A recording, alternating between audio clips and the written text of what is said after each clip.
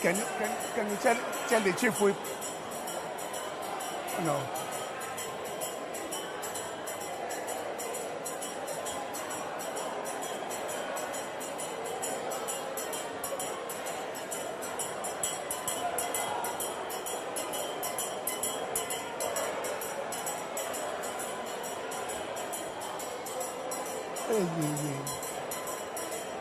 Hey, this guy now.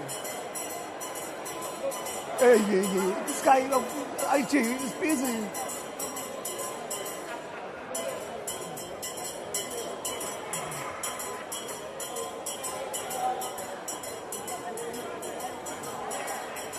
One, two.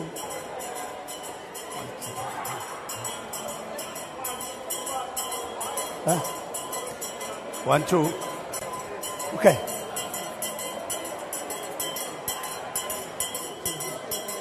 Yeah. Okay. Yeah.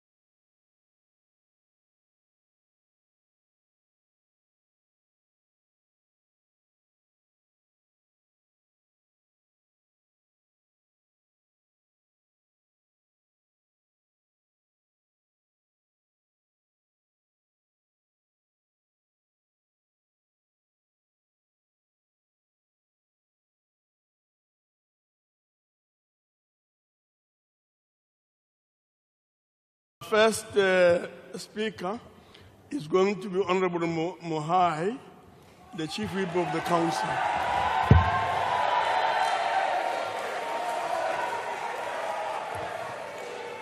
Thank you very much, Chairperson of the National Council of Provinces, the Speaker of the National Assembly, His Excellency the President of the Republic of South Africa, President Cyril Ramaphosa, the Deputy President of South Africa, Honorable Paul Mashatile, honorable members. Indeed, all of you look in a jovial mood. I do not know because it's a Valentine's Day today. You look great. Today, Bafana returned to the country after winning the third place medals in the Africa Cup of Nations. They return holding South African flag high. We applaud the team for their excellent performance. We also recognize the Ubuntu Lifetime Achievement Award recipient, Honorable Mohamed Dango, who has served our nation as a diplomat par excellence. Chairperson, Day 1 of the State of the Nation Address debate has demonstrated what President highlighted in SONA, that, and I quote, just as we cannot deny the progress South Africans has made over the last 30 years of our democracy, nor should we diminish the severe challenges that we continue to face, close quote. To create a better life for all, the second phase of our democratic transition has a primary task of significantly accelerating the fundamental task of attaining economic transformation. As we proclaim in the Freedom Charter that the people shall share in the country's wealth, and as we maintain in the NC 1969 strategy and tactics, that to leave the structure of apartheid economy intact is to feed into white supremacy. Transforming South Africa's economy is a process that requires the state to mobilize its capabilities and all social partners to make a collective contribution. 30 years into our democratic breakthrough, we continue to have high levels of inequality, which exacerbate poverty and unemployment. Building a capable and ethical developmental state is the Sikh administration's first priority, as the state's capability to implement its policies directly affect the success and challenges of changing the lives of the people for the better and including them in the economy. The Commission on Allegation of State Capture highlighted some of the systemic weakening of key institutions, network industry, security institutions, the public service, and other sectors. The Commission also highlighted the impact of private sector corruption on the state's capability, as observed in Eskom, Transnet, and SARS. Enhancing the capability of institutions and addressing governance challenges has improved planning and enhanced policy implementation. The National Development Plan envisioned a capable state through professionalization of the state. The amendment of the Public Service Amendment Bill addresses the political and administrative interface to enable a capable and ethical developmental state through devolving administrative powers from the executive authority to heads of department. Over the past 5 years, South African Revenue Services is one of the improved institutions strengthened and supported through government support, effective leadership, and invigorated workforce. We welcome the decision of the Commissioner to stay on beyond his contract and create space for the effective succession. The Development Bank of South Africa continues to finance key infrastructure developments and operate efficiently. The opposition never talks about DBSA. Quite simply, it's doing so well. No praise for DBSA from the opposition either, because they are hell-bent on painting state institutions as inevitably inefficient and hopeless. But the facts speak for themselves. Your Excellency, scholars such as Professor Mariana have highlighted that continuous reliance on consultants infantilizes the state and its ability to develop the technical capabilities required to implement policy. The current model of outsourcing implementation has resulted in some of the current weaknesses related to infrastructure development and maintenance. We must ensure all local government municipalities have sufficient internal technical capacity to maintain roads, buildings, mechanical components, and other maintenance needs. Infrastructure departments should also have sufficient maintenance capacity, and outsourcing should be more on built environment development. This will ensure that we employ more young people and graduates from our many TVET colleges as students who has to serve to feed the industry. In our quest to transform the economy, we should also recognize the impact of the changing world of artificial intelligence and the effects of climate change. We should realize that digitization and technological innovation will impact economic sectors that are more labor-intensive. This requires our vision of economic transformation to leave no one behind as the form of production evolves. Just transition should focus not only on energy sector, but also on other sectors impacted by technological innovation and the green transition. The reskilling of our labor force is critical to transition workers to emerging labor markets demand. Chairperson, developing a green industrialization value chains is important for the future competitiveness of our industries. Leveraging the African continental free trade area requires us to develop green solutions for our domestic and continental markets in energy, automotive sector, and other technologies. Despite having progressive legislation on competition and industrial policy that promotes involvement of previously marginalized, barriers to entry for many SMEs and Black people and women persist. The Black Industrialist Program is a commendable intervention of the democratic government to develop Black producers, and we must massify this intervention. Over the 30 years of democracy, we have successfully used public procurement to empower businesses and local producers. One of the major achievements of the 6th Parliament will be processing the Public Procurement Bill, which enables public institutions to determine set-asides for women, youth, and persons with disability, and support small businesses and cooperatives. Chairperson, localization remains a key local economic development anchor, and through public expenditure, we must strengthen our local supply value chain with local producers and businesses. For example, we must ensure that our Department of Agriculture works closely with Department of Education, Health, Correctional Services, Trade and Industry to develop an ecosystem wherein the youth, women and cooperatives produce food supply to a captive market set aside for local producers. The food supply to our schools, clinics, hospitals, and prisons should be produced primarily by locals. This approach will encourage many South Africans to increase productivity and transcend subsistence farming, particularly in rural areas. The Census 2022 outcomes reflect low land use for agricultural purposes in most provinces. Local agro-processing enterprises should also have a captive market that is set aside for their produce as we conceptualize in the agri-parks model. This model needs to ensure that anchors in communities and towns working in an integrated manner that opens local markets and changes the quality of life directly. Major retailers and producers should close the demand-supply gap. Such an ecosystem will enhance the impact of our Agrarian reform program. The state has to facilitate this. We, as Parliament, need to monitor it. Critical for industrialization is ensuring the financial sector allocates sufficient capital to develop local industries to increase our manufacturing base.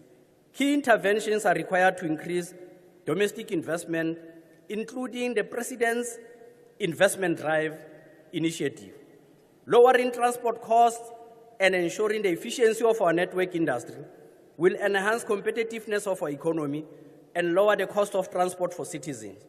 We welcome the increase in commuter rail and support for Transnet turnaround strategy for bringing logistical transport back to rail.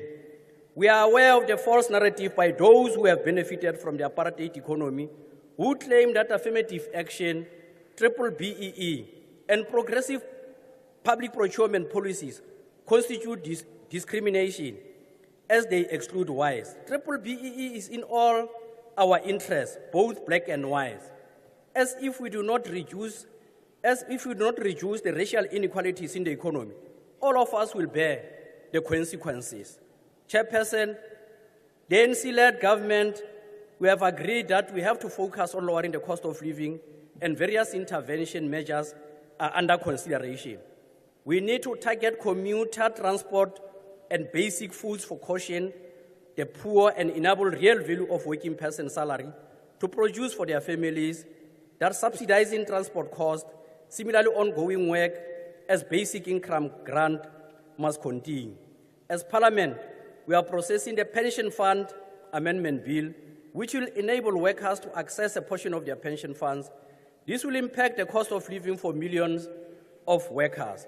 The two-pot system is one of the transformative measures to improve the well-being of workers. At the same time, we have adjusted the percentage increase on the minimum wage well above inflation over 6 million of the most vulnerable people. To conclude, Chairperson, our fiscal policy premise as the ANC is anchored on the people, placing the people at the center of our transformation and development agenda. The social wage is an investment in the people of South Africa. It is an investment in the future of our nation. Higher education and basic education achievements invest in our children's future. Throughout its history, the ANC was never naive that transformation of South African and unequal economic relation will be smooth and straightforward. Allow me to remind those who trivialize and vulgarize the story of Tinswalo that their nuances cannot change the trust of the vast majority of the leadership of the African National Congress, nor will it distract us from our central task of leading socio-economic transformation for the benefit of the poor, weak, marginalized, and the working class. Please conclude. For us in the ANC, this represents the renewal of a democratic mandate to continue with a better life for all. Thank you. Thank you very much. To be followed by the DA Chief Whip of the Opposition.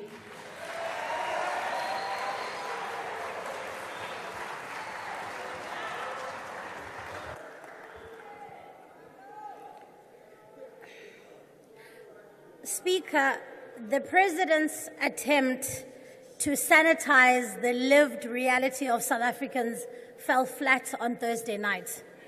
His revisionist and dishonest fairy tale is an insult to those who know the truth. They know the truth because they live it.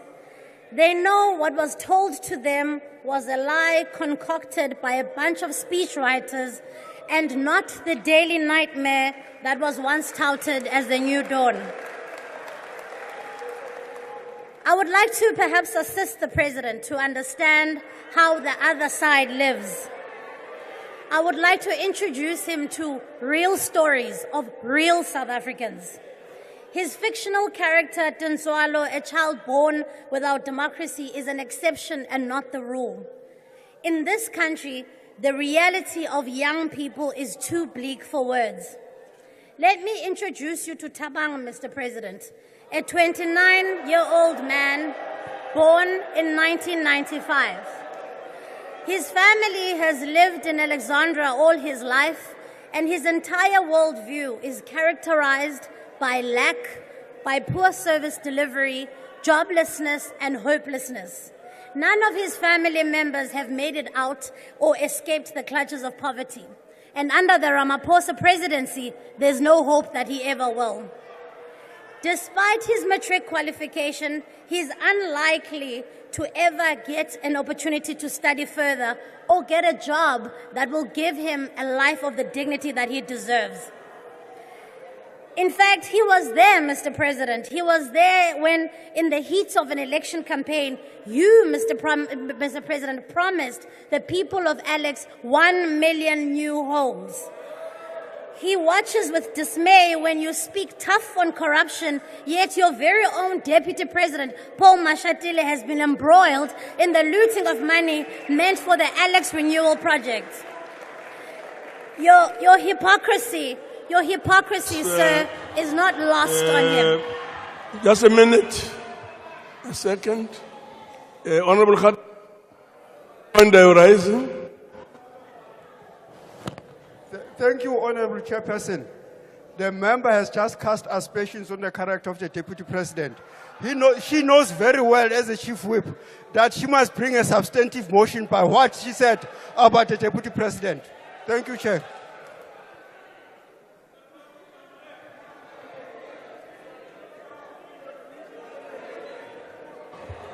Honorable members, if I may just remind all of us, if we don't do things properly and conduct ourselves in a manner that is in keeping with the rules, situation tends to degenerate. For to have a decorum of the House being maintained, all of us have to conduct ourselves in a particular way. This has been explained and explained over time. So, Honorable Member, if you wish to raise allegations against any member of the House, we all know that we need a substantive motion and therefore an opportunity to do things in a way that assists take us forward. So I'll allow you to speak, but please bear what I've just said in mind. Chair, Thank you. Tabang watches.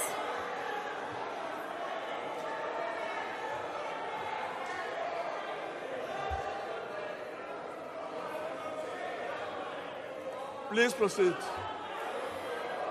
Chair, Tabang watches with dismay when you, Mr. President, speaks tough on corruption, when allegations of corruption and looting have been leveled against the Deputy President of the South African Republic, and he sits right next to you. How do you expect young people to take you seriously when in your very own cabinet you sit there and you entertain people who have allegations leveled against him?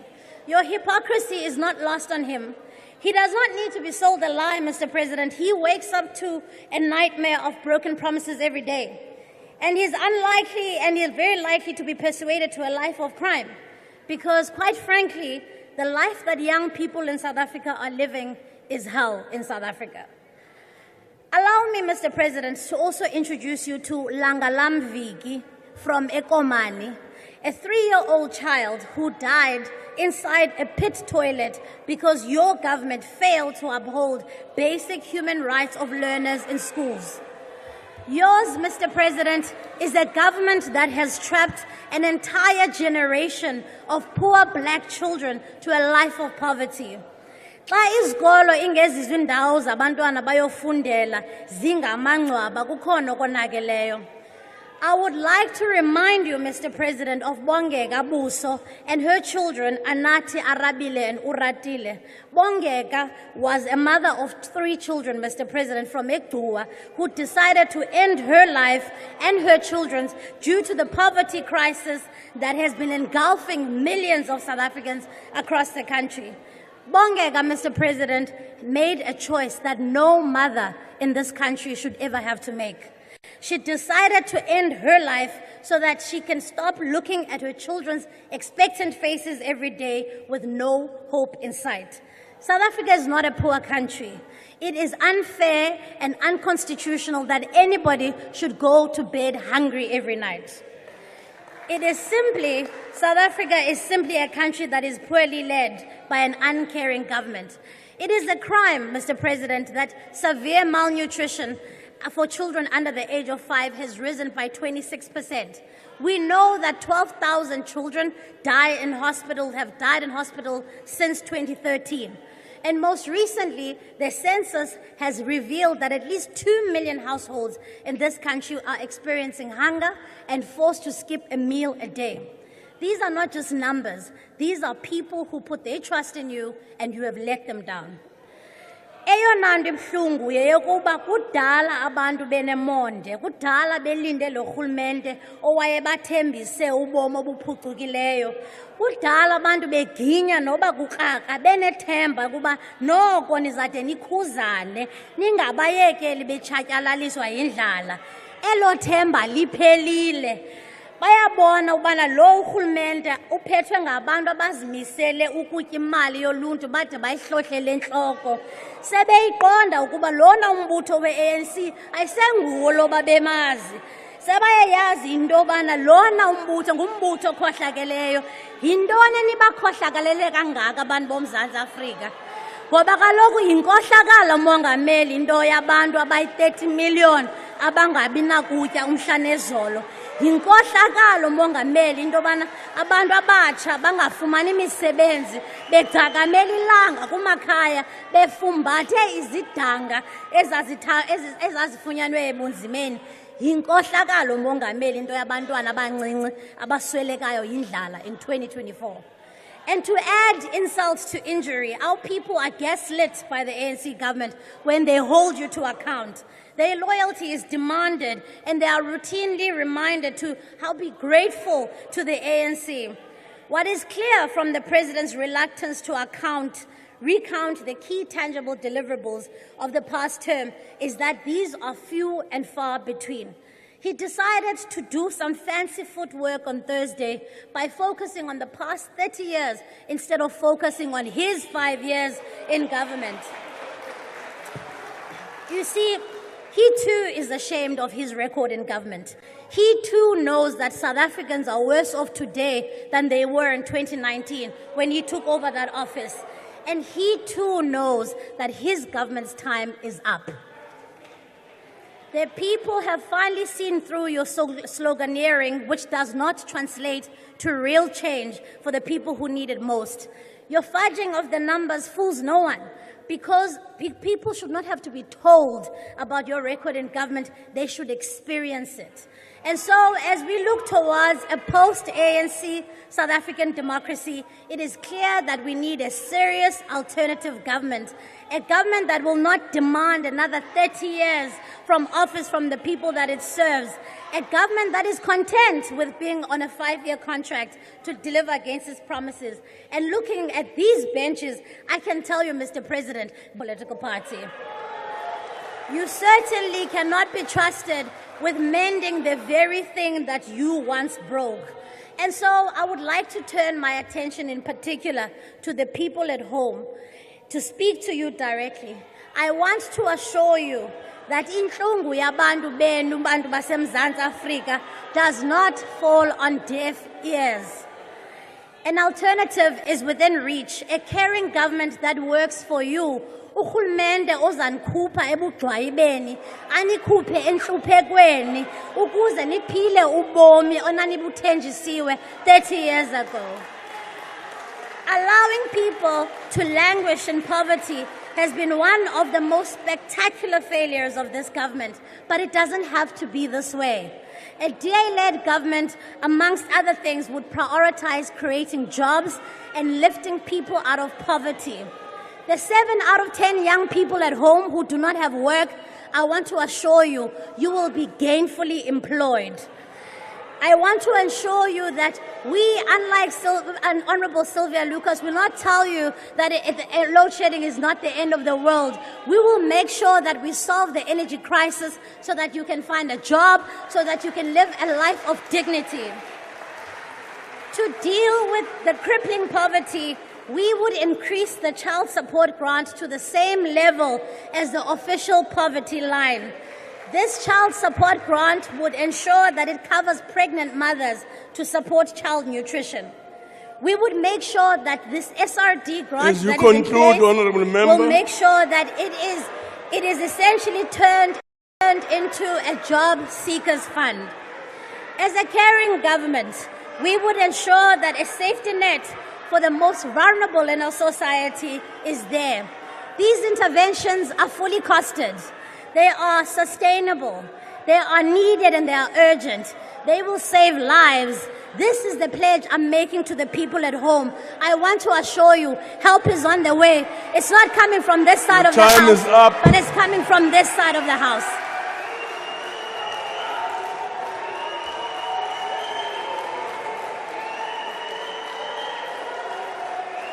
Order, honorable members. Our next speaker is going to be Honorable Ibrahim Patel.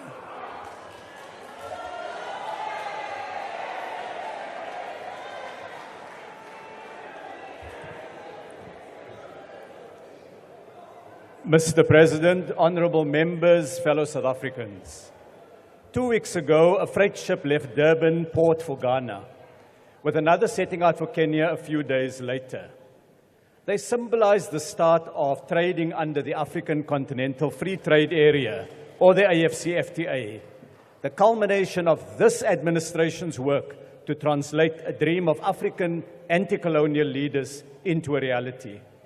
Those ships carried grinding media balls made in Germiston, helping Ghana's industrialization, chest freezers made in Ladysmith, cooling products in small Kenyan shops.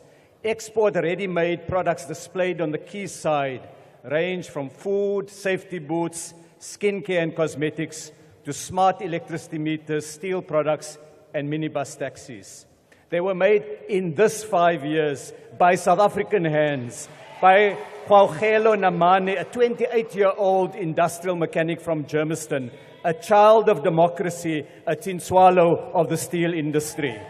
They were made by Tabiso Kumalo and Ombulelo Ngwenya, production workers from Ezakeni, by Mercy Poza, a production manager from Midrand, by Carmel Singh, a supply manager from Tongat, by Colleen Miller, a shipping and logistics controller from Germiston. But there's history to this trade.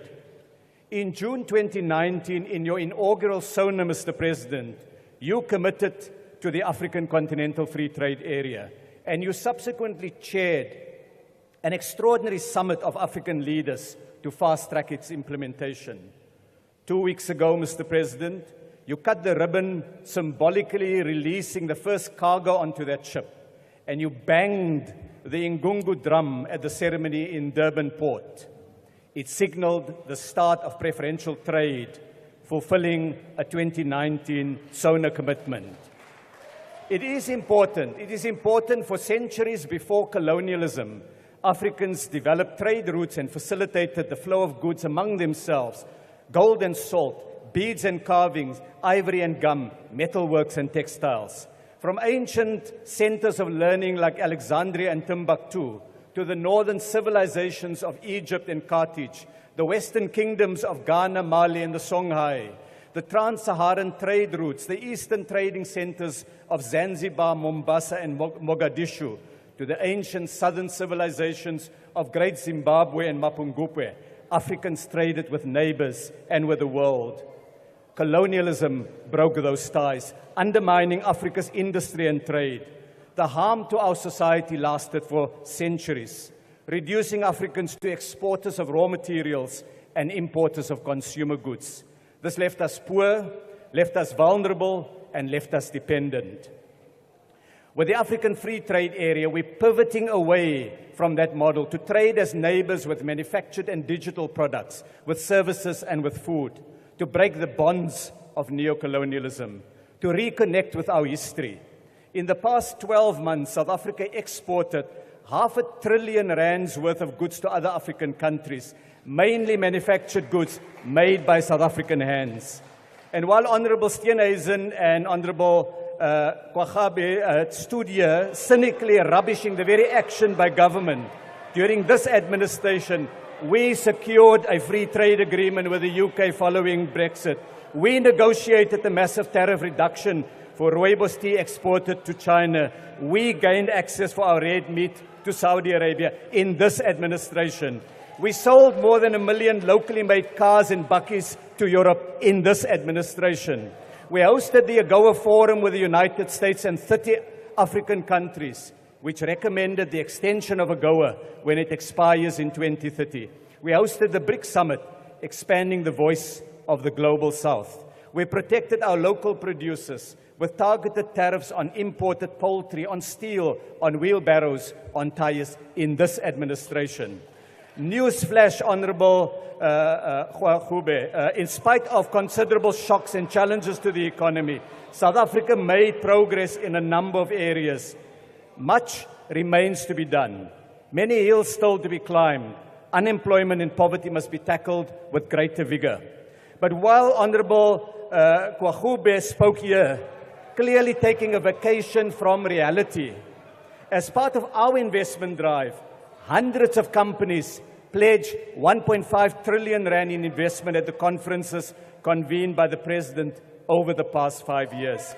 The refrigerators we exported to Kenya, the electric boards we exported to Ghana, were produced following implementation of investment pledges of 1.1 billion rand. Look around you, honorable members. You will find many other examples. The C-Class Mercedes, the Toyota Cross, the Ford Ranger bakkies were made with investment commitments in this 5 years, creating jobs. The undersea cables to connect Google and hold Zoom meetings with West Africa, and the renewable energy plant built by Aqua in the Northern Cape came from investment pledges in this administration, creating new infrastructure. Many factories were opened or expanded in the 5 years. food facilities in KZN, the new biscuit factory in the Western Cape, a brick-making factory in Gauteng, paper pulp plants, chicken production facilities, boosting industrialization, and more will be opened in the next few months. While the opposition wants to cling onto wealth gained during apartheid, we recognize the more fundamental change requires fundamental shifts, structural shifts in the economy. In this, the competition authorities have been central. They ended exclusive leases for grocery stores in shopping malls. They tackled insurance firms that excluded smaller or township panel beaters from the list of approved vendors. They prohibited practices that limited franchise fast food stores from using township delivery services. They challenged exclusive supplier arrangement that resulted in unaffordable school uniforms. After competition market probes, Vodacom, MTN, and Telkom dropped their data bundle prices. Google agreed to fund Black South African app developers. TB drug prices came down, and we're now challenging cancer drug prices. And market probes are underway or planned in food and in steel.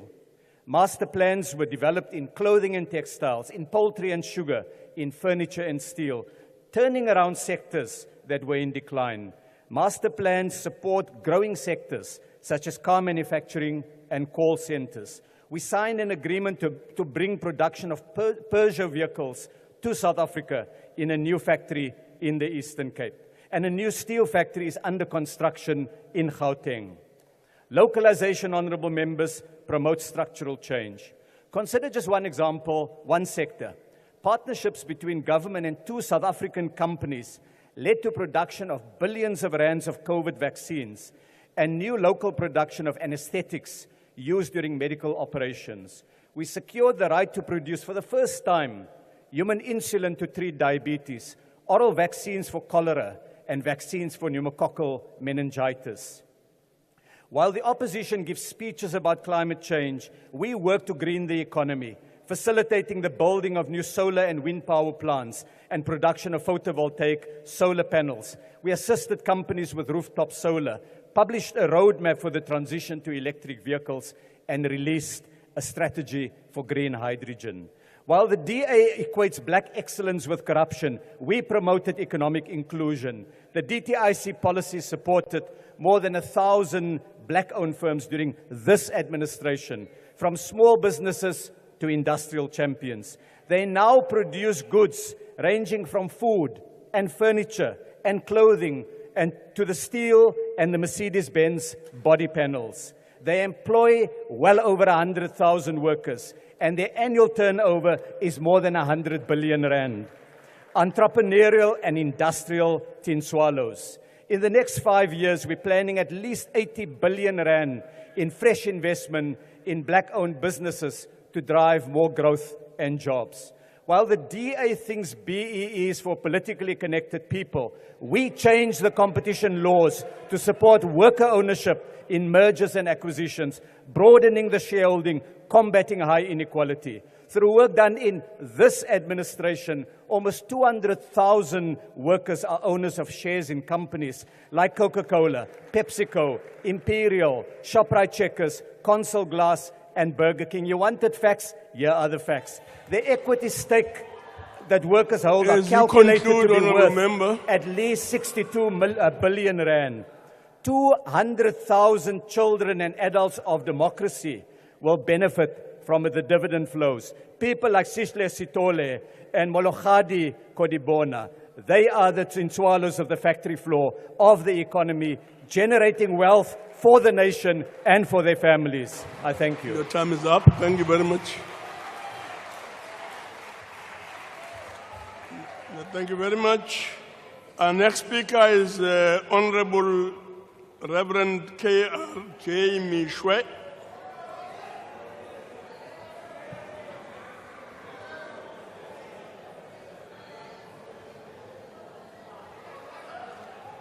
Honorable President, Honorable Speaker, Honorable Deputy President, I want to comment on a few things the President referred to in his speech, particularly when he reminded this House that he was the chairperson of the Constitutional Assembly and that he worked with many great leaders of our country to craft the South African Constitution. He continued to say, and I quote, "As President, I see it as my primary duty to defend our Constitution and to work every day to realize its promise." Close quote. Further, he said, and I quote him again, "We have safeguarded and promoted the basic rights in our Constitution, such as freedom of speech, association, and belief. We have protected and advanced the rights of members of the LGBTQI community and continue to combat all forms of prejudice and intolerance." Close quote. Mr. President, may I say that while you are protecting and advancing the rights of members of the LGBTQI communities, please ensure that this does not inadvertently infringe on other people's constitutional right to hold a different view, a constitutional right that you also promise to uphold. Young leaders and students, for example, should not have to be indoctrinated about LGBTQI rights at schools and universities if their own conscience or religious beliefs differ. In his concluding remarks, the President said, and I want to quote him again, "Guided by the fundamental principle of human rights and freedom, we have taken up the Palestinian cause to prevent further deaths and destruction in Gaza." Close quote. Speaker, I now want to tell this House why I don't believe that this government's efforts will yield any lasting fruits or even stop the hostilities between Israel and Palestine, particularly in Gaza. But, Speaker, before I tell this House what I believe can and will help end the war in Gaza, I want to firstly express the ACDP's sadness at the tremendous loss of innocent lives and destruction of property in Gaza. That is why I believe that this government and the international community can end the war in Gaza within 3 weeks to a month if they want to. They will have to do the following if they are serious about ending the war.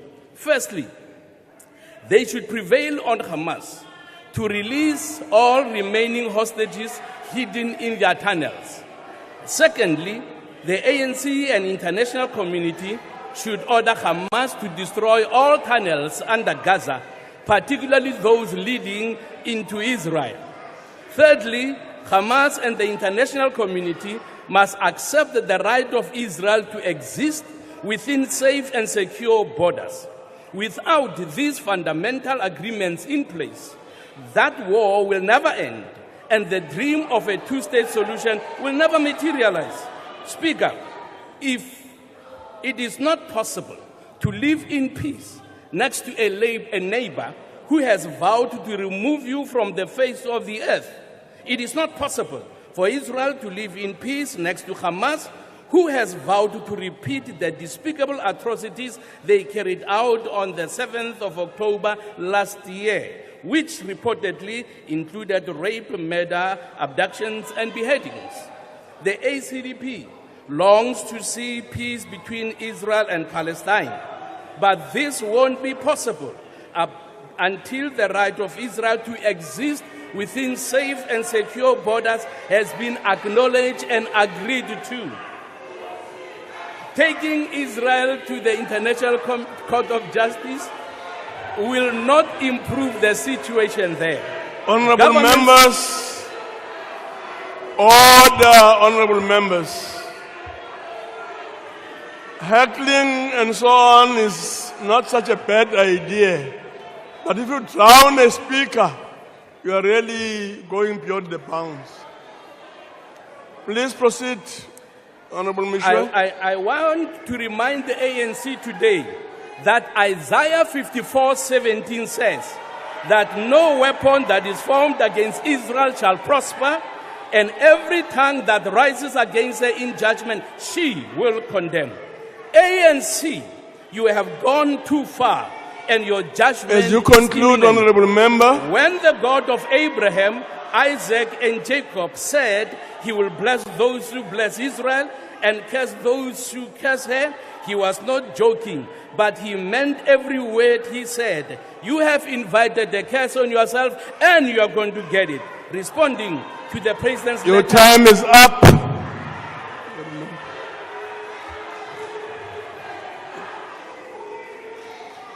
Thank you very much. We now proceed to Honorable Mtwaledi.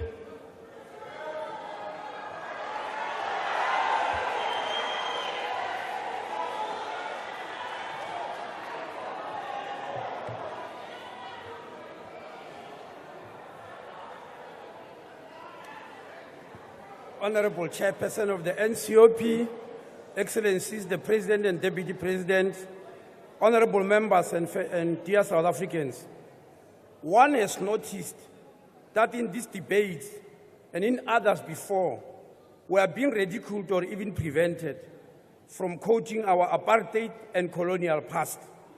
While other nations, perhaps those which are regarded as supernations, are allowed to call their past and even use the past to fight present wars. One of the media houses recording this event has even attempted to intimidate those of us who are still to debate by counting the number of ANC members who have referred to colonialism and apartheid in their inputs. The Honorable Chief Whip of the opposition, in a vain and feeble attempt to hide the truth, has tried to intimidate you, Mr. President, not to speak about what happened over the 30-year period. Madam, you can't hide the truth because truth is like liquor. You can't hide liquor in your stomach. I want you to know that. And let me advise you why the tactic won't work. Those who came before you, philosophers and authors, have long resolved this issue. John J. Chapman, who lived from 1862 to 1933, has this to say, and I open quotes: "One of the deepest impulses in man is the impulse to record, to scratch a drawing on a task or keep a diary. The enduring value of the past is, one might say, the very basis of civilization." Close quotes. Another author said, "History is who we are and why we are the way we are." Close quotes. That is David McCullough. Still another author, Robin Helene, says, "A generation which ignores history has no past and no future." Lastly, Pelbach said, "If you want to understand today, you have to search yesterday." Now, Mr. President, a search of yesterday reveals to me that Gogos are also Tintswalos. After completing my studies at University of Natal, I happened to work in Bushbuck Ridge. We were met there with an ethical dilemma. The Minister of Health, Dr. Joe Pasha, knows what I'm talking about. He also worked there. The old age SASSA grants that help our people were not there, at least not in a systemic structured way that the ANC government has brought about. Only a few here and there had access to old age grant, which was also coming by monthly. In some instances, even after 3 months. Only whites used to get old age grant every month. Now, the dilemma we faced was that the social workers told us that the only way to help an old black old folk out of poverty through some form of social grant is to declare them disabled. They then stand a chance. We had, and I did it, unfortunately, we had to declare completely able-bodied Gogos disabled just to help them to survive. In the 90s, when I went to open my practice in Kikuni, we even have to organize all the old people to go to the former Leboa government to march and demand their old age pension. There is a picture at SABC TV showing them pointing to the sky with their walking sticks in a defiant Amandla salute against the police who were trying to stop them from demanding old age grant. Please go and check with the SABC TV, because there are pictures there which have been stored. Came NC to power, that Dinzwalo moment arrived, because today, all we have to do is to fill a SASSA form when you reach a particular age, Mr. President. Mr. President, even at my age, even already being a medical practitioner, became one of your Dinzwalos. The place where I opened my medical practice had no electricity and no running water or no system to connect to. One have to improvise with drums and lanterns and candles for lighting.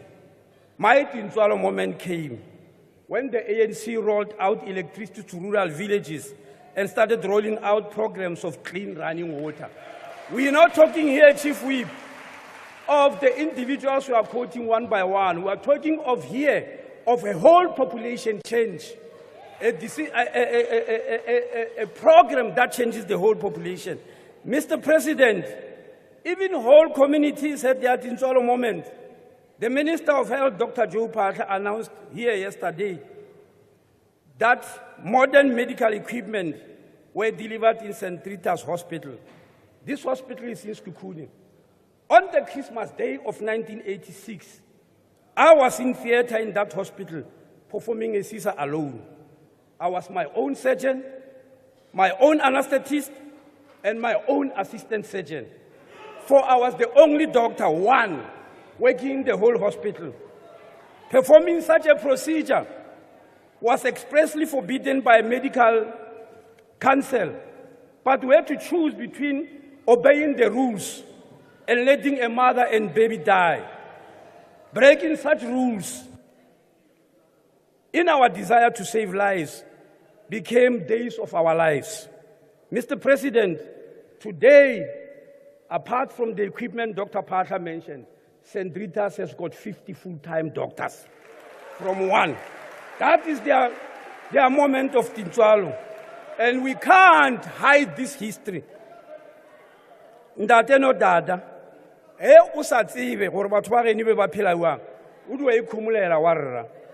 because you grossly undermined the Dinzwalo moment of matric results. Mr. President, I was the first MEC for education in Limpopo in 1983, just a year before our democratic elections. The results in the former Leboa government was matric results in the former Leboa government was 27%. You will never know that because matric results were not announced during those eras. From 27% to what we are getting today, that's a Dinzwalo moment. And we can't. If you don't believe it, go to the archives and check, because the information is there. Mr. President, we have just released on the 8th papers on citizenship, refugee protection, and immigration towards a complete overhaul of the immigration system in the country. This is going to be the first time since our democratic era, or even before, that we are going to have an overarching policy on migration.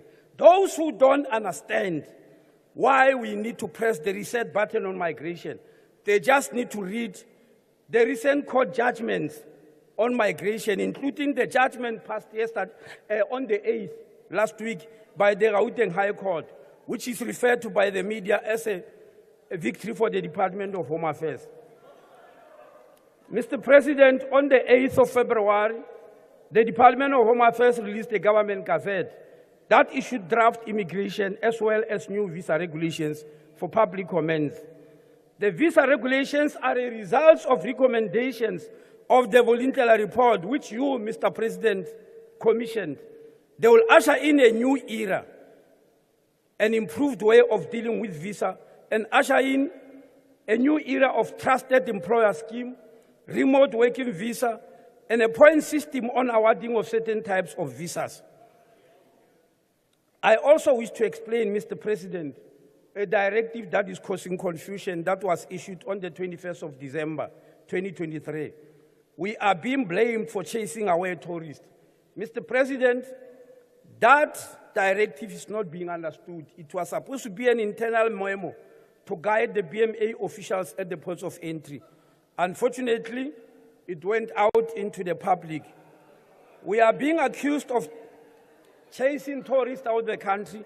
Fortunately, I had a heart-to-heart discussion with my colleague, Minister Delil, and I want to inform you. As you conclude, Honourable Member. Apart from having these things, 44 countries in Europe don't need visas to come to South Africa, 20 countries in Asia, 36 on the African continent, including SADC, 19 in North America, 11 in South America, a total of 32 countries. Those who need visas are on the fast-track e-visa system. So there is nothing about chasing people out of the country. Thank you very much.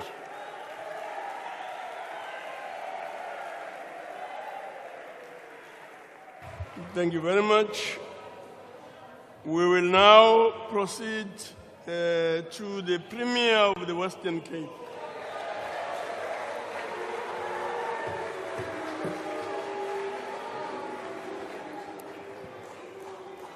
Thank you. Thank you very much, Chair. Mr. President, honourable members, citizens of South Africa, it is an honour for me to be able to address you in this debate today. We've all heard the story of two cities. Today, I want to tell you the tale of two parties. I want to tell you the tale of a party of failure. A party called the ANC, who cannot keep the lights on. A party who cannot keep trains running. A party who cannot keep Transnet underpinning the economy, costing us R1 billion a day. A party who cannot keep our ports operational, costing us R200 million a day. A party who has given us the highest youth unemployment rate in the world. A party who knows not how to deal with corruption and state capture. A party who does not know how to grow the economy and create jobs. A party who can't even pay a SASSA grant to the most vulnerable citizens of our country. This is a party of absolute failure. And then, of course, there's the other part of the tale. A party that gets things done. A party that is busy saving South Africa. Now, Mr. President, nothing demonstrates exactly what I mean by a tale that I'm going to tell you now of real people. Not a fairy tale of fictitious tin swallows. I'm going to talk about real people. I'm going to talk about two young people. Mr. Danver Windvogel and Mr. Denver Atunis. These two young men, prior to the pandemic, finished matric in a small town called Franschhoek, not so far from here. These two young men, coming from a poor background and a poor community, finished their matric, and in a province that believes in opportunity, in a province that believes in enabling people to reach their potential. These two young individuals, through a partnership with Belgium, went overseas and learned how to make chocolate. They came back here, got 150,000 rand to get their business going, and started Belgian chocolatier company, Huguenot Chocolates, in Franschhoek. Two young entrepreneurs.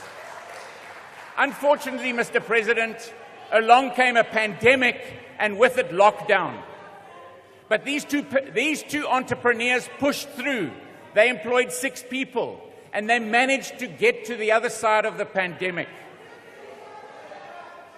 Once they got to the other side of the pandemic, they were battling to pay their rent, and that's where the DA-run municipality of Stellenbosch stepped in and enabled them with a piece of property at an acorn rental with a 10-year lease in the middle of the main street of a tourism mecca called Franschhoek. But it wasn't long until load shedding hit. The lights went out. And of course, that's when the DA province steps in. We have an SMME booster fund. We have a fund for small emerging entrepreneurs to put solar panels on their roofs and batteries in their systems. It's not a fairy tale, Mr. President. I was at their business last Saturday while the country was in level 6 load shedding. The air conditioners were on, the fridges were on, the manufacture was happening because we enable entrepreneurs in this province. But you know what? The tale continues. I asked them if they sold sugar-free dark diabetic chocolate because I'm a diabetic. And they said to me, they normally do. But unfortunately, those specialist ingredients have been sitting in the port system for 6 weeks. Again, the ANC is failing those entrepreneurs, failing them dismally. Mr. Speaker, it goes further than that. The ANC doesn't just fail entrepreneurs when it can't provide power or an operational port. It is also failing towns. The President spoke here as if corruption was a thing of the past. The President spoke here as if state capture didn't even happen under his watch. But he also spoke about it that it was finished. Let me tell you about a town in this province that is captured. It's a town called Knysna. In Knysna, that town is run by the ANC, the EFF, and the Patriotic Alliance. That town has been captured. All of those entrepreneurs are now suffering. All of those citizens are now suffering. Do you know, Mr. President, in that town, I've just heard the previous minister speak about places that had no water. That place had water, but today it has no water. The people of Hornley have got no water. They haven't had water for 5 days. They haven't got sewage systems. The hospital is picking up more and more diarrhea cases. That coalition, and this is a warning for after the election, that coalition has captured everyone in that town. The water system in November had a body floating in the water system for 14 days. When they tried to pull the body out, the arm fell off. That's what the ANC, EFF, Patriotic Alliance thinks about those citizens. It gives them contaminated water to drink. The rubbish pile is bigger than this inside hall. The rats are the size of dogs. The cronies get the contracts.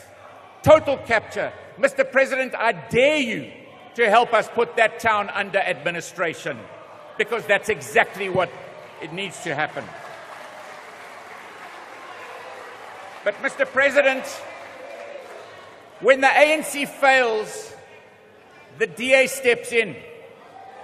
And the first area I want to talk about step in is a piece of legislation coming out of the Western Cape called the Powers Bill. And it's interesting how the ANC oppose this like anything. But when you ask those individuals standing outside with their banners, why are you opposing the Powers Bill? Because it's the failure of the ANC to create jobs, give you services. That's all we're trying to do. And that Powers Bill will create an enabling environment where we will go through the NCOP, the National Assembly, or even end up in the Constitutional Court where you are not able to deliver services to our citizens. Let me talk about policing. That's the first place where devolution of power should happen. And the Minister of Police says, not over my dead body. But what do we do in the Western Cape? We go ahead and start to deliver to the citizens where the ANC fails. So 4 years ago today, we had LEAP officers in partnership with the city in the highest crime rate areas of this region. Mr. President, 5 years ago, if I stood here, I would have had to admit that this region had the highest murder per capita rate in South Africa. We were the murder capital of South Africa. But without the Minister of Police, we put our LEAP officers in place. We deployed them to places like Delft, Hanover Park, Kraaifontein, Grassy Park, Khayelitsha, Philippi East, Nyanga, Gugulethu, Bishop Lavis, Mitchell's Plain, Lavender Hill. And guess what, Mr. President? If you look at the report from the International Security Studies, an independent report, and they map the 4 provinces with the highest murder rate in South Africa: Gauteng, KZN, Eastern Cape, and Western Cape.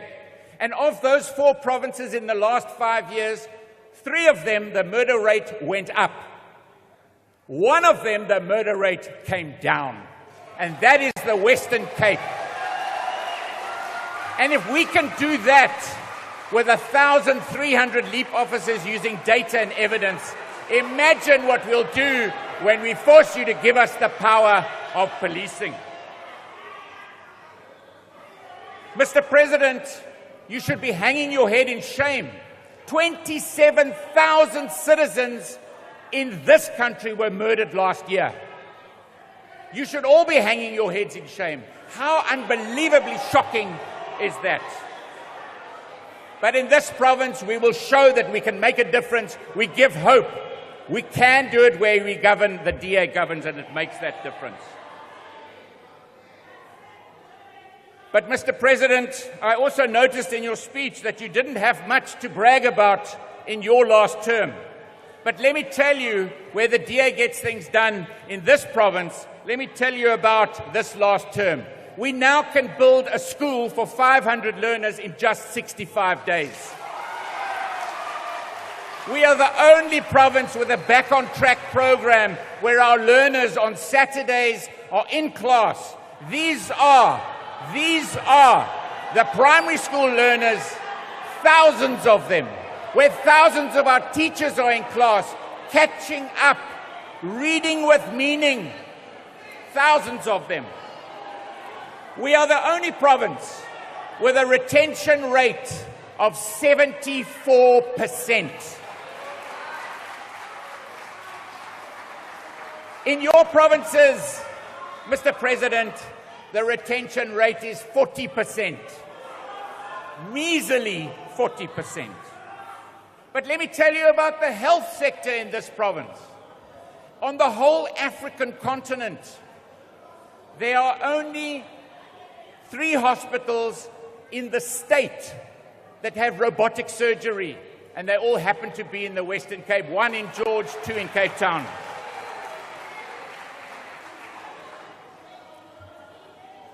It is in this province, Mr. President, where jobs are created. We have the lowest unemployment rate by far. When the Honourable Chief Whip of the Opposition was here, she mentioned a number. 7 out of 10 young people in this country don't have a job. How shocking is that? 7 out of 10 people don't have a job. In this province, 8 out of 10 people have a job.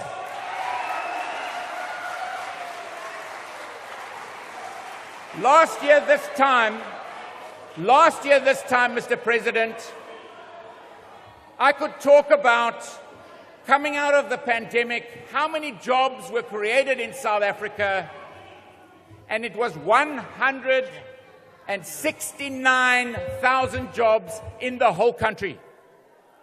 But the interesting number is that 167,000 of those jobs come out of this province, the Western Cape.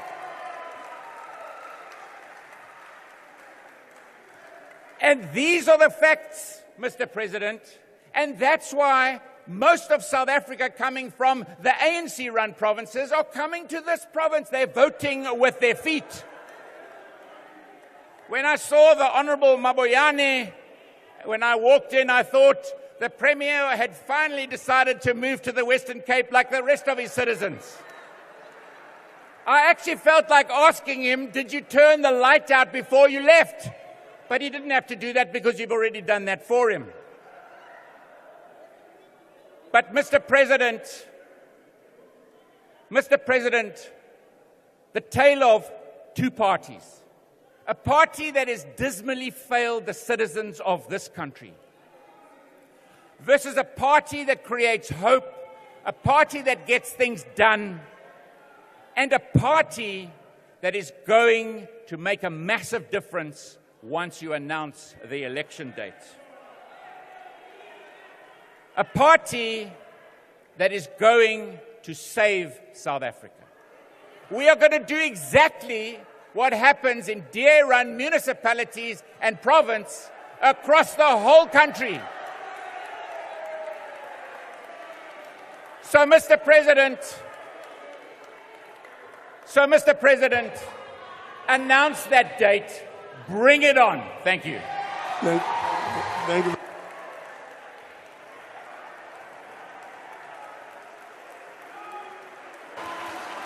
No, thank you very much, all the honorable members. Our next speaker is going to be Honorable Blade in Nzimande.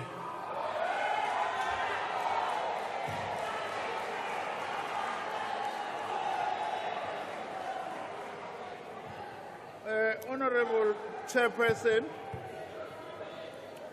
Honorable Ambi Masondo, and the Speaker of the National Assembly, Honorable President of the Republic of South Africa, Matamela Cyril Ramaphosa, and Deputy President, Honorable Paul Mashatile, Ministers and Deputy Ministers, Honorable Members. Premier Winde, you should actually be ashamed.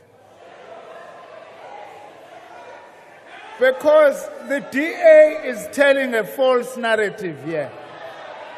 All the things you claim you have done have been made possible by the advances made by the African National Congress. And where you fail, you blame the African National Congress. I want to ask you a simple thing. If we are so committed to changing the lives of ordinary people, why are you not selecting poor students from the Western Cape to go and study medicine in Cuba?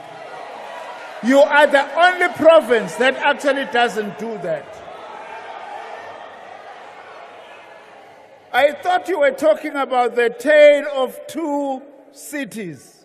What is happening in Cape Town and the predominantly white suburbs as compared to Khayelitsha and Crossroads, where the schools are rotting in the name of what you are actually talking about. No, Honorable Steenhuisen, don't say that you don't have money. You are claiming all the things that you are doing because you say we are using your resources. I'm just challenging you. Please answer what Honorable Doug Moore said to you yesterday. Honorable President, all this is a distraction. Let me also congratulate you, President. You wrote speeches for everybody this time in the State of the Nation address.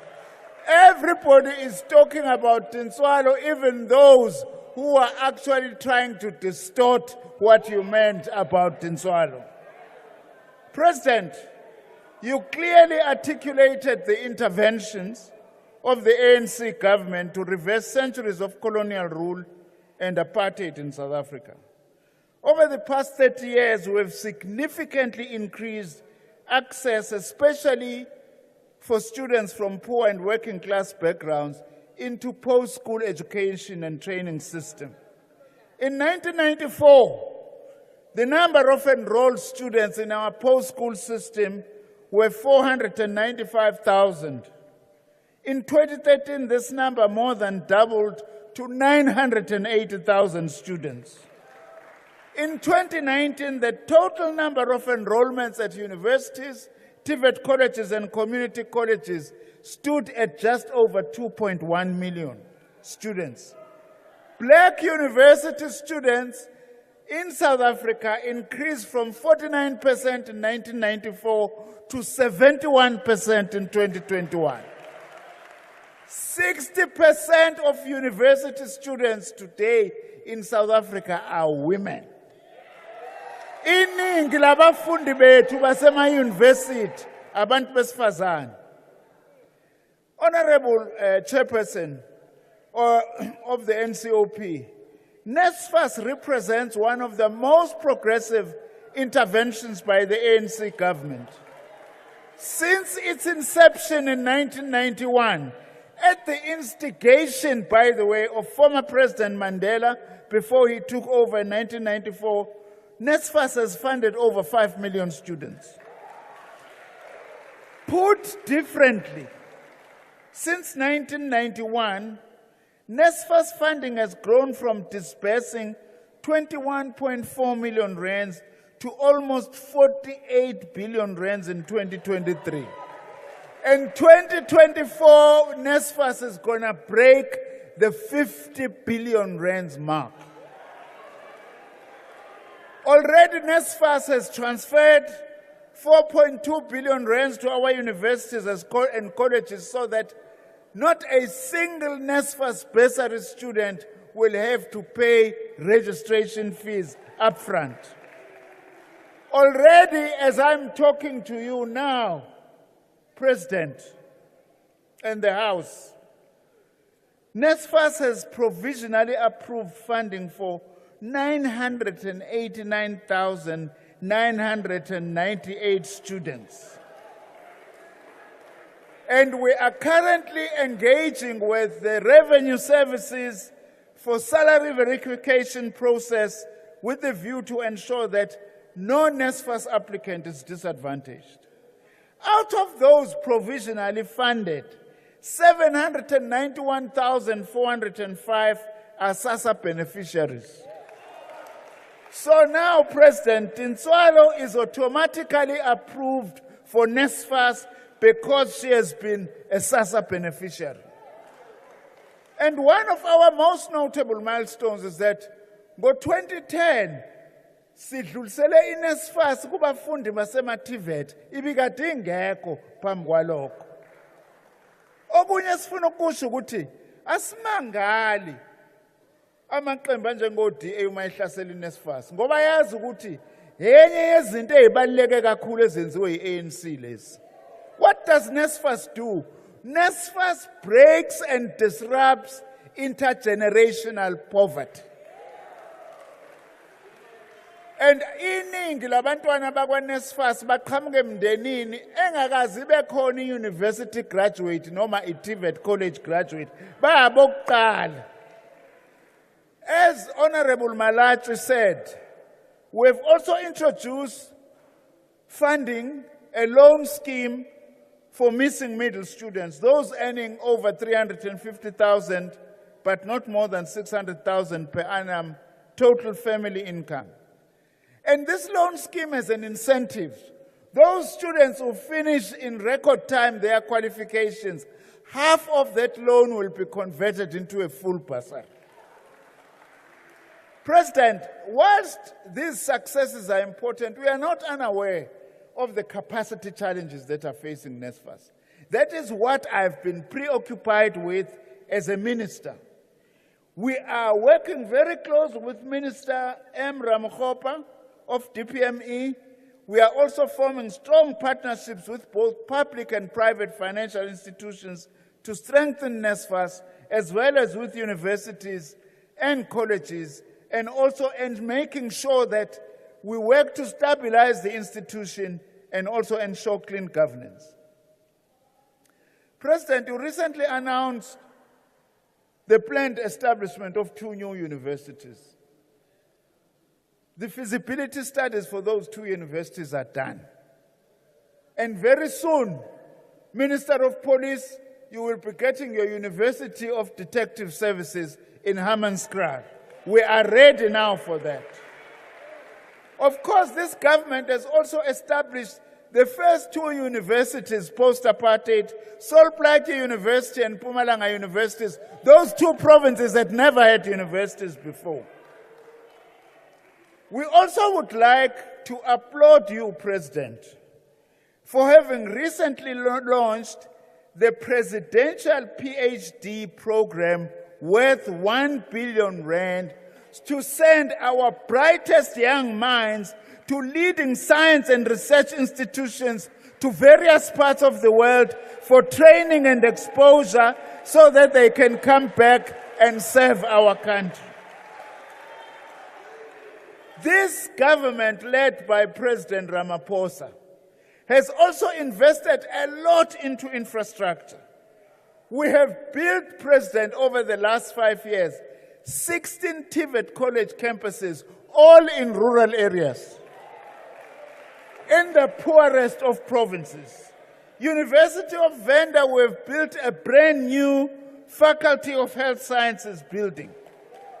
Walter Sisulu University East Teaching Mall with 19 modern lecture halls and 13 tutorial rooms with 314 bed student residence.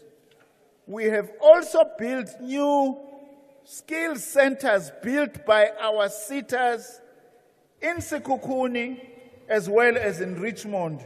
As you conclude, Minister. We also wish to say that in 1994 there was one trade test center in South Africa, which was Olifantsfontein. Today there are 35 that were built in TVET colleges. So uTintswalo akusafanele asuke eKhalankome Eastern Cape aye eGauteng ukuze ayokwenza trade test center ukuze abe yi-artisan. We are also fighting the scourge. Your time is up. Chairperson, thank you very much.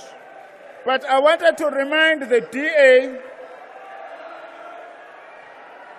that Israel has killed 94 professors in Gaza and shut down the 12 universities. That is what you are supporting as the DA with Israeli apartheid. Thank you. Thank you very much.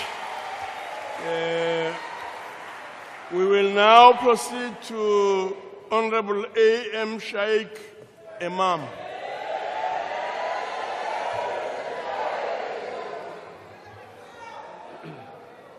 Thank you, Honorable Chairperson. Mr. President, I hear some of my colleagues raising concerns about Hamas. Let me explain to these people what the scenario or situation is in Palestine. There are children dangling with limbs blown off or crawling, screaming with their dying breaths. And you know what their mothers are doing, Chairperson? Their mothers are looking for the heads of their children that are so badly decomposed that they cannot even identify them. But yet we have political parties in this House that are trying to justify the massacre and the genocide that's taking place in Palestine, particularly right now in Rafah. But let me give a loud and clear message to the Democratic Alliance. If you think that the people of this country are going to allow you and take this beautiful country, city of Cape Town of ours, and hand it over to the Zionists, the city of Cape Town will be a bloodbath, I can assure you that. We will not allow you to take this and sell it and sell your principles, your ethics and values like you have just pawned the land in the Western Cape to the United States and others. We will not allow you to make this a Jewish state. So my message to all South Africans is loud and clear. If you want another Palestine in the Western Cape, you want to go back to the days of apartheid, then support the Zionist state of Palestine, which we believe violating their rights. This Western Cape, this city of Cape Town that has been violating for a long period of time. So if you want them to continue, I want to say to you, you will pay the ultimate price. The draconian laws that they are now introducing, the freedom of speech that they are now restricting, I hear them talking about how well things are in the Western Cape. There is no poor white in the entire Western Cape according to the latest survey. But almost 40% of blacks and coloureds are poor. City of Cape Town is the alcohol city of the country. They're not talking about that. 8 rapes in schools in 3 months. They're not talking about that. What about the people in Parow Park?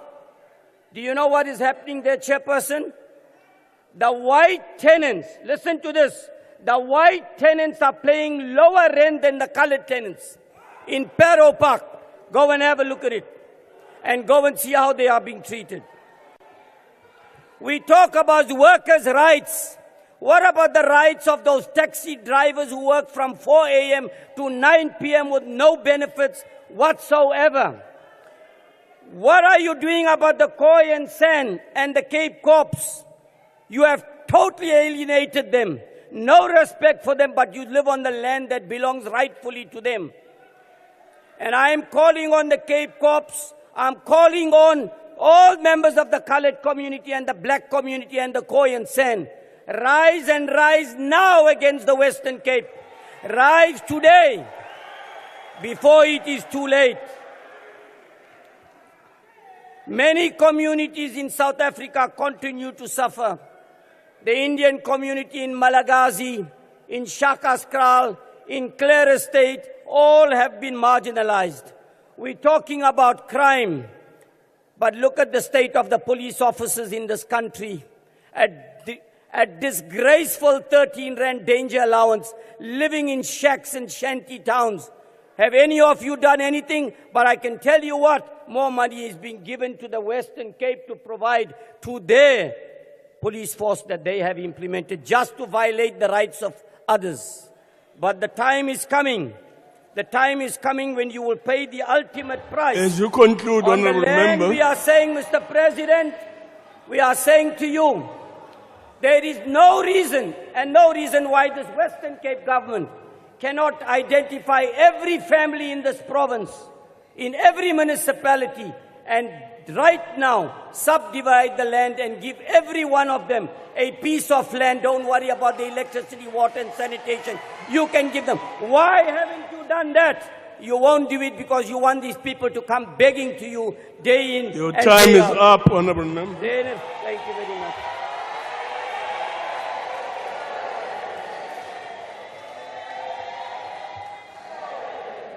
Next is Honourable Whitfield.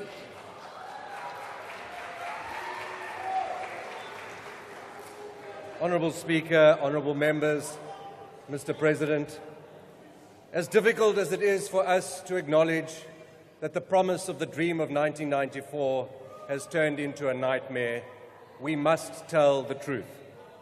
You see, Tinswalo and her children are more likely to be raped, assaulted, kidnapped and murdered today than they were when you became president.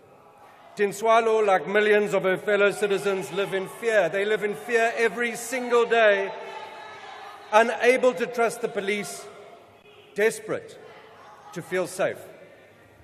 After more than 5 years at the helm of our nation, you have left a bloody trail of broken promises because you have failed to be decisive in fighting crime. In 2019, you promised to halve violent crime in a decade. But today, at the halfway mark, violent crime is up across the board. You have abdicated your responsibility to secure the safety of every South African, and you have stolen the future of countless children who have known only fear since the day that they were born. The truth is that your presidency is a crime scene, and your criminal record as president is among the worst in the world. Since you became president, murder is up 28.9%, attempted murder up 34.9%, carjackings up 23%, robberies at residential premises up 9.2%, assault common up 12%, and kidnappings. Kidnappings, Mr. President, are up 131.7% since you took office. Since you were elected as president, 46,414 people have been kidnapped in South Africa. 107,145 people have been murdered. and 182,906 people have been raped. These are not the statistics of a constitutional and democratic state committed to upholding the rule of law. No, they are the statistics of a violent, criminal, mafia state at war with itself and its citizens. You promised to fight gangs and reduce drug-related crimes, but drugs keep flooding our streets because in the last financial year, your police service was able to neutralize just only 4 out of 41 identified drug syndicates. You promised to increase visible policing and capacitate the police, yet there has been a net reduction in SAPS personnel since 2019 from 192,000 to 179,000 in 2023. SAPS's management has been gutted and filled with your cadres, promoted over specialists with decades of experience, leading to resignations and early retirements. Fellow South Africans, this president and his government cannot rescue our country and her people from violent crime. They have proven far beyond a reasonable doubt that they are simply not capable. Aware. But there is good news. A safer South Africa in which all citizens can live in peace and prosperity with one another is within reach. A South Africa where children can live and play without fear, where women can go out at night alone and know that they will be safe. A South Africa of rising opportunity for all that rewards the law-abiding and punishes the criminal and the corrupt. A South Africa where we can all truly be safe and build a prosperous future for our children and our grandchildren. South Africa and her people can be rescued by a new government that is deliberate and decisive in fighting the criminals that have captured our communities. A new government with the DA at its centre will rescue our criminal justice system to ensure that quality investigations lead to successful prosecutions and convictions of violent criminals and corrupt politicians. A new DA-led government will abolish cadre deployment and recruit the best and the brightest in our country into the police service to lead this fight against violent crime. A new DA-led government will restore and reward professionalism, discipline and good governance within the ranks of the police so that we can rebuild trust with our communities. A new DA-led government will focus on preventing crime before it occurs by implementing a well-resourced, evidence-based crime prevention strategy. We will strengthen crime intelligence and bolster SAP's specialized units to dismantle organized criminal and organized politically criminal syndicates and gangs, such as the construction mafia and illegal mining syndicates. A new DA-led government will bring the SAPs into the 21st century through the deployment of drones, gunshot detection technology, and fully integrated CCTV networks so that criminals have nowhere to hide. And a new DA-led government will move swiftly to devolve policing powers to capable local and provincial spheres in order to enhance local accountability and responsiveness. Where we are piloting this right here in the Western Cape, the evidence proves that it works. Fellow South Africans, I know that South Africa will be a safer country after 2024 because you, the people of South Africa, will rescue South Africa when you go to the polls this year, and you will stand over that ballot paper. You will vote for your safety. You will vote to secure a safer future for your children and your grandchildren. You will vote for a better future, not a better past. And you will vote to get these crooks out of cabinet so that we can get the criminals off the street, because your vote for the DA is a vote As you for a conclude, safer, Honourable Member. Because a vote for the DA is a vote for a safer South Africa. I thank you. Thank you very much. Next is the Minister and the Presidency, Honourable Chavin.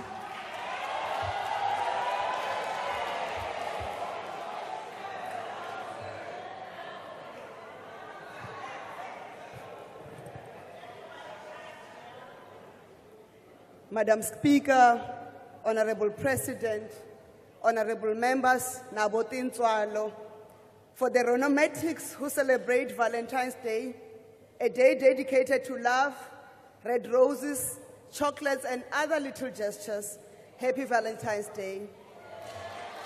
It was also in this day, in 1981, when the late President Samora Machel of Mozambique pledged solidarity with the people of South Africa. And so today, I'm very much in love. I'm in love with my country, in which President Nelson Mandela delivered his first State of the Nation address to this parliament on the 24th of May 1994, when this country and the world were a very different place. When Centurion was just a dorpy called Verswoelsbeek, where we bought taxis and second-hand cars. Midrand of New Road, Blue Valley, Waterfall, and Mall of Africa was still a small town called Halfway House. When Thohoyandou was still a one-street town, and the V&A waterfront was just the docklands around the Victoria and Alfred basins. When Madiba addressed Parliament, he was empowered by an interim constitution that had enabled our democratic transition. Soon after President Mandela became president, it was this president who leads us today, Matamela Cyril Ramaphosa, who was elected as the chairperson of the Constitutional Assembly. That Constitutional Assembly which crafted the constitution which governs all South Africans today. Our new constitution, which is hailed as the best in the world and the birth certificate of our democracy, didn't fall from the sky, and it wasn't an outcome of a magical convention on the road to Damascus on the part of the apartheid regime. It was an outcome of protracted battles between the advocates of freedom and democracy on the one hand, and those refusing to let go of white privilege, inequality, and a divided society. Unfortunately, prejudice is a chain. It holds you down. And 30 years after the dawn of democracy, some even in this house are still held by the chains of prejudice. It is a shame. As we mark 30 years of freedom, we must not exercise our reflections and recollections without remembering exactly where we have come from, or without acknowledging what has confronted us as a society in our journey to here. Despite the global economic meltdown of 2007-2008 and the COVID-19 pandemic, both Intswalo, or the Black Diamonds as they are generally referred to, or the national breadwinners as they call themselves during the COVID-19 vaccination period, continue to lead the installation of the digital connectivity in deep rural KwaZulu-Natal and other provinces. They continue to work as young black and women engineers at our power stations. They work side by side to create sovereign launch capability that have allowed our country to take satellite technologies into space. They are the bedrock of the more than 10,000 SMMEs that are suppliers to the National School Nutrition Program. They are the engineers and the contractors behind the more than 750,000 kilometer road network from the 525,000 kilometer road network in 1995. Yes, some of the provincial and municipal roads have the potholes but we are intervening. Currently, SANRAL has taken over 3,100 kilometers of roads transferred from provinces so that we can use its road construction and maintenance capacity to deliver better roads and with more under consideration. In the past 5 years, SANRAL has executed projects to the value of 120 billion rands, which translated to just under 45,000 job opportunities and the participation of almost 6,500 black-owned SMMEs in the road construction industry. Just this January, SANRAL announced another 28 billion injection into the industry with the implementation of over 70 projects. SANRAL's work to improve the country's road network is complemented by Operation Vala Zonke, aimed at closing potholes on the municipal roads across all municipalities. We are aware that some municipalities are progressing faster than others. Honorable members, we are rebuilding the network industries to ensure it services our country more effectively. Despite the teething challenges, PRASA has restored operations on 26 out of 40 commuter rail corridors following disruptions caused by COVID-19 pandemic and the criminality that vandalized our rail infrastructure. Of these restored service lines, 19 of them are operated with new trains. PRASA has received 184 new trains that have been built in Nigel in Ekurhuleni, Gauteng. In addition, 276 metro rail coaches have been upgraded or refurbished, and 97 train stations have been refurbished. and 29 cooperatives are responsible for cleaning and maintenance of these stations. Through the capital expenditure of PRASA, we have created more than 46,000 job opportunities.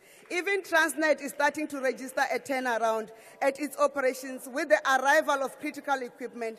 Irrespective of the weather, those containers can be loaded and offloaded in our ports. We appreciate the support from business under the CEO initiative that has partnered with government in driving critical reforms necessary to rebuild our economy.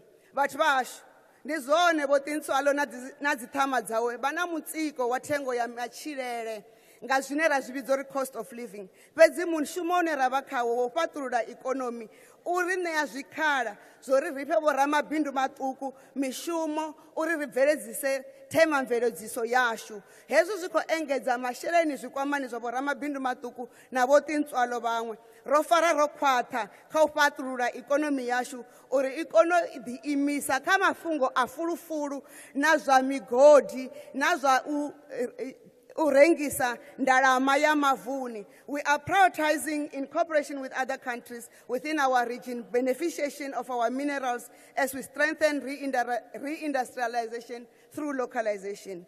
Yes, what of employment?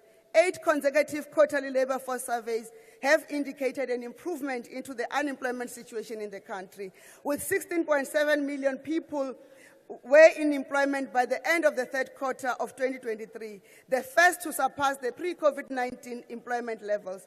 Although 6 million youth are now in employment, the challenge of youth unemployment, like the world over, remains. It is for that reason that President Ramaphosa led the establishment of initiatives like the Youth Employment Service, or YES, in partnership with private sector partners. YES has created over 130,000 work experiences for young people to date. Over 1.7 million work and livelihood opportunities for unemployed South Africans have been created through the presidential employment stimulus, which prioritizes predominantly youth and women. The South African Youth Mobile Platform has launched, which provides pathways for young people to employment, learning, and youth enterprises. Today, over 4.8 million young people have registered on the platform, and more than 1 million have been placed in earning opportunities. Madam Speakers, like all these achievements have been made possible by South Africans who consider it their duty to be part of transforming our country and undoing the damaging legacy of apartheid, not the revisionist. Maybe I must remind some amongst us that the President in his address last week said, just as we cannot deny the progress South Africans have made over the last 30 years, nor should we diminish the severe challenges that we continue to face. Maybe I must borrow from Bob Marley and say to the DA, before we start pointing fingers, make sure your hands are clean. Honorable Kwarube, the story of Tabang you were attempting to narrate to this, for us, is the story of a young man or a young woman from Gugule to Nyanga, Delft, Imzamoye to in Hot Bay, Misha's Plain, and we are starting to find them in the city of Tshwane under the DA administration.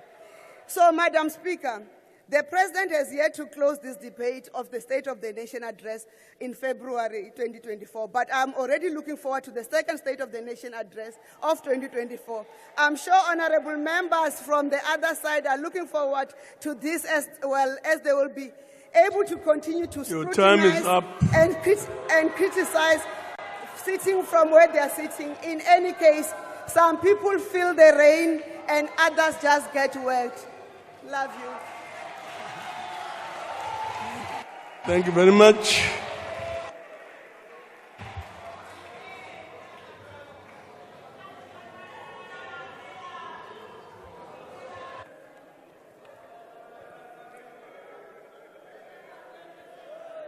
Mr. President,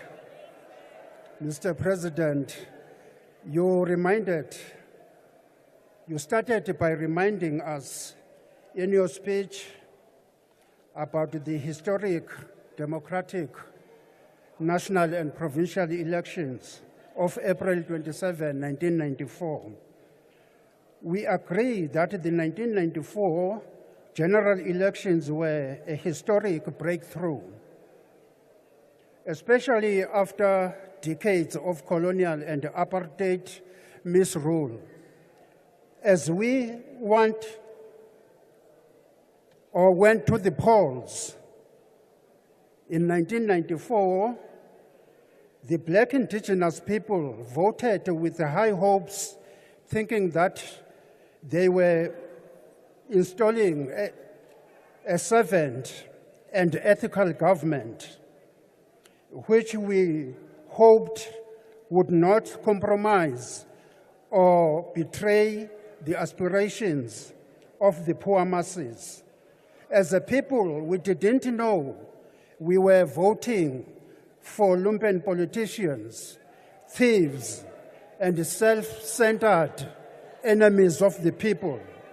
Honorable members, after 3 decades of the so-called constitutional democracy, South Africa is deeply divided along racial and class lines.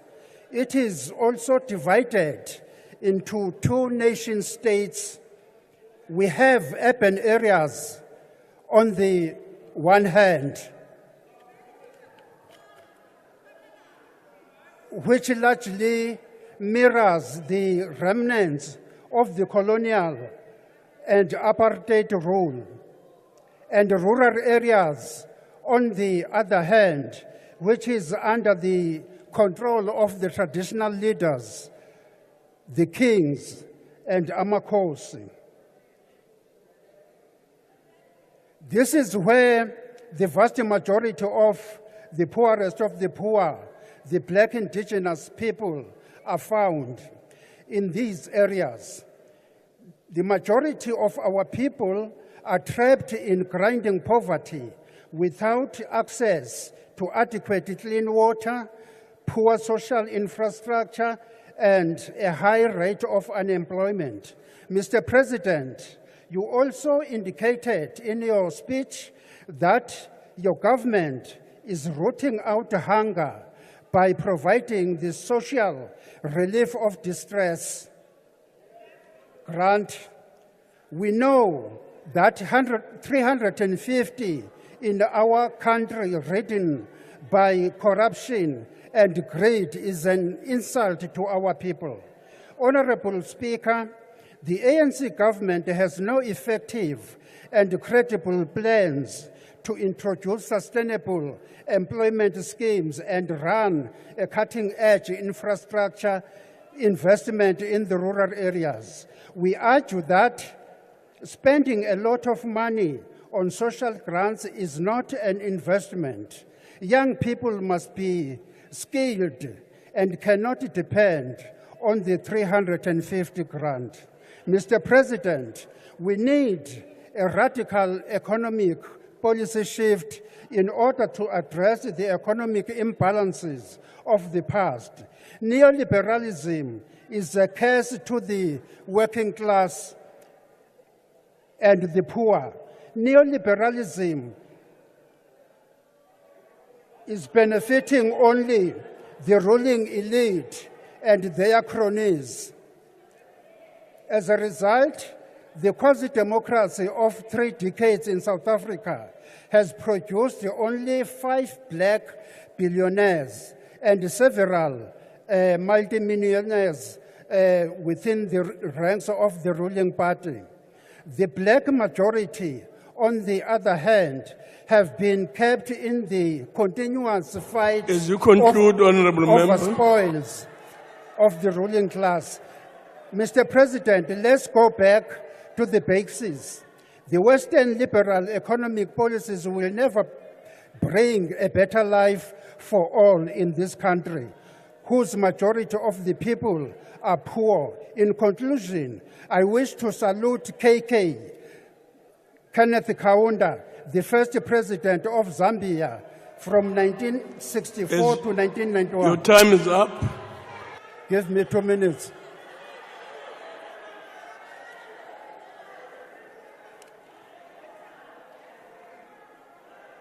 Thank you very much. We now proceed to an address by Salga.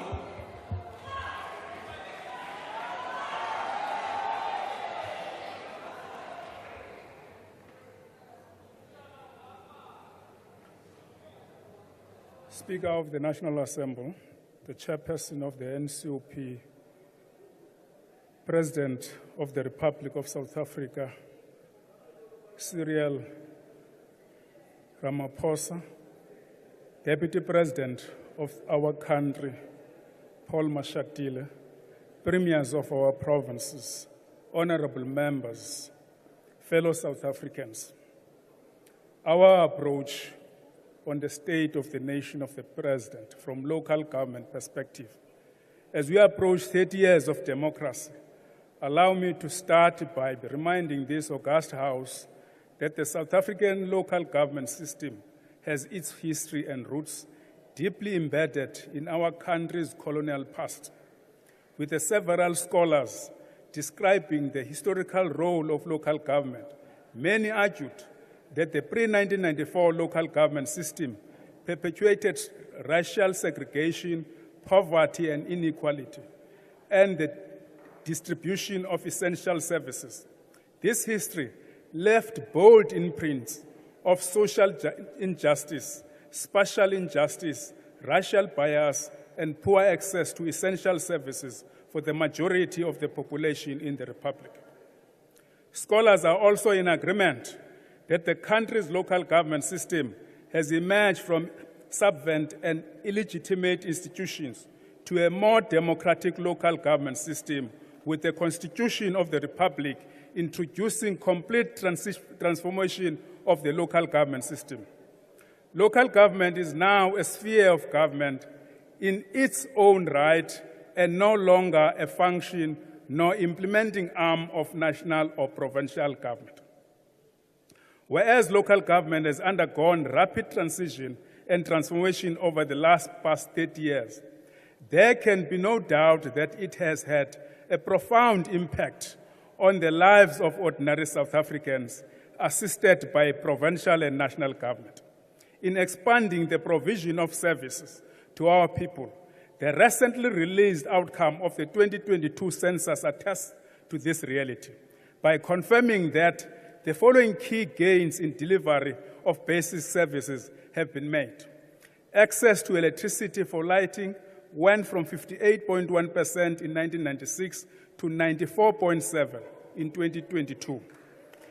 82.4% of households in the country has access to pipe water, either inside their dwelling or inside their yard. 98.4% households have sanitation, with 70.8% having access to flush toilets. 2/3 of households in the country had their refuse removal by local authorities. While it is true that a number of serious and complex challenges persist in some municipalities, by and large, there are extensive examples as confirmed by Census 2022, that local government has delivered quality services and a better life for the majority of our people. And of course, local government could have not done this without the assistance of national and provincial government.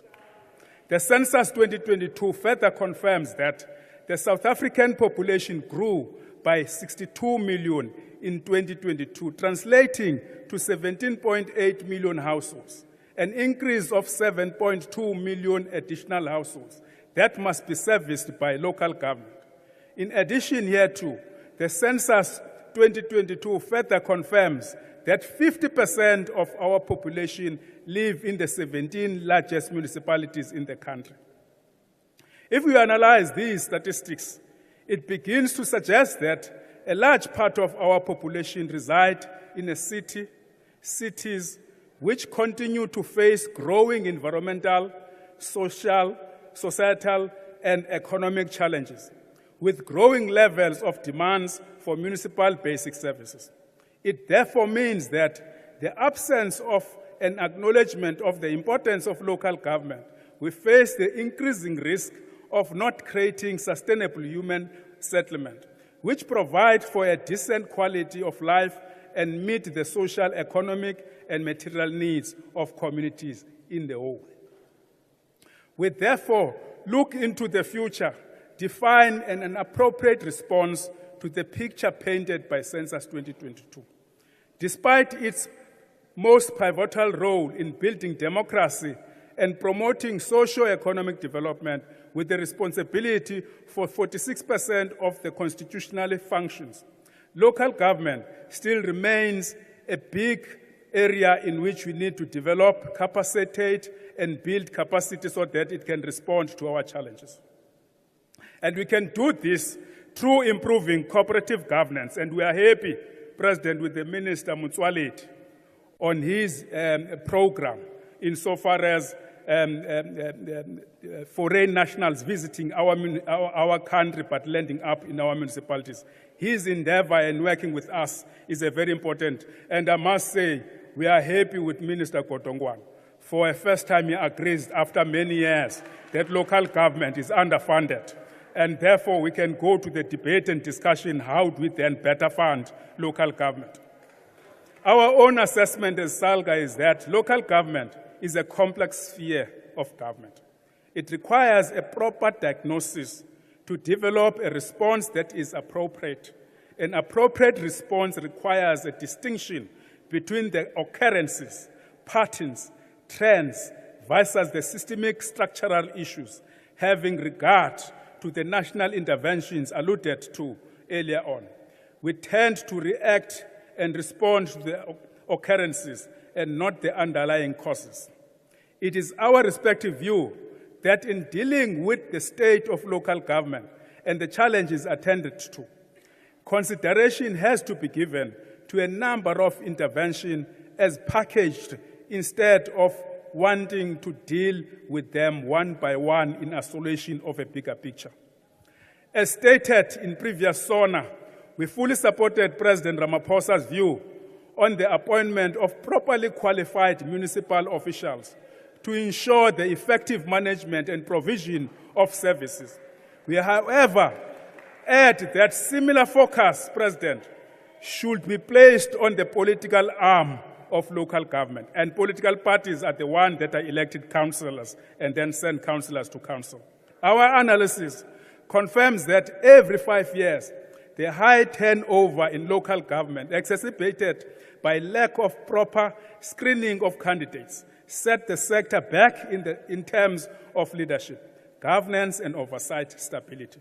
Despite numerous interventions to increase the capacity of councillors during term of office, the task is daunting and the gaps are blunt, as recent development, particularly in coalition, have exposed serious weaknesses in the leadership qualities of many of us in managing the coalition. If we don't manage the coalition, it's going to fall right into our face. We once more repeat our plea and call to all political parties to prioritize deployment of skilled and knowledgeable councillors. A more radical proposal is that as we march towards the next elections, there should be a set of minimum criteria coupled with the introduction of performance management and accountability based on remuneration regime for both councillors and senior managers. I think, President, we need to consider two things. You must punish the mediocrity and reward the performance. You may recall that we stood here a year ago to draw attention to the impact of coalition government on service delivery and municipal governance. We wish to extend our appreciation to the President of the Republic for responding positively to our call for a national dialogue on coalition government by political parties that give us people in council. We are hopeful that following the national dialogue held in August last year will bring us closer towards a framework for coalition government that can be used as a guide by political parties in structuring their coalition in practice. Without a framework to guide political parties in structuring and managing coalition, political parties and independent councillors will be required to establish coalition whilst being uncertain about the rules or mechanism. Niphelise londo ka kingmaker no queenmaker, because it's created problems. As it relates to municipal financial sustainability, the President rightfully recognized some of the challenges that weaken local government institutions. This view must be seen in the context that the financial resources available to municipalities have fallen short of the increasing demand on municipal for services, including non-revenue services and infrastructure delivery needs. On safety of councillors, President, municipal officials, traditional leaders, and we see of late judges being threatened. As stated in the SONA debate, as SALGA will remain concerned about the growing number of intimidation and killing of councillors and municipal officials and damage to municipal property during service delivery protest. In recent times, this has also been extended to traditional leaders and judges. Coupled with recent shootings and killings, there are broader questions to be asked. What has gone wrong with moral fiber of our society? Is it the cause of this type of death, love of money, or greed? Are we not making enough noise to be heard when we say that enough is enough?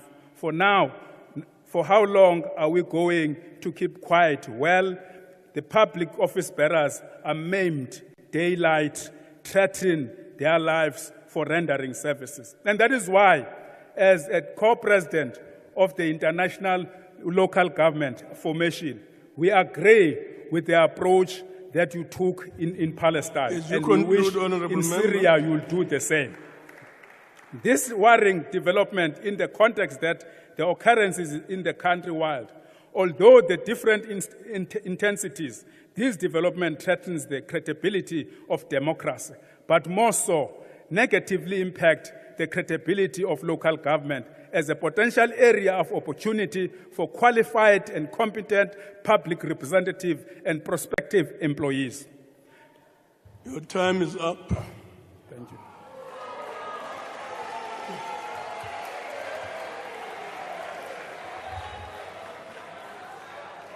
Thank you very much. We'll now invite the Minister of Justice and Correctional Services, Honorable Lamula. Madam Speaker, the President of the Republic of South Africa, the Deputy President, House Chairperson, the opposition behaves as if they've just fallen from heaven when they know that the President has been candid and honest about the successes and the challenges of our country. They do so in order not to see the successes of the governing party. Yingisela vana va democracy va tivuyisela ku hi vona va tintswalo. These are the motive forces of the National Democratic Revolution. I am a tintswalo. Like many South Africans who started high school after 1994, I started my high school in 1995, Honorable President. Both my parents were farm workers who could not afford my tertiary education.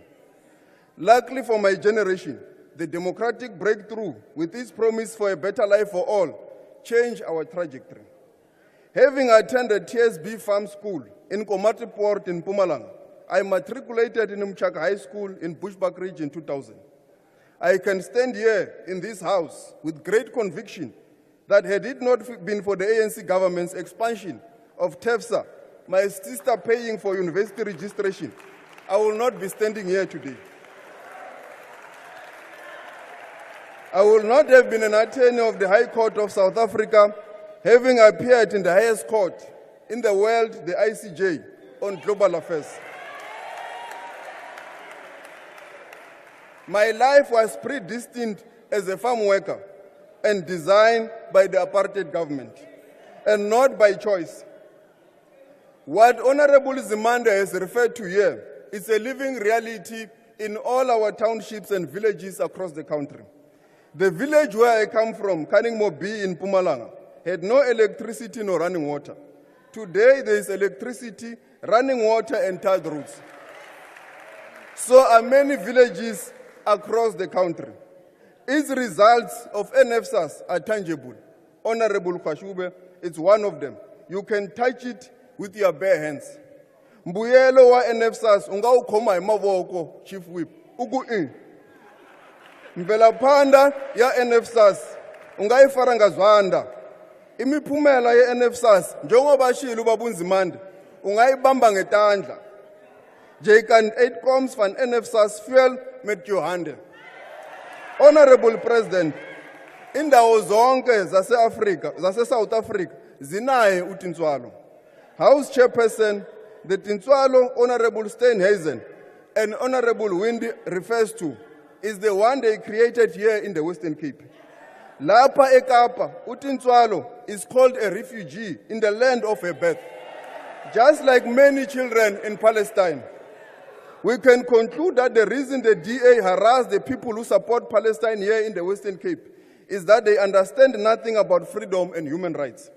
They want to create a white enclave state within the Republic of South Africa that exempts them from substantive equality. They want to destroy the future of Tintswalo. Tintswalo's glimmer of hope is the intervention of the national government, Lapa. Njengoba umama uChapha ishilo izolo. She has shown it and demonstrated that all the successes here in the Western Cape is because of the intervention of the national government. Tintswalo will soon be free in the Western Cape, Honorable Windy. Julle sal nie terugkom nie. Die mense van die Weskaap sal vir die ANC stem. The Cape Metro is tone deaf to the protest of Tintswalo. The city of Cape Town is limping from one scandal to the other. Almost 12 million rands from the Urban Waste Management Directorate cannot be accounted for. This led to a dysfunctional leachate treatment plant that is not operational. Equally, a member of the mayoral committee responsible for waste management was implicated in corruption through a forensic report which revealed non-existent cleaning services, which almost doubled from 314 million rands to 514 million rands. Like corruption everywhere, the DA corruption is not victimless. It has a direct impact on the future of Tintswalo. Like those in Guguletu, where the provincial government has only built 23 houses out of 570 houses in 5 years on a budget of 105 billion rands. That is the DA government for you. Its shenanigans laid bare in a ground-up article. Sabelo Jele is losing hope that his house will ever be finished. Ngandeka Mgwele said her husband Tulani Stokwe died waiting for his home due to the delays by the city of Cape Town. Iphile clean and effective governance ye-DA. Ngoba uMinister Nkadimeng noNgungubele ukhombisile izolo ukuthi nasekuruleni naseTshwane nihlulekile. House Chairperson, this House will soon pass the NPA Amendment Bill to make the investigative directorate within the auspices of the NPA permanent. Like the President said, Tintswalo went through challenges. It was not perfect. It is in the context that the Honorable President had to lead the rebuilding of state institutions to protect the future of Tintswalo. There is no denial that had it not been for the counter-revolution that was embedded in state capture, the National Democratic Revolution will be on track. It is within the context of this counter-revolution, a global pandemic and the global wars, that our economy was disrupted and damaged. But the opposition refused to see this for political expediency, to score cheap political goals. However, State South Africa confirms that our economy is back to pre-COVID levels. This means we have reawakened the sleeping giant, South Africa Incorporated. We have overcome COVID-19, the July unrest, the worst natural disaster in our country. Just like Bafana Bafana, the nation is awakening from the doldrums. Honorable members, it is the sixth administration that strengthened the work of law enforcement agencies, like the NPA, by appointing permanent leadership in the upper echelons of the NPA, the SAPS, and increased the operational budget, resulting in visible institutional growth and stability. Organized crime verdicts have increased by 21%, from 193 to 234, at a conviction rate that is above 80%. Not what the DA is saying. Gang leaders are behind bars in our courts. Whether it is Jerome Boysen, Nafik Modak, Ralph Stenfeld, Mark Liefman, Vusi Keke, All these are behind bars. It is historic that such a huge number of gang leaders are behind bars undergoing court processes. Whereas the DAMMC here in the city of Cape Town is working with them, claiming to be rehabilitating them.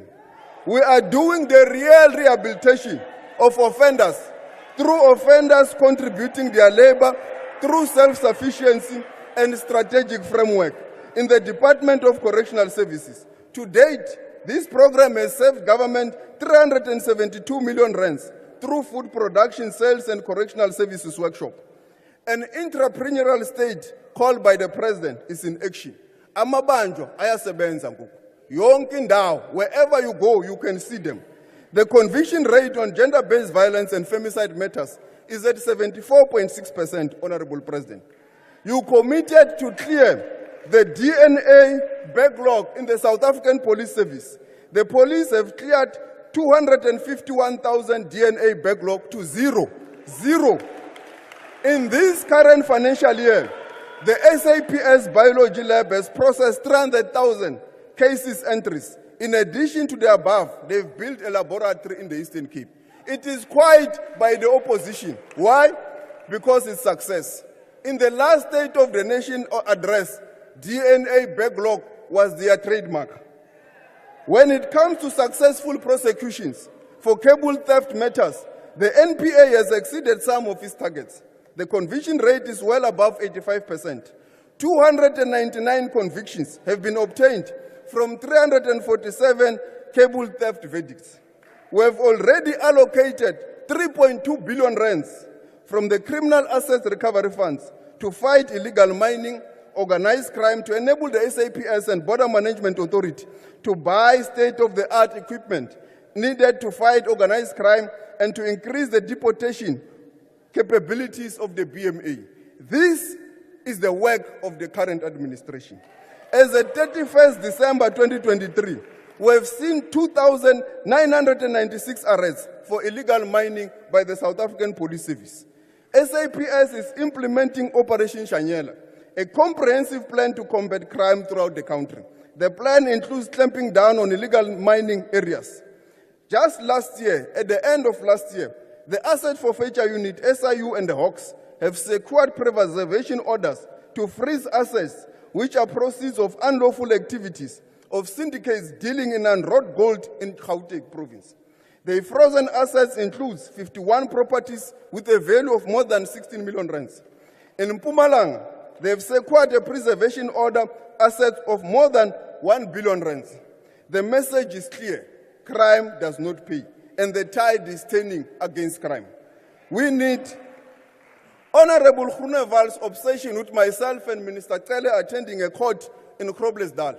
Instead of condemning people carrying a Transvaal flag and apartheid flag, you are condemning us for going to court to prevent people from stomping inside the court, to prevent the court from doing its job. What kind of democracy is that, Honorable Groeneval? Such kind of behavior must be condemned. It cannot be allowed in a constitutional democracy. That is what we were doing. Reverend Mishwe, the Bible we have just quoted is supposed to spread love. What happened to thou shalt not kill? What happened to thou shalt not kill in the Bible? The apartheid government used the Bible to justify the genocide it was committing in our country. You cannot justify genocide in Palestine through the Bible. You can only spread love. You can only spread togetherness. You can only spread peace with the Bible.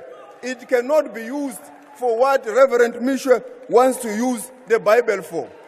House Chairperson, Tintswalo's future is in capable hands with the ANC-led government. After this year's elections, the ANC government has successfully crafted a society that embraces the principles of our constitution, the vision of the Freedom Charter. It is unstoppable. President Ramaphosa will return here to deliver the State of the Nation address.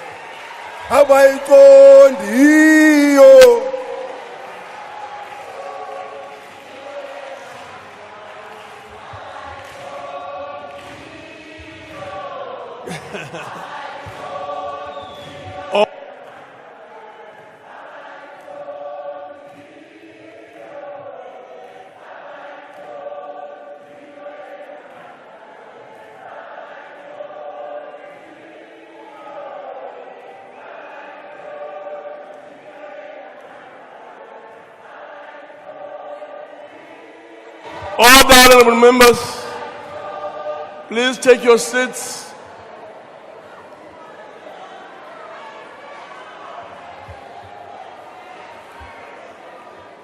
Honorable members,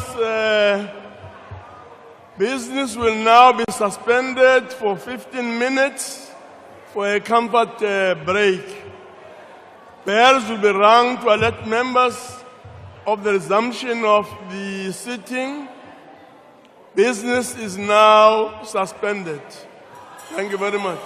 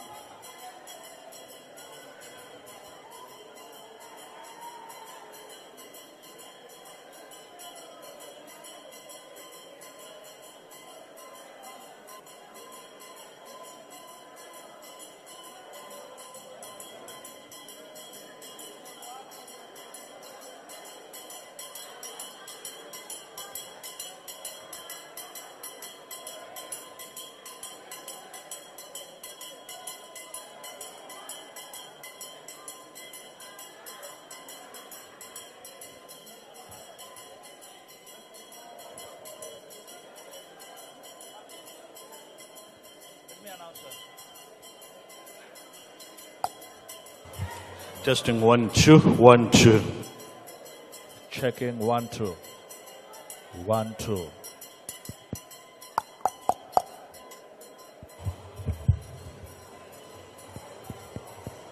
Checking 1 2.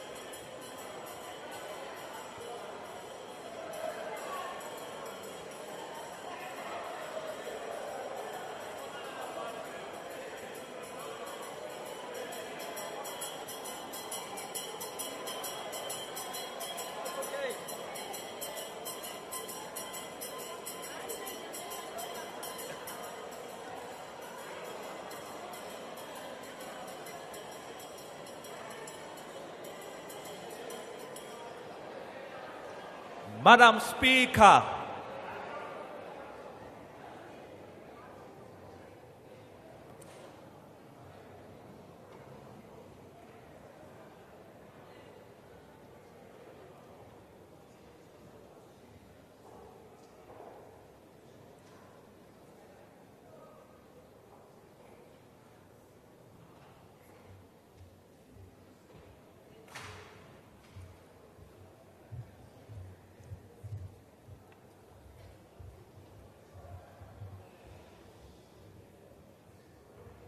You may be seated, honorable members.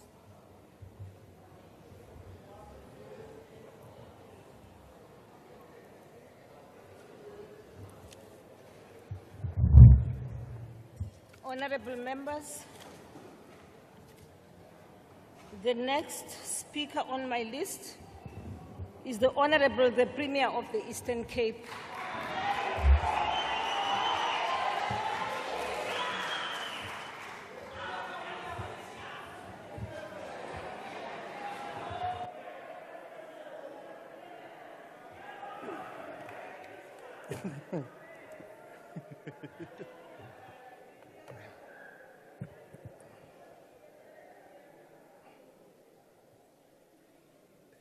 Thank you very much, Honorable Speaker, His Excellency the President, and the Deputy President, distinguished members of Parliament, esteemed guests, and fellow South Africans. Ndiyibona le nto le program yalapha inesandla semfene. President, silapha namhlanje sizongqina esikubonileyo, sizothetha esikwaziyo. Ubomi babantu bakuthi butshintshe kakhulu emveni kuka-1994. Kwaye ubomi babantu bakuthi buyaqhubeka busatshintsha umhla nezolo. Kuba umzamo omhle siyawuzama kodwa ugqatso asikalufezi. Honorable Speaker, author Angela Abraham known as a leading voice for global social evolution, once wrote that, and I quote, "After the blackness of night, Earth stars rises on the horizon, spreading her gold in every direction. The light is her gift, bold and free, for anyone who cares to open their eyes in the dawn and watch the world awake." Close quote. This is how I would describe the current moment in our nation as we close the first 3 decades of our democracy. A chapter of reconstruction, the rebuilding of our country that was ravaged by colonialism and apartheid for more than 300 years. Silapha ke sixova idaka lo tatomkhulu benu John. Simoshiwe phaa ingakumbe Eastern Cape ngabo. The progress is so glaring and free to witness for everyone who cares to open their eyes in this moment and watch our nation awake and rise to its heights. President, many stood here to ridicule the story of Tintswalo, a story that is a reality of millions of South Africans, which you so beautifully, correctly, and succinctly narrated. When they did so, Mr. President, I sat there and thought of Jesus Christ when he was hanged on the cross and simply said, "Bawo baxolele kuba abayazi into abayenzayo." And so, in congratulating you, Mr. President, in your successful delivery of the 2024 State of the Nation's address that accurately reflected the true state of our country, I appeal that you too forgive our opposition sisters and brothers, for they don't know what they are doing and saying. More importantly, their hatred for the African National Congress is too much, that it blinds them to the sunrise moment we are in as a nation, and an upward trajectory in almost every aspect of our development, as proved by the empirical evidence. To prove that they are blinded by the unguided hatred for the people's movement, one of them, my fellow young brother here, Honorable Nodada, a denialist Tintswalo, came here in this house and called for South Africans to do what they did to apartheid. As he naively puts it, voting out the African National Congress. I'm sure that when he said that it had escaped in his denialist mind that the illegitimate apartheid regime was not voted out of power, but was ended through mass and popular struggle, decades of loss and sacrifice, immense suffering, and international solidarity, amongst others. That is why he and other many disillusioned, the so-called revolutionaries, are extremely misguided to even think of comparing 1994 to 2024 as zifani soze zifani. Ku-2024 ngulosi kuye, i-ANC izawubuya ingqawuza ngeenyawo zawo zombini. 2024 is 30 years of democracy. It is 30 years of 6 successful peaceful elections where the ANC defended the right to self-determination and did not cling to power like many other parties had done in other parts of the world. It is 30 years of coherent leadership provided by the African National Congress to ensure that all people reach their full potential, including those who are said to be in the opposition banks. It is 30 years of a united, non-racial, non-sexist, democratic and prosperous South Africa.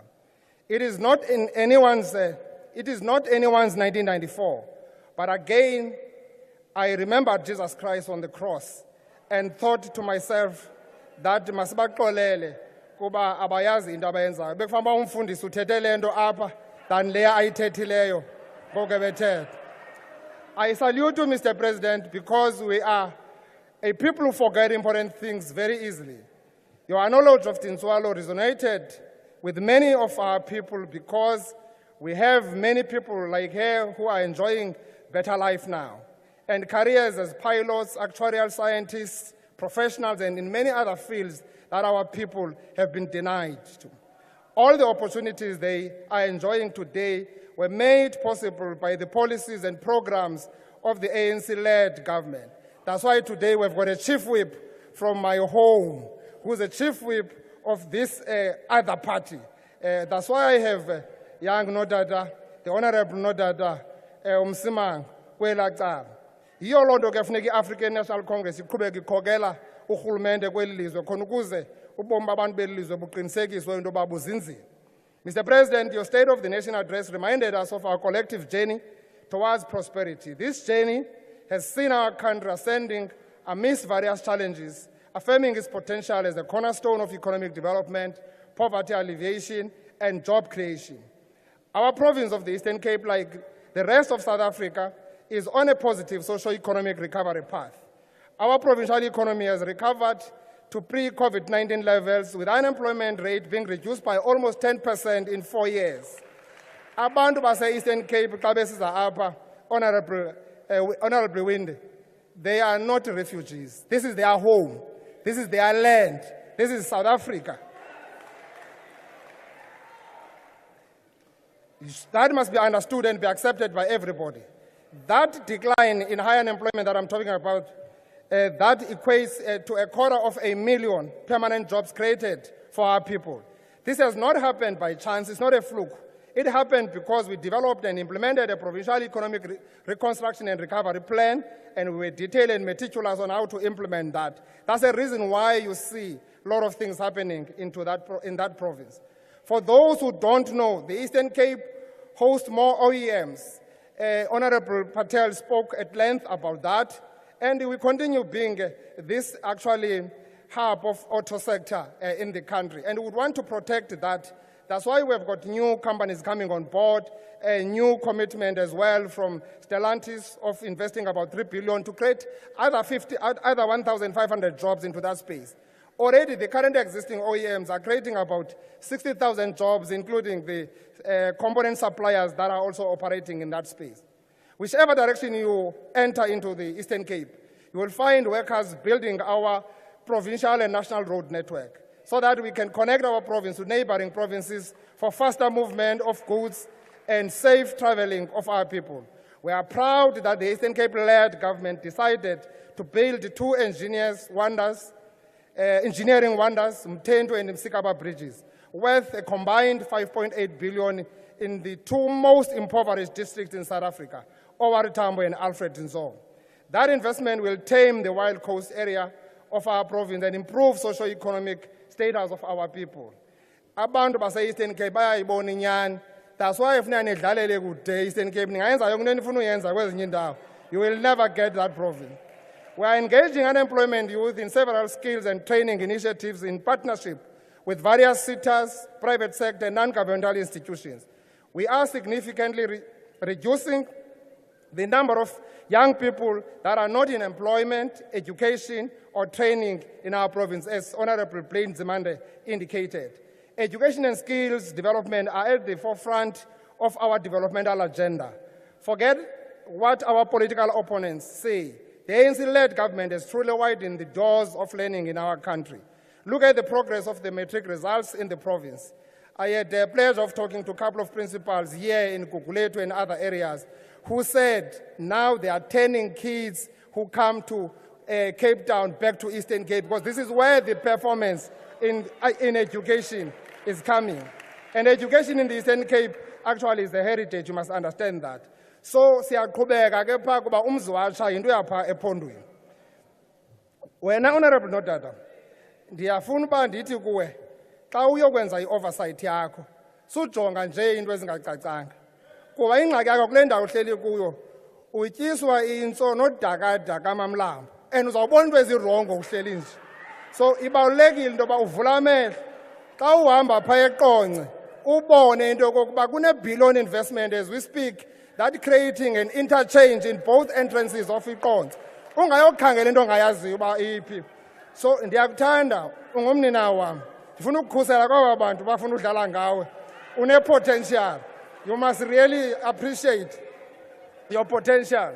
So elibali likathando uzanalo apha libali nje elikhiwe enhloko kuba ucinga into yokokuba kungenzeka nje noba intoni na. I invite you. You know now when you drive from Tata to Tsolo Koweni, uhamba kwindlela enjani. Mhlambi awuzazi noba use Western Cape xa use Eastern Cape because your levels are only here in Western Cape.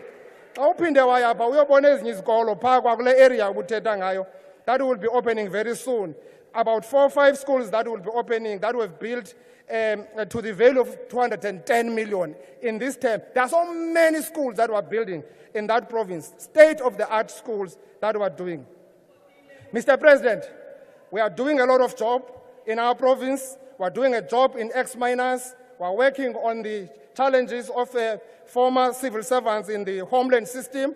Ubhutbantu babe khona bendizamxelela naye ba xa eretire abangabi naxhala uzawufika sikhona phaa simncede simbeke endaweni yakhe. Ndiyafuna ke ukuthi xa nihlala phansi I hope all of you here namhlanje bayimini enhle kakhulu, mini yothando, nonke nizifumene flowers. Ongayifumananga angabi naxhala kuba ubabalo nothando lwe-African National Congress lukwanele. Kuba uChe Guevara said, the 3 revolutionaries guided by a great feeling of love, it is impossible to think of a genuine revolutionary lacking this quality. I thank you. I thank you, Honorable Member. Thank you. I now invite the Honorable Khau to take the floor.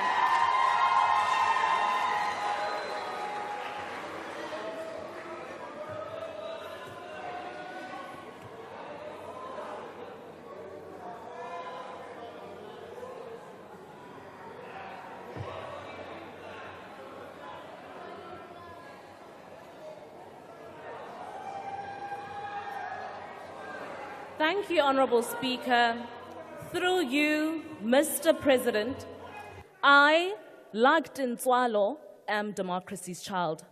Born 97, I dare say you are not an honorable man. Your presidency and leadership lack compassion. Mahlong a hao baithuti ba naha ena a se batho. Sorry, Mme Khau, take your seat. Chief Whip.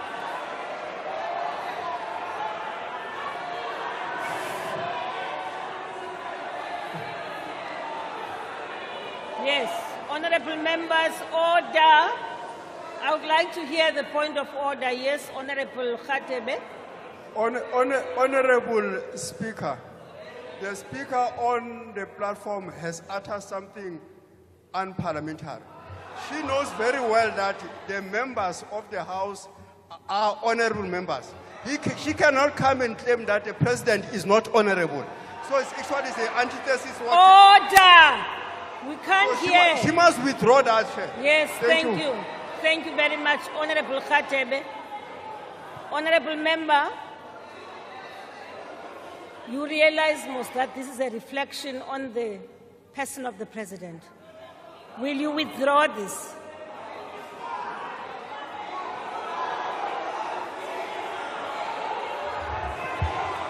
Honorable members, please. Yes, will you please withdraw?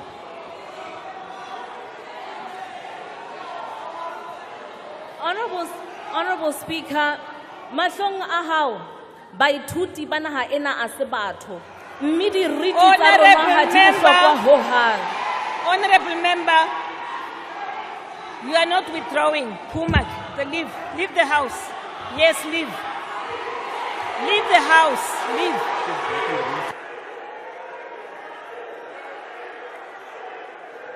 Leave the House.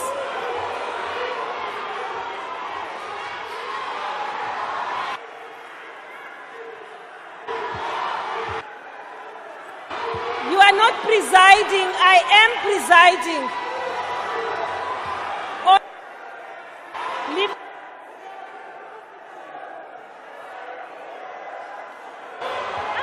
Honorable Speaker, I said I withdraw. No.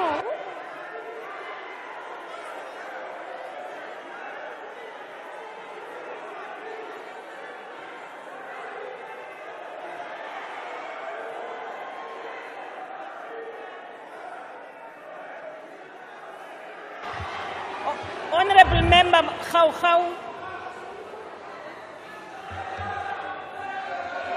Can you please? No. No. I am presiding now. I am on the chair. No, honorable member. Oh, no, no. Chief Whip of the majority party, lower your hand, please. Lower your hand. Honorable Khau, stand up. Were you refusing to withdraw? What were you, I'm talking to you. What were you saying? Honorable Khau, may I have your attention? Were you withdrawing or not? Honorable Speaker, I was withdrawing. You withdrew after I threw you out. Don't repeat that again. When a presiding officer says to you, withdraw, you withdraw. Continue.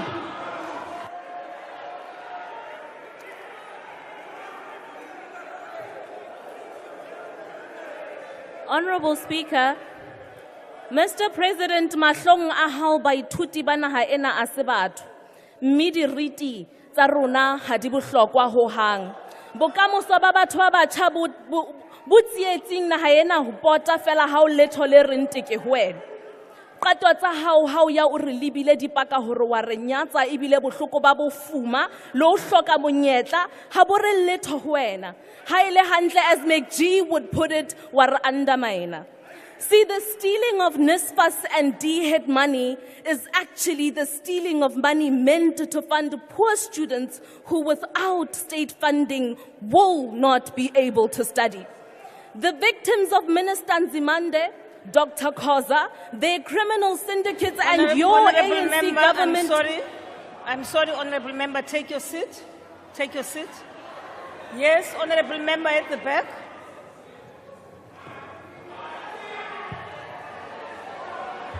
Honorable members from the right of the House, you are drowning the speakers. We can hardly hear from here.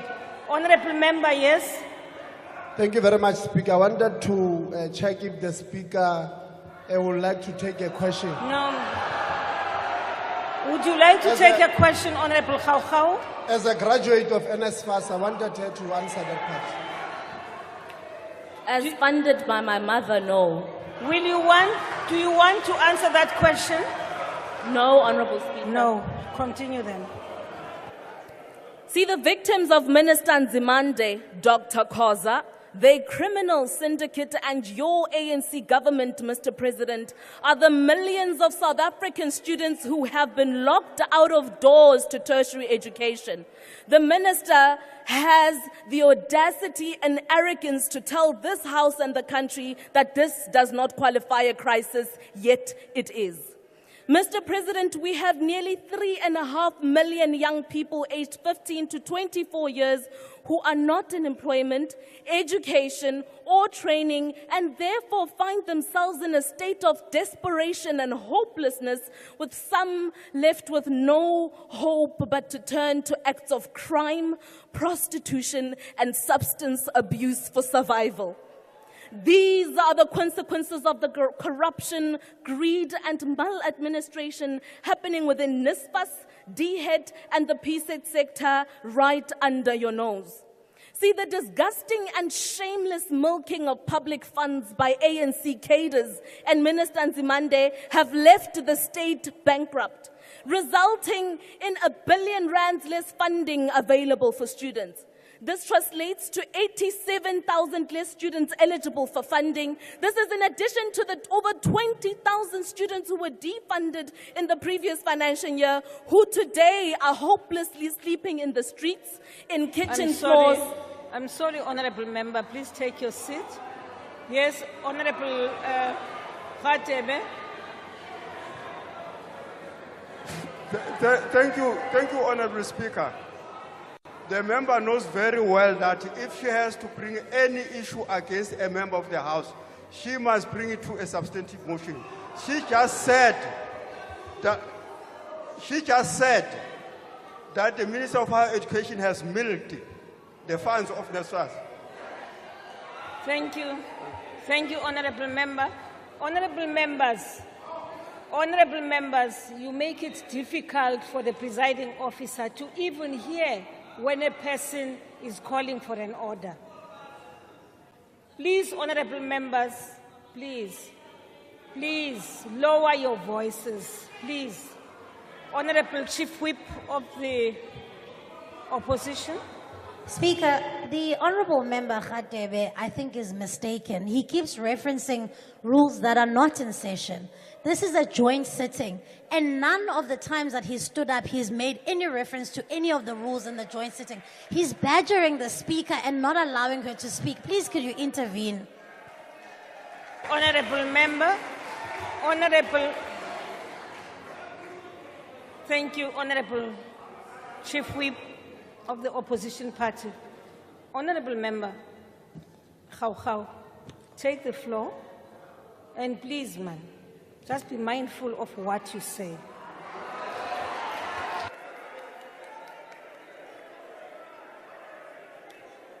Mr. President, students are currently hopelessly sleeping in streets, on kitchen floors, and lecture halls across campuses, unable to register for this academic year. Students have been left hungry, homeless, financially and academically excluded, with appeals running from January to December, and some are facing critical mental health issues as a result of these challenges. And as if this is not enough, they now have tuition and accommodation debt that they must settle before they register this month. And so it is not true when Minister Nzimande says that students can register irrespective of these debts, because they cannot. Institutions are saying they can't. So where must these concessions money that institutions are supposed to make come from? Where must students have the money to settle these debts before registrations? And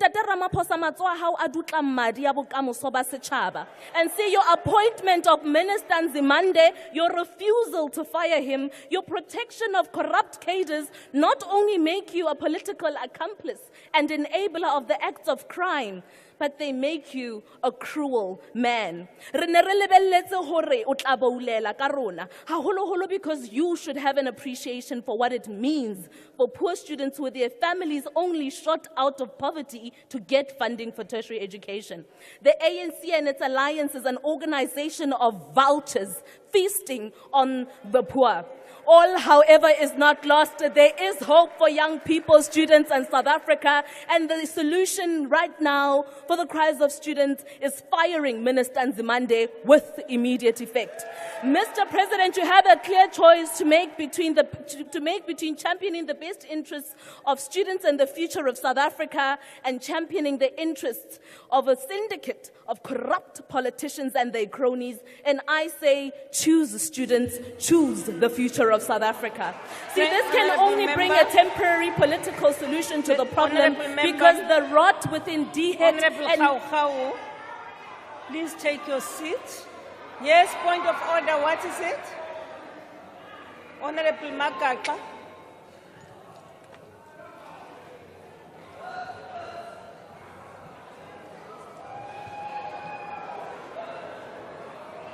Honorable Chief Speaker, I think the member is ready beyond redemption. This member is continuously attacking individual members of this parliament, and there are no different rules of the NCOP and the National Assembly. Therefore, any member cannot just insult and say whatever you want to a member, because we are in this joint session.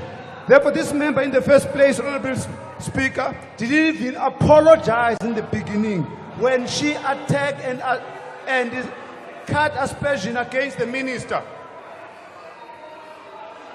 Thank you. Colleagues, now. You are loud. You are making noise. You are very loud. We can hardly hear the speakers. No, you stop it. Please, stop it. Shall we please exercise discipline? Right.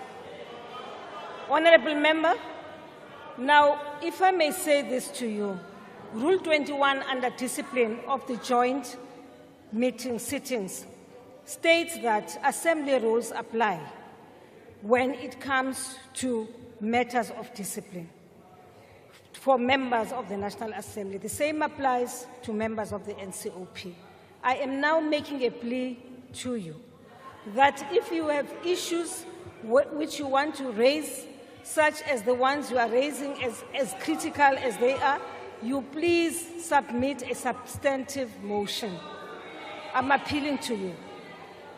Will you please take the floor and continue? So what do these solutions look like? They start with a skills audit of all employees in the sector and the replacement of unqualified cadres with qualified, non-politically appointed employees. It includes the investigation and prosecution of all acts of corruption and fraud within the sector, reforming NSFAS and creating a sustainable funding environment in partnership with the private sector, decentralizing the administrative function of NSFAS to institutions of higher learning, scraping the blanket accommodation cap, a free market regulated by the Competition Commission for private student accommodation providers, and public-private partnership for student accommodation. These are our solutions in the right step, and they will take us out of the confusion and shambles currently plaguing NSFAS. So I urge each and every young South African to visit check.da.org.za and register to rescue South Africa. I thank you, Honourable Member. The next speaker on the list is Honourable the Minister of Water and Sanitation.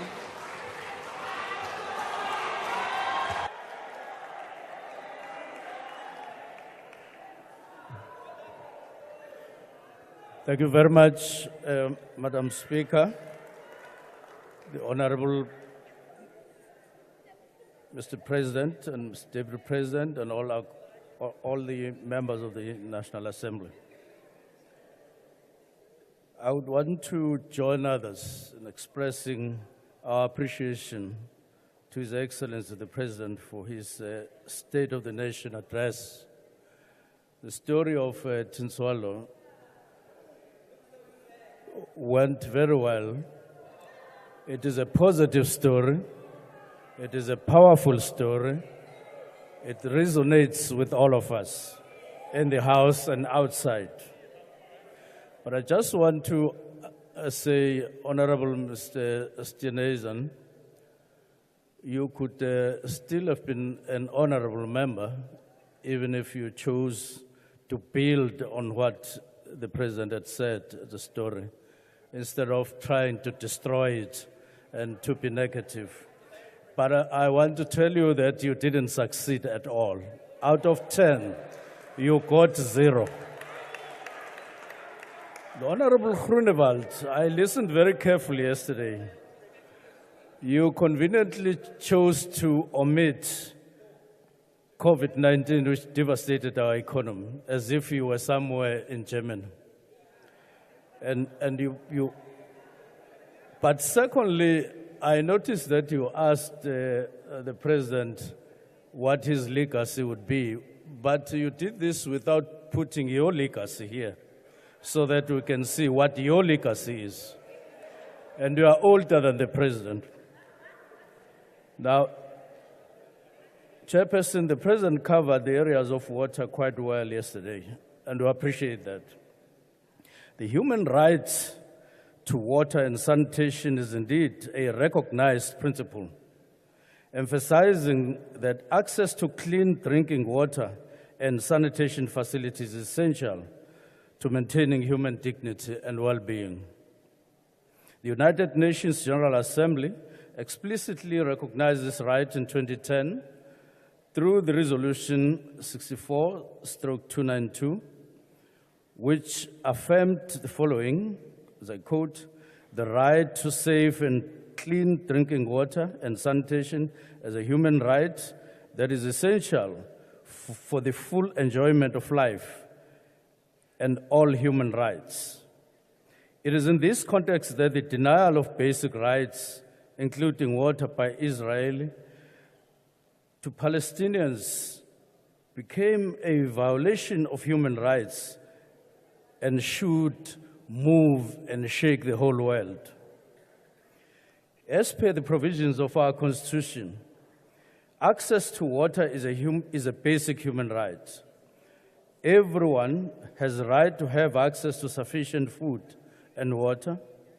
The state must take reasonable legislative and other measures within the available resources to achieve progressive realization of each of these rights. As the National Department of Water and Sanitation, we've been and we're working on realizing the right to all South Africans to access clean water. According to Stats South Africa 2023, 98% of the population residing in urban areas, which includes metros and consists of about 5,336 communities representing 64% of the population, have access to basic water supply. 85% of the population living in rural areas, which consists of about 22,570 communities, representing 36% of the population, have access to basic water supply. For the 8 metros in which about 42% of the total population resides, virtually close to 100% have access to basic water, except for intermittent supply at given times. In 1994, 15.2 million people were estimated to have no access to basic water supply, and an estimated of 20.5 million lacked basic sanitation. According to the Census 2022, 82.4% of households in the country have access to piped water, either inside their dwelling or inside their yard. Now, this is our Tinswalo. This is great achievement by our country, and it is undeniable. According to our stats as a department, there's been significant progress, as 94% of the population have been provided with access to basic water supply, of which 68.3% can be classified as reliable, which is defined as uninterrupted supply for 90% of the time through a fully functional infrastructure system, which is operated and maintained to set standards, supported by an effective governance institution that provides an acceptable quality of water supply that is basic on sustainable water security principle. South Africa has also made large strides in eradicating sanitation backlogs. Households with access to improved sanitation increased from 49% in 1996 to 84.1% in 2023. This demonstrates and represents progress. Municipalities as water service authorities are mandated by our Constitution to ensure that residents and industries are supplied with water and sanitation services to meet the national minimum norms and standards. It is well known that some municipalities in the country are struggling a little bit to do just this. They lack technical support, lack effective O&M, and lack infrastructure. These are but just a few challenges that is plaguing them. So there are weaknesses out there, there are challenges out there, and may I submit that in NSFAS, people are getting water, albeit the problems that are there, they are being supplied by tankering and so on. I would have preferred that the Honorable Premier of the Western Cape spoke about Tswana, and I think we want to speak about Tswana. There, 38 people died because of Rooiwal. And we said to the mayor then, allow us to fix Rooiwal. And the mayor there said, no, we want your money, not you, meaning me. We would have prevented what happened in Tswana. So I think the whole country must focus on Tswana, not on NSFAS. As a department, we are assisting and engaging municipalities to deliver on their mandates. We understand that as the National Department of Sanitation, Water and Sanitation, we have an overall responsibility to ensuring that bulk water that we provide is ultimately consumed by citizens of the country. Since the Water and Sanitation Summit back in 2022, we've gradually shifted our attention to building, to renewing, and in some cases refurbishing and upgrading water and sanitation infrastructure. In our view, various initiatives are bearing fruit with positive signs that of water service authorities and the private sector coming on board. There are legislative reforms underway in both the Water Service Act and the National Act. Section 63 of the Water Service Act will be amended to enable the minister to enforce the separation of water service function from the municipal administration wherein persistent failures are at the order of the day, so that we are able to intervene directly to deal with this matter. Mr. President, in the State of the Nation address, in counting projects, water projects, you referred to the Soto Highlands water project. We confirm there's dust and mud there. You also made reference to other projects, but I want to add the following. Lutege water scheme in the Eastern Cape in Alfred Nzo, there is dust and mud there. Welbedag pipeline to Mangaung, there is dust and mud there. We're halfway. Somo Regional Bulk Water Supply Scheme, which is a centralized treatment plant to feed Somo Town, surrounded by villages up to Engobo villages, and Krisane and District Municipality, and Ngamago and Butterworth, all in those areas. Under Amatol is a cross-boundary scheme, and I'm just talking about it because it's a large scheme that is worth noting. But we also have another large scheme in Umkanyagute, which was known for a long time as an area where there's the 5th largest dam, but we're not able to supply people with water. We are supplying, and when the president went there, he didn't open a tap, as some sought to say. He opened that tap, but there were many other taps that were there in the village. And I think the DA need to advise Mr. Papas, the mayor of Umgen, to mind his business there and not to cross there and go to other areas. Now, we agree with the idea that Treasury was putting forward regarding the change of local government grants from Schedule B, 5B to 6B. We will be looking at the matter so that we improve expenditure for these grants on water infrastructure. We are aware that is a constitutional requirement that allocations of the department are meant for direct transfers. However, given the many problems, the department intends to gradually work on strengthening and supporting municipalities so that they build capacity within the sector. The department has established the Water Service, the Water Partnership Office with 5 programs, but we are going beyond these 5 programs that we are working on with DPSA. We are now engaging DPSA and other private organizations and private business to invest in the water sector. And we are seeing positive signs from them as we package various entry possibilities for the business to enter the sector and assist us in building infrastructure. Honorable Lastly, Member, your time is up. The department is working with everybody in making sure that we Thank move you. forward with this particular job. Thank you very much. Thank you, Honorable Member. The next speaker will be the Honorable Khadebe N.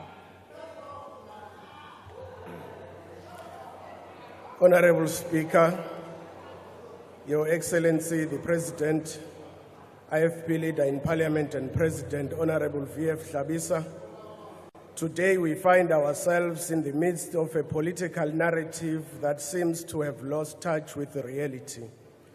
To the Honorable Premier of KwaZulu-Natal, thank you for finally breaking your silence. In spite of your political principle being quite the chatterbox lately, overshadowing your ceremonial duties. We expected, perhaps naively, that in your response to the President's SONA, you would have highlighted the tremendous hardship the people of KZN have recently been put through. More than any other premier, you should have spoken about the effects of the devastating floods, the hunger-inducing blackouts, and the ANC-coordinated civil unrest has had on our people. Disappointingly, you used your allocated time to weave a fictional tale that is a figment of your imagination. Instead of acknowledging the harsh truth, you claimed that the IFP has never contributed to changing the lives of the people or fought against the scourge of HIV and AIDS. Therefore, allow me to present the facts that you seem to have conveniently forgotten. As far back as 2002, the IOL has recorded that Premier Lionel Mtshali, a stalwart of the IFP, announced the provision of antiretroviral drugs to HIV-positive pregnant mothers in state hospitals. This was not just a promise, it was a demonstration of the IFP's commitment to providing real health care solutions to our people. Sadly, the same standard is not upheld in ANC-led provinces, where the public is deliberately misled with concoction of lies. Honorable Chairperson, what the Premier should have said in response to the President is acknowledgement of the hard work the IFP is currently doing in municipalities it governs. For example, in the Alfred Duma municipality after the 2021 local government elections, when the IFP took over, we knew that we would have to find practical solutions to the mountain of problems left by the ANC government. We did not shy away from the challenge. We took it head on as a testament to the servant leadership our late founder, Prince Mangosuthu Buthelezi, instilled in us. Foremostly, we recognize the need for constructive community cohesion and participation in addressing their needs, which is why we have rehabilitated the all-important infrastructure in various wards. Because we travel the same roads as our people and share the frightening lived experience on them, we prioritized the repair of roads that were beyond the normal scope of maintenance as left by a negligent ANC government. We recognize the difficulties faced by women in providing daily meals to their families by providing female informal traders with vouchers. In 2023, this municipality, as well as King Cetshwayo district, assisted 200 matriculants with registration fees, which in 2024 will increase to 300. But don't take it from us. Ask the KZN Economic Development, Tourism and Environmental Affairs for proof, as they have listed Alfred Duma municipality as the third cleanest municipality in 2024, with the first and second cleanest also going to the IFP-run municipalities.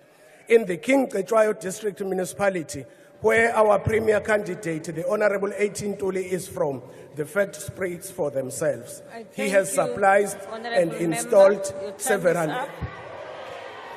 So, Honorable Chairperson, the tale told by the ANC once again leaves all of us and the public to ponder what reality the ANC government lives in, other than to spin malicious, distasteful, and false propaganda to cover up its own criminality. Honorable Atebe, don't do that. Don't repeat that. You are wrong. Thank you. Honorable members, I now invite the Minister of Public Works and Infrastructure.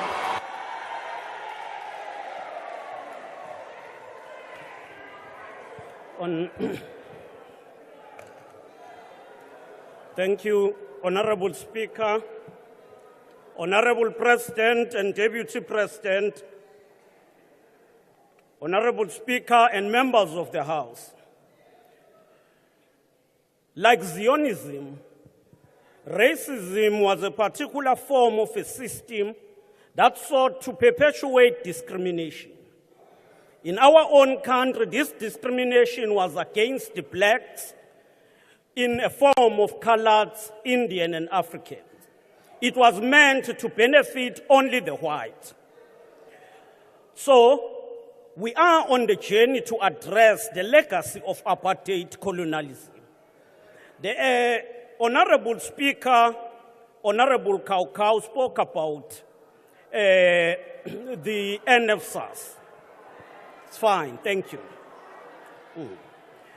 When she spoke about NSFAS, she forgets that there was no NSFAS before. And that NSFAS came with this African National Congress. But let me be quick to summarize this point. Honorable Chief Whip of the Opposition, let me be honest to you. I did tell some of your colleagues who have been there before, like they treat people from Eastern Cape in Western Cape. You yourself, they treat you, honorable member, like a refugee in the DA. It has been so for all others. There was once Lindy Wemazibugo, and she left. The list is long. So I wouldn't want to waste time, except to assure you that not long, you will be also ejected. Honorable Hadebe and the entire honorable members who speak about issues of KZN, I'm not going to be long on that issue. Again, ngisho nje into eyodwa ukuthi u-Honorable Premier uyibeke kahle. Wayichaza ukuthi i-development yabonakala ngohulumeni we-ANC. Ngoba ngesikhathi senu niphethe from 94 to 2004, naningafuni ukufaka ugesi, nithi ugesi uzoqopha inkomo. Kwakuyinina. And thanks to Honorable Hadebe for quoting and referring to the late former Premier Mchali. When the 4x4 led by ANC ministers, it was the former Premier Mchali who chastised them and said, "Nikijima kangaka nje kujahweni." Leyo kwakuyintuthuko elethwa yi-ANC ebantwini. Honorable members, the story of the children of democracy, narrated by His Excellency President Ramaphosa, didn't only capture the imagination of the nation, but received a number of endorsements from the youth and old, urban and rural, who have witnessed the ANC-led government changing their life. Honorable President, unlike what naysayers want us to believe, this House is today blessed by the presence of two ladies from here in Western Cape. The first is Zanele Ngwenya, who owns Izingwenya Plant Hire. The second is Yvonne Mukone, who owns Yvonne Mukone Construction. Both of them are beneficiaries of our program, the Contractor Development Program under the CIDP. This program, Malbongwe, this program has benefited more than 1,500 young people in the construction industry who are now owning their companies. When Ms. Ngwenya joined this program, her company was at grade C1, and today it's at grade C5. When Ms. Mukone joined this program, her company was in grade C2. It is now in grade 5. This is the change that has been brought by this ANC government. Among those who can attest to the progress and delivery of the ANC-led government are the youth of Umkambatini local municipality, where the president launched 11 Welisizwe bridges built in KwaZulu-Natal. The same feeling resonates with that of the people of Limpopo, Free State, Mpumalanga, Eastern Cape, Northwest, who have seen the ANC connecting communities through these Welisizwe bridges. Indeed, Mr. President, we are going to complete by the end of May the 96 bridges for this first financial year. When the President launched the Economic Recovery and Reconstruction Plan, he underscored that infrastructure will be a flywheel for economic recovery. Since 2020, the infrastructure project portfolio has grown from 50 to 126 gazetted projects. The infrastructure fund is now operational with an aggregate capital value of 66 billion. The projects supported by infrastructure program do not only contribute to provision of services, but also create jobs. A total of 139 billion has been invested in water projects. About 79 projects have been gazetted under energy, amounting to 1.4 trillion. 16 projects have been gazetted under transport sector. 6 have been completed already, which include the N1 Pulukwane East Ring Road Phase 2, the N1 Ventersburg to Kronstadt, the N3 Kettle Ridge in Durban, the N2 EB Klute interchange. Work is progressing well in packaging the project, which is Project Ukuvuselela, that is about transporting vehicles from Pretoria to Uga in Eastern Cape. On the high-speed train, as mentioned by the President, while the first project will be on the Johannesburg to Durban route, there is already a plan to ensure simultaneous planning and execution of Johannesburg to Limpopo high-speed train, as well as the one from Tshwane to Mbombela. It is only the ANC that plans for the entire country. Let's leave no one behind. Under Operation Pakisa, the Department of Public Works has invested more than 500 million on the repair and maintenance of fishing harbors. These are in Eastern Cape. We are working together with the Chinese government, who have offered an in-kind grant to conduct the feasibility study for the construction of small harbors in Northern Cape, Eastern Cape, and KwaZulu-Natal. Honorable members, as a country, we must all be intolerant of corruption and shoddy workmanship. We have to date managed to blacklist 7 companies from doing work with the state. We have recovered land to the value of more than 145 million that was transferred illegally from the state.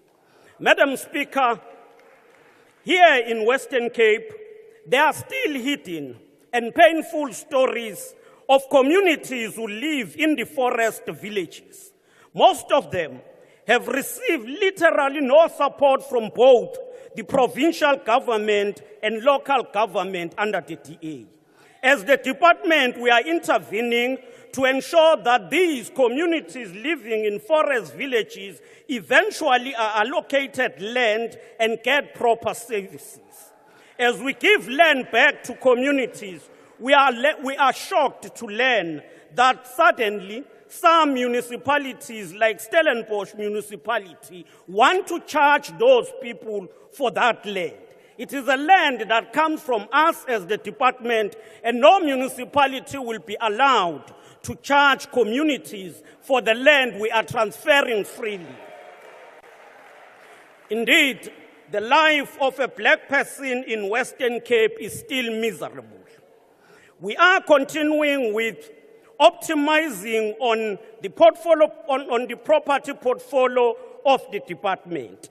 We are rolling out Operation Bring Back, and ensure that all state assets, including business, including properties, are optimized for the state to acquire more funds. Through the PPP, a number of buildings will be advertised for renovate, operate, and transfer before the end of February this year. To alleviate energy, we are steaming ahead with the Integrated Resource Efficiency and Renewable Energy Program, wherein we are putting alternative energy in all government buildings. We are going to ensure that this program is finalized and the winning bidder will be announced before the end of May 2024. Only the ANC has a plan for all South Africa, and only the ANC leaves no one behind. Let us unite in decisive action to defend the gains of freedom and advance a better life for all. As I said, there are those who still believe that apartheid can come back. They say people from Eastern Cape are refugees when they come here. These are people who still harbor racism because they believe that Group Areas Act was correct. They benefited from that racial system, and they still believe that they can still benefit even now. It cannot happen. Maybe to conclude, Honorable Leader of the IFP yesterday asked a question, made a statement that it was not only the ANC that fought for freedom. We want to accept that correct statement. Iqiniso. Kodwa leli qiniso aliphelele honorable member. Phakathi aliphelelanga. Sababona befundisi belwela inkululeko. Honorable member. Sababona abazalwane nabasebenzi belwela inkululeko. Abantu esingababonanga emzabalazweni inina. Asikaze sinibone emzabalazweni wenkululeko kwaze kwafika u1994. Honorable member, your time is up. Your time is up. Exactly, your time is up. Thank you. Thank you, honorable member. The next on the line is Honorable Sitlolo. Honorable Sitlolo.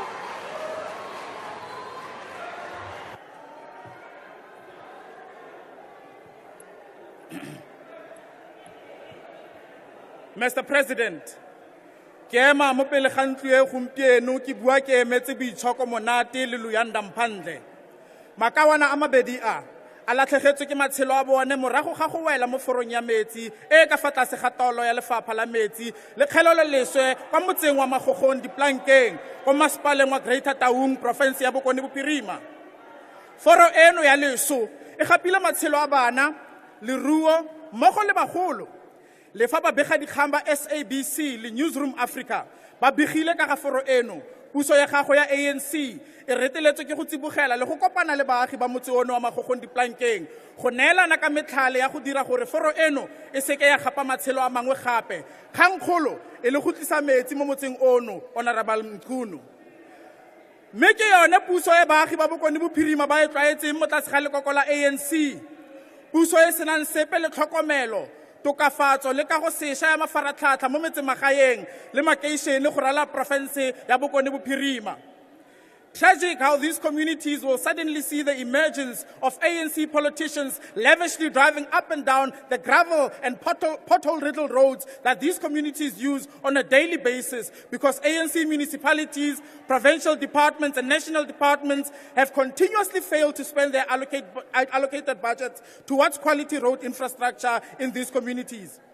What is even more tragic, Mr. President, is that you and your ministers have stood before this House and have spoken about how infrastructure plays a crucial role in the development and growth of South Africa.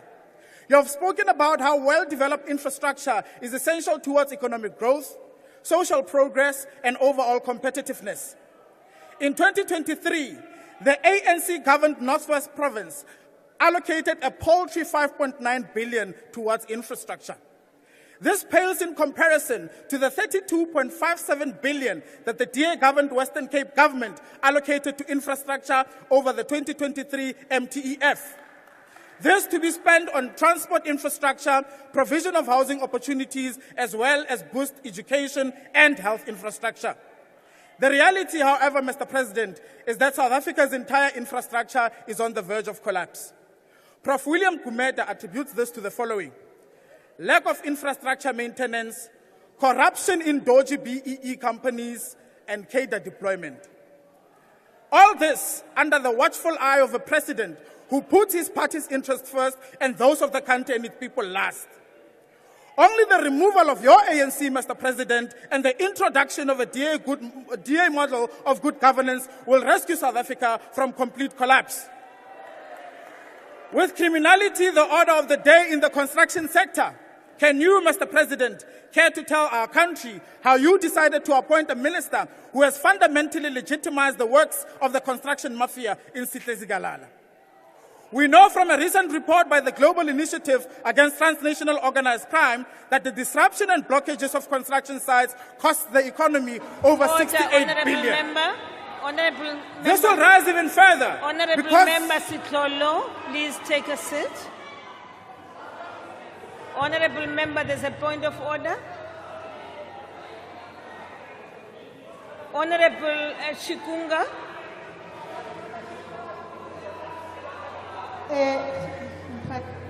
Speaker, umkhulumi lapha phambili uthi uMinister uZikalala uwenza usebenza kanye nabonayo.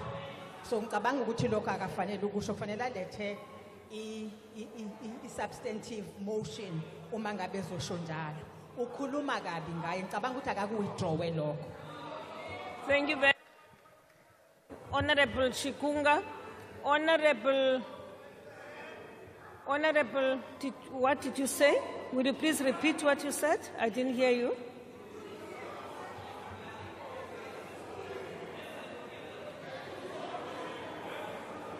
Honorable Sitlolo, did you say the minister legitimizes the work of the mafia?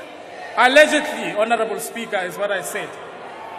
Allegedly, Honorable Speaker. Yes?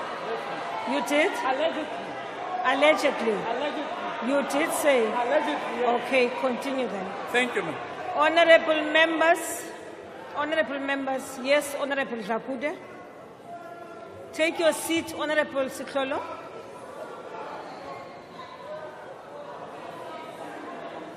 Thank you, Honorable Speaker.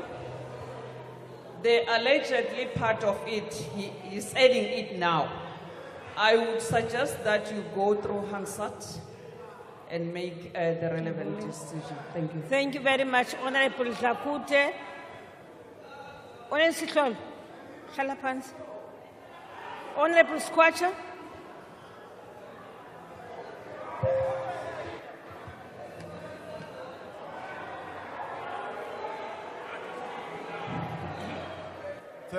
Thank you, Honorable Speaker. I wanted to ask Honorable Sitlolo whether he knows about MMC boy who is involved with the mafias from the city of Cape Town. Honorable Member Squatcher, Honorable Squatcher, it's not a point of order, man.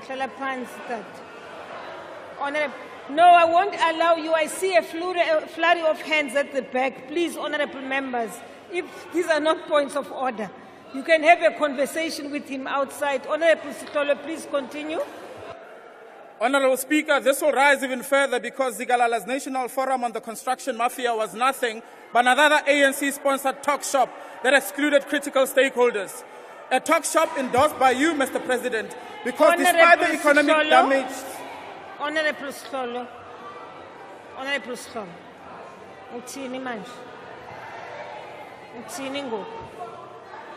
Uthini manje, tata? No, man, don't do that. Please.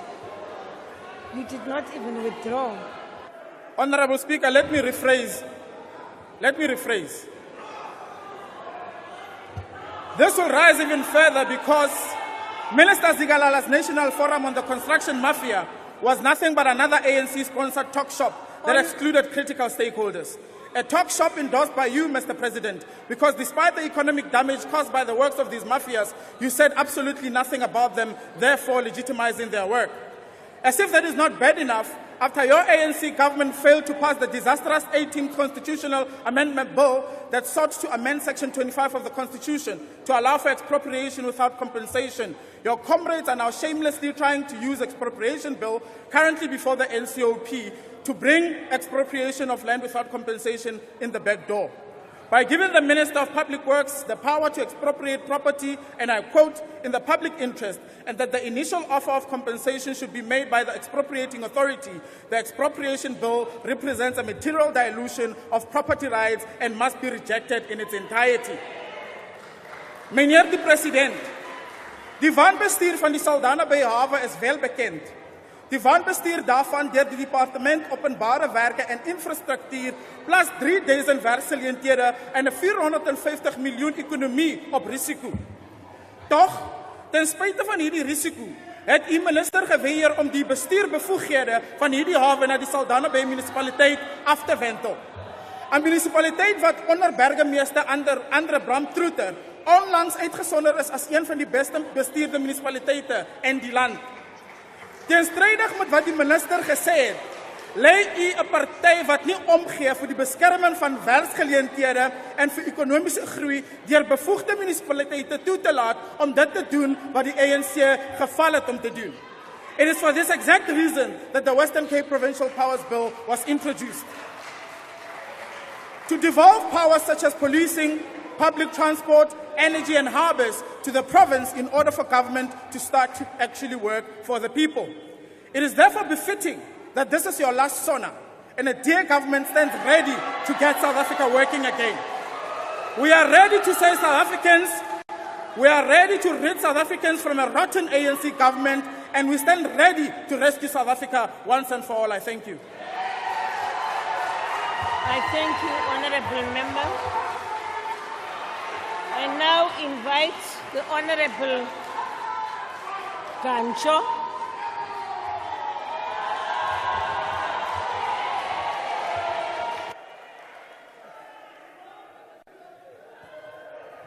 Thank you, Honourable Speaker.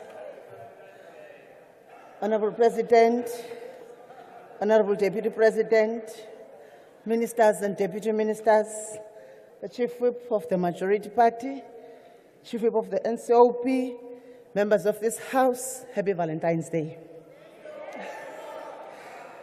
Honourable members, the African National Congress is the only political party that is consistent with its policy imperatives that have found expression in the Constitution of the country.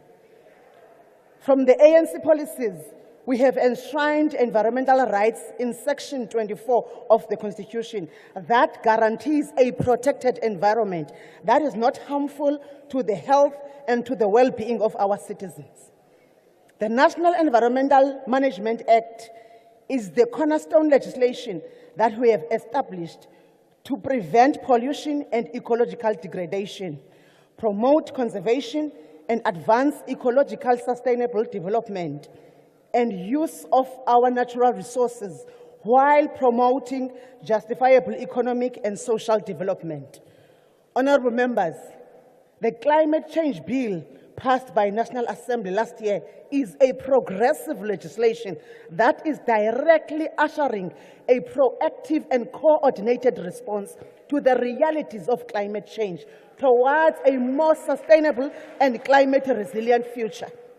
The Climate Change Bill, together with the Carbon Act, will reduce greenhouse gas emissions and promote a low-carbon economy faster than anticipated.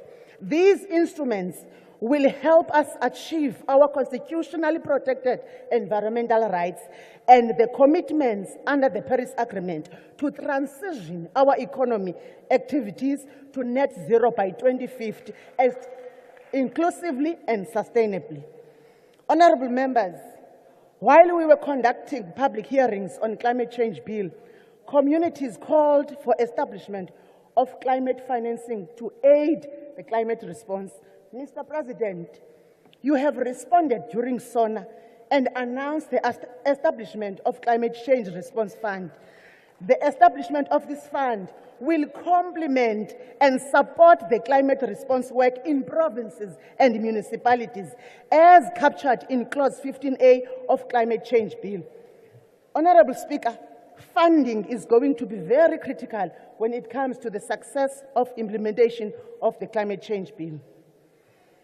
Honorable President, we are concerned that developed countries are not honoring their climate finance pledges. And by complicating processes of accessing these funds, which disadvantages developing countries such as ours, to a certain extent, their reluctance undermines our climate response efforts and exposes our communities to climate disasters. Honorable members, while finances are a major part of climate action, the bill is bringing in all stakeholders through forums, inclusive of all three spheres of government, businesses and community representatives, to ease communication, planning and coordination of climate change response action that will mitigate disasters while building preparedness. In April 2020, Mr. President, you said that our economic strategy going forward will require a social compact among role players, business, labor, community, and government to restructure the economy and achieve inclusive growth. The Presidential Climate Commission will be very instrumental, not only as an advisory body, but an additional monitoring and oversight layer to ensure the country's transitions. To ensure the country's transitions and no one is left behind. We will realize long-term just transition vision and a low-carbon and climate-resilient economy and society. Our transition has already begun. We need to harness more renewable energy sources. We need to adopt more sustainable agriculture practices, waste reduction through reuse and recycling, and promotion of green manufacturing, eco-friendly transportation, and sustainable tourism, and green infrastructure development. Honorable members, the 54th National Conference of the ANC emphasized expanding participation in our ocean economy's value chain for job creation, economic growth, and investment attraction. We need to use the blend of Operation Pakisa and restructure and recovery plan to unlock the potential of our nation's economy through strategic investment in key sectors like fisheries, small harbour development, governance, and capacity building. The importance of fisheries sector underscores the need for political determination to drive its transformation, including crucial investments in small harbours, local economic development, supporting fishing, tourism, and social economic impact. Honorable Speaker, as I conclude, Mr. President, your leadership, by prioritizing these sectors and allocating resources, we will drive economic growth, we will foster innovation and ensure sustainable development. These investments will stimulate industrialization, will meet domestic demands, and link our economy to the African and global value chains. And most importantly, it will respond to poverty, unemployment, and inequality. Phambi kokuba ngihlale phansi, Speaker, ndifuna uza nje kwabandlebe ezikhanyelanga. Kudala ningcola nicela amaxoxo kwesi stage. Kudala nisingcolela ngo-2024 nisithi makafike. Ufikile, Honorable Chief, ku-2024 sizawudibana phaya etshatshalazeni. Le ngxolo beniyenza apha ayizokunisebenzela. I-ANC izawubuya. Othi Tswalo baza kunibonisa, baza kuyivotela i-African National Congress. Enkosi. I thank you, Honorable Member. Thank you, Honorable Kancho. Thank you, Honorable Kancho. I now invite the Honorable T. Luwate.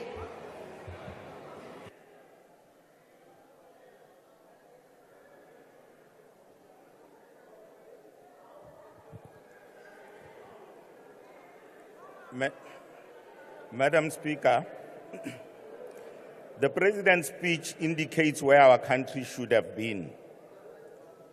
Unfortunately, we are still very far back, and worse still, we are regressing.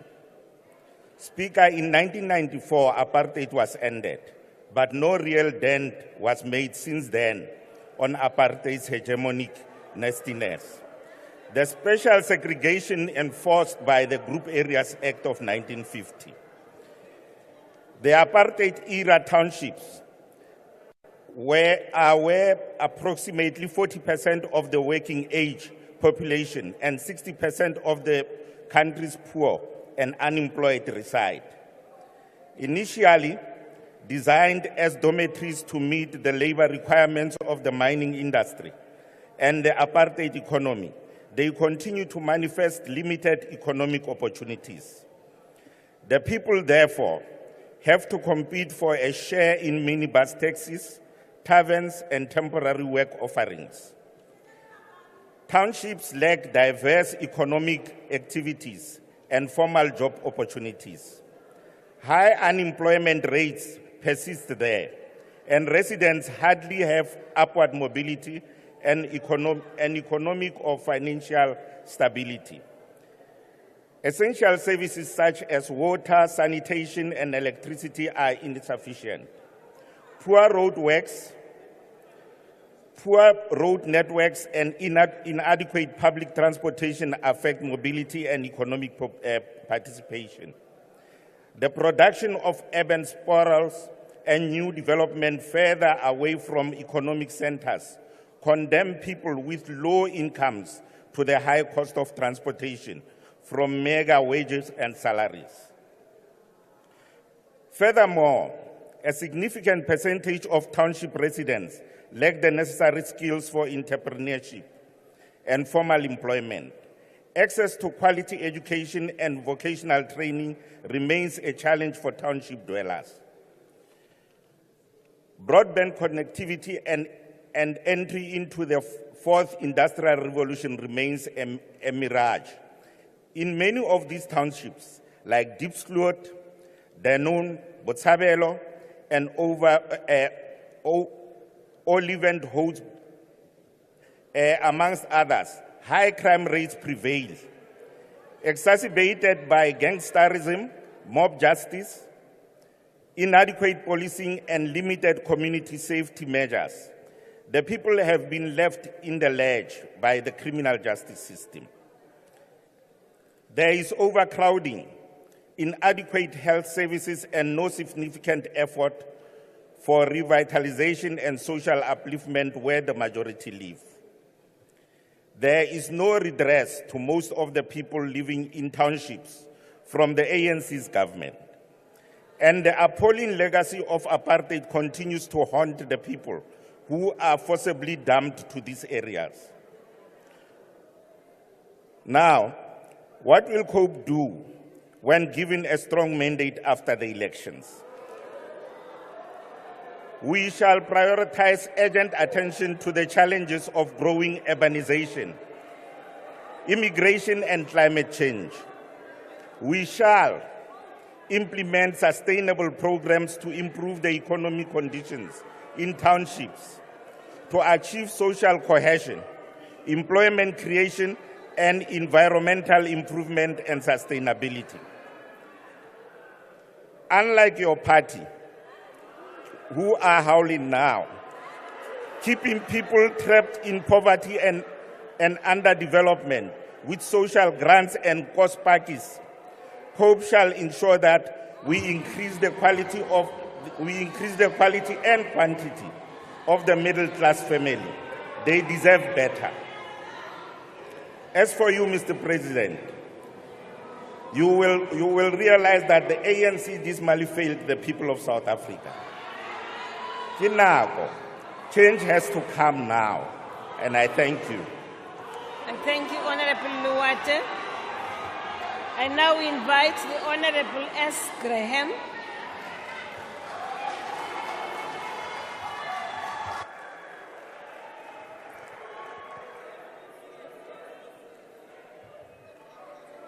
My fellow South Africans, in the last 30 years of ANC government, we have moved from the magnificent promise of a rainbow nation to the halcyon days of the Mandela era, via the turbid waters of the Zuma years, emerging into the black hole of the Ramaphosa presidency. With each phase, our country became more impoverished, morally, socially, and financially. Poorly implemented policies coupled with endemic corruption have been instrumental in perpetuating poverty. Our education, health, and social development institutions are failing. Our SOEs are collapsing. Crime is out of control. Unemployment is escalating. And the energy crisis remains the overarching mother of all failures. Entrenched poverty is the ANC's legacy. And with the pervasive moral poverty that has beset the governing party and the ANC believes that they can lie to us and get away with it. A case in point is the ongoing lies about load shedding being on the verge of being resolved. Mr. President, you perpetuated this lie last week. Within hours of your promises, the country was plunged back into stage 4, and in less than 24 hours, we were back at stage 6. And while we continue to lurch between stages, Minister Ramaphosa insists that load shedding is pretty much resolved. But you and your comrades would not fully appreciate the gravity of this as you remain unaffected in your taxpayer-funded ministerial homes using taxpayer-funded generators fueled by taxpayer-funded diesel. No wonder Honourable Lucas doesn't think that load shedding is the end of the world. In January, Minister Ramaphosa informed the country that Eskom had made great strides and that energy availability had exceeded demand.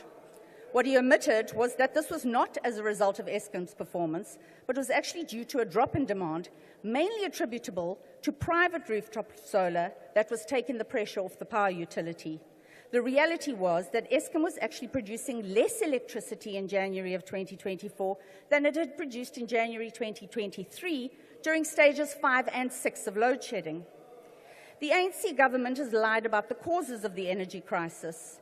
Unable to admit to their own ineptitude, short-sightedness and corruption, ANC Secretary-General Fikile Mbalula, the quintessential Pinocchio of politics, has blamed inter alia, state capture, the Just Energy Transition Program, Andre de Ruyter, and most recently sabotage for causing load shedding. 26 years ago, the government was warned that there would be insufficient electricity to meet demand by 2007. They ignored the warning. Load shedding started in 2007 and is now a permanent fixture of our lives.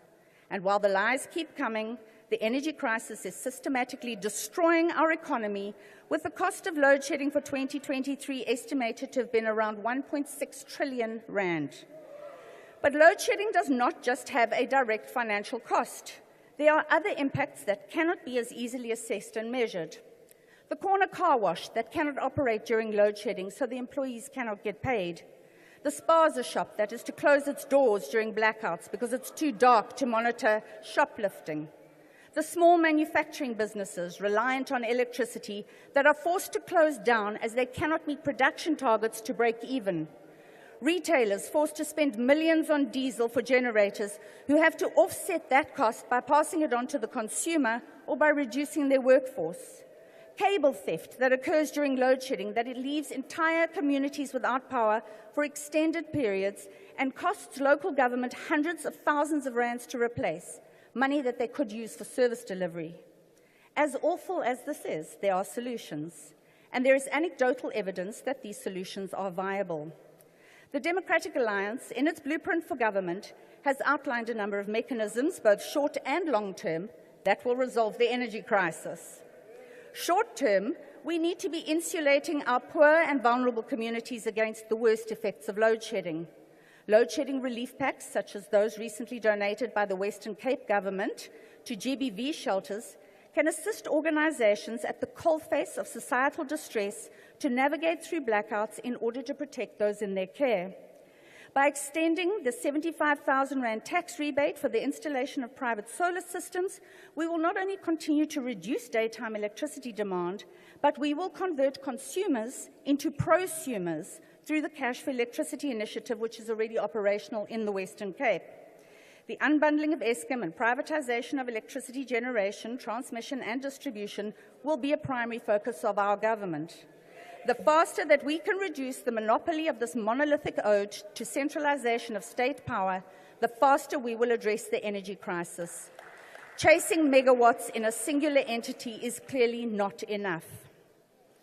Mr. President, it has been exactly a year since you announced your new Minister of Electricity and your government's commitment to ending the load shedding crisis. It has been the worst year of load shedding in our history. So I'm here to tell you that despite the ANC's lies, South Africans are trying to remain optimistic. We want to believe in the dream of a better country for everyone. But every time the lights go out, our hope dims further and the resentment burns brighter because you and your government have failed us all. It is time for the Democratic Alliance to step in to rescue South Africa before there's nothing left to rescue. I thank you. I thank you, Honourable Member. I now invite the Honourable, the Premier of the Northern Cape.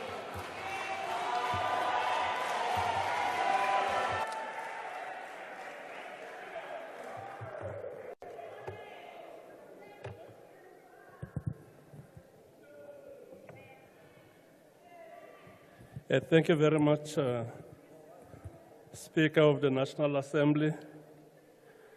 Let me also greet the chairperson of the NCOP, His Excellency, the President of South Africa and the Deputy President.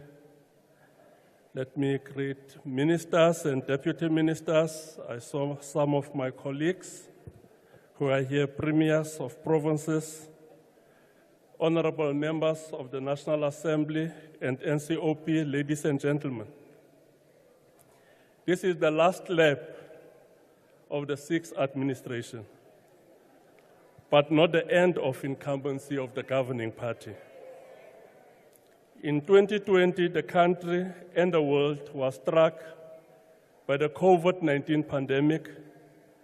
That same year, our Honorable President Ramaphosa likened gender-based violence and femicide to a second pandemic confronting our country.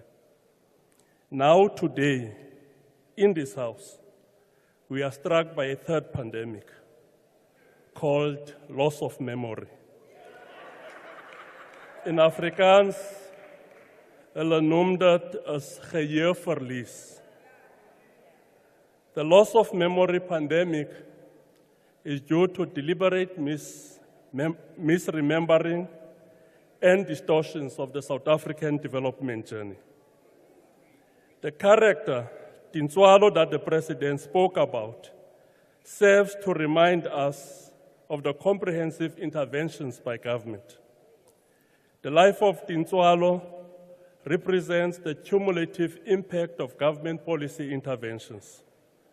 This is a real-life story of many young South Africans. To be a graduate today in South Africa is no longer an exclusive preserve of the rich and affording households. Today I have, as our special guest, our own Tintswalo from the Northern Cape province. We've got Eugene McCarters, there he is. It's our own Tintswalo from the Northern Cape. A first graduate in his family, very dynamic, upfront, and unapologetic young man. He was born in 1993, is from a female-headed household. As a result, was a beneficiary of the Child Support Grant. Was raised in an RDP house, attended a no-fee Pescodia High School that provided him with 2 free meals a day. He received a bursary from the Premier's office and NSFAS and completed his Bachelor in Education at Solplaatje University.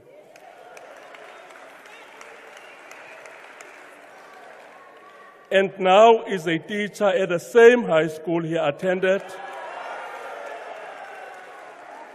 and is also pursuing his honors degree. There's thousands of young people with similar accounts in the Northern Cape. The ones with loss of memory will not even recognize them.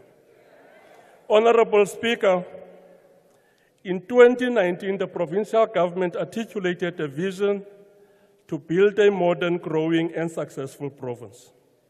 We remain committed to ensuring that we realize each of the 3 pillars of this vision, particularly focusing on health and education. The victims of false memory pandemic know very well that in 1995, the Human Development Index of South Africa was a mere 0.66, and now it's 0.727, which represents high Human Development Index. This is as a result of increased access to better quality public education, increased access to health care, and increase in the income of poor households. The Northern Cape is now one of the 6 provinces in the country with an HDI above 0.70, which is a clear indication of improvement in human development. The percentage of persons aged 20 years and older with no schooling in the Northern Cape declined from 22.7% in 1996 to 6.7% in 2022. This means that we have exponentially increased access to education with a total learner enrollment exceeding for the first time 300,000 in 554 schools this year. Over the past 3 years, our grade 12 results cumulatively recorded 10% increase from 66% in 2020 to 76% in 2023. Madam Speaker, we have improved access to provision of healthcare services in the Northern Cape. Life expectancy in the province increased for both males and females. Males saw an increase from 51 to 58 years, and females saw an increase from 55 to 64 years. The infant mortality rate has decreased to 16.1% per 1,000 live births. This is way below the SDG 3.2, which aims to achieve below 25 per 1,000 live births by 2030.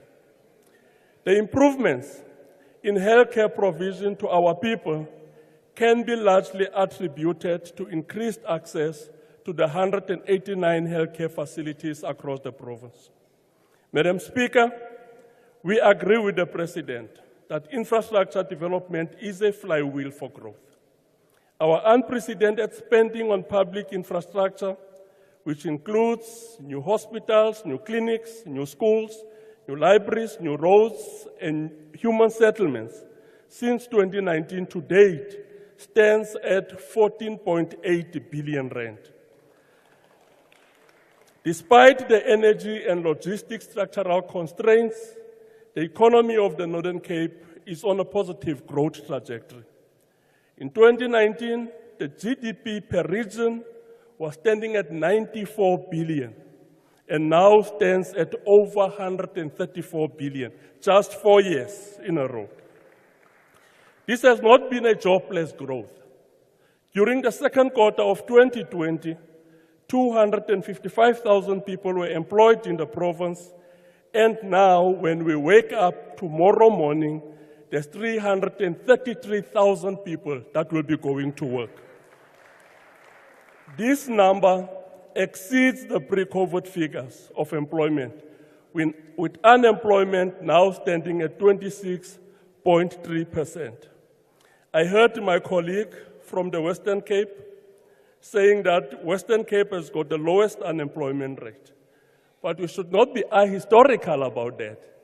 Even when the ANC was in power here, the Western Cape had the lowest unemployment in the country. So if we are ahistoric about it, we will continue to throw these figures and decontextualize them. The implementation of the catalytic projects, such as Special Economic Zone, Buchuberg's Bay Port, the Green Hydrogen Project, and the Katu Industrial Park will permanently change the socio-economic landscape of the province and increase job opportunities. The major contributing factor to unemployment in the Northern Cape is the low skills base. During March, in collaboration with Mersita, we will launch the Skills Development and Bursary Program amounting to 210 million rand, benefiting more than 2,000 young people. Since 2019, our partnership with CITAS has benefited 14,800 young people in the province. Through the Premier's Bursary Fund, we have already assisted 530 deserving young people from the province that pursue studies in scarce skills areas and had written off 154 million in their outstanding debt. The Solplaatje University just had its 10th anniversary celebration and is a significant landmark in Kimberley with a student population of more than 5,200. The university is also a draw card for skills development in the province. I think it was 2 years back, Honorable Speaker, I was listening to one of the members from the opposition benches saying that the Solplaatje University is not more than a decorated high school. We took that as an insult in the Northern Cape. And I would invite that member just to go and witness the kind of development that is taking place in building that university. And today it's a significant landmark in Kimberley. Madam Speaker, the provincial government has a very progressive procurement regime. The total spent on goods and services over the past 4 years amounts to 26 billion rand. Of the 26 billion rand, 5 billion was spent on women and women-owned suppliers. 1.5 billion rand was spent on young people. 51 million, which we need to improve on, was spent on people living with disabilities. The total spent on black-owned suppliers amounts to 15 billion rand, which is 58% of our procurement. An amount of 14 billion rand was spent on small businesses because we appreciate the role that small businesses play in ensuring that we've got vibrancy and dynamism in the provincial economy. Honorable Speaker, His Excellency President Ramaphosa initiated the annual Presidential Investment Conference to realize 1.2 trillion investment over a period of 5 years. 70 billion rand of this investment was made in the Northern Cape in energy and mining. Some of these major investments were Vedanta, PMG Orion, Unigreen, Skatec, and Aqua. Now we are at the forefront of driving investment in green hydrogen, and we have launched a green hydrogen master plan. Madam Speaker, we committed ourselves to sound financial management. We have significantly improved our audit outcomes and cut unnecessary wastages. We continue to render support to our municipalities for sound financial management and accountability. Honorable Premier, The support sorry, your initiatives time is up. includes, amongst others, Operation Clean Audit. Honorable Thank you Premier. very much, Honorable Speaker, for the opportunity. Thank you, Honorable Member. I thank you.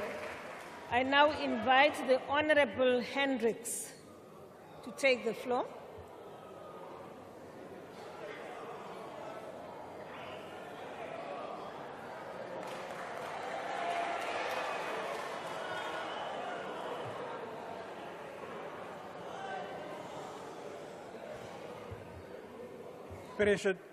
President Ramaphosa, minutes after your shona, the SABC wanted a score out of 10. I had to duck and dive. After all, in Parliament, you told the nation you will cheer for Al-Jamaa, as Al-Jamaa does not have members of Parliament to cheer. The reporter nagged me for a score, and I gave you 6 out of 10. But today, President, I give you 10 out of 10. A round of applause.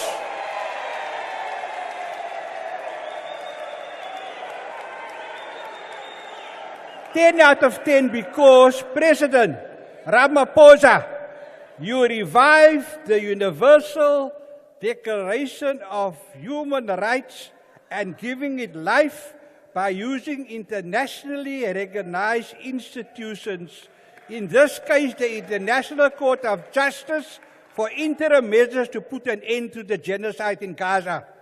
You went further and laid a criminal charge at another international court, the International Criminal Court, that a warrant of arrest for war crimes be laid against Netanyahu. Yesterday, you asked the ICJ to stop genocide in Rafah. President Ramaphosa, you have done South Africa proud more than any other South African leader with your support for the convention and the declaration. At this point in our history, it is befitting to pay tribute to all the Palestinian resistance movements led by Hamas, like we pay tribute to the resistance movements led by the ANC for the freedoms we enjoy today. You talk about arrest warrants, President. Arrest warrants for complicity must also be issued in South Africa to religious leaders like a respected rabbi and organizations like the board and the federation. These organizations, President, must be shut down. Political parties who support genocide do not deserve space on the ballot paper.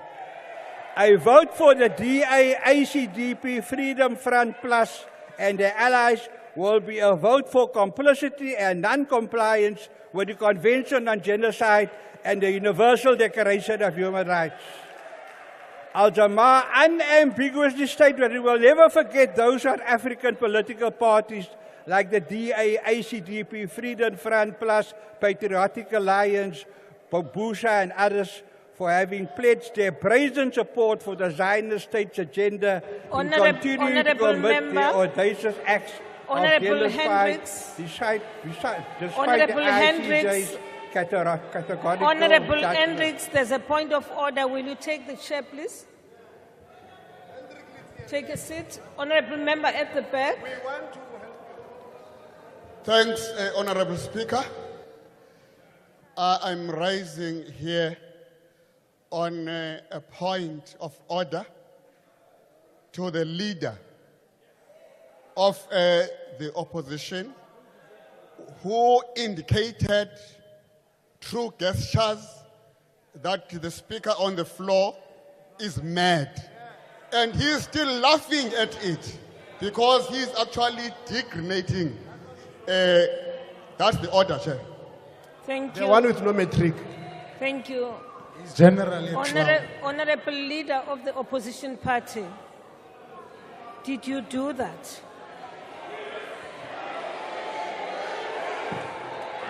No, Honorable Member, please.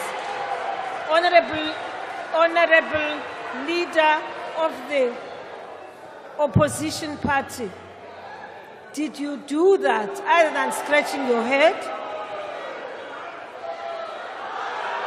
No, Honorable Member. Order. Honorable Member, I expect you to do better than that. If that is what you did, I expect you to do better than that. You are a leader of a political party. Honorable Member. Honorable Member, Honorable Steenhuisen, I expect you to do better than that. I didn't hear. What's your response? No, it's not done, Honorable Member. Order! Honorable Steenhuisen, you know what? At times as we grew up, as you were talking, people would use their hands, talking you down and creating an impression that what you are saying, the truth you are saying, is mad, is madness in your head. Don't do it. Don't do it, Honorable Member. Don't repeat it. There are no members who have taken the floor who are mad in this House. No, Honorable Member. Honorable Member Steenhuisen, you may take it light, but actually it is wrong. Yes, because you are suggesting that the member is mad. He is not mad. He is simply addressing the House and is speaking the truth. Thank you. Yes. Yes, Honorable Member. Honorable Hlakute.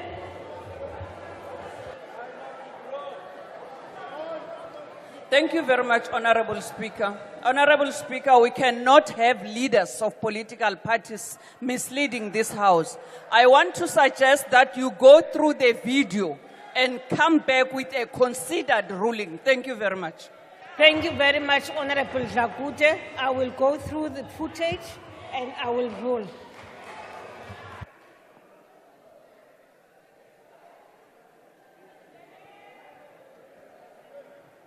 Thank you very much, Honorable Hlakute. Thank you, Honorable Steenhuisen. I will go through the footage and I will come back and rule. And I will rule tomorrow. Now, Honorable Hendrik, continue. Honorable Speaker, chocolates in Franschhoek are more important than genocide for the Premier of the Western Cape.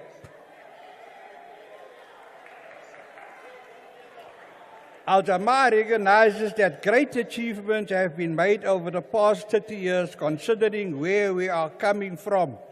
Honorable Speaker, you cannot imagine what harm apartheid caused when the ANC took over in 1994.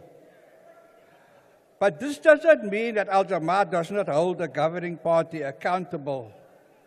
Al-Jamaa does this in spite of the chair of the ANC lamenting we voted against an ANC matter 3 times in a row.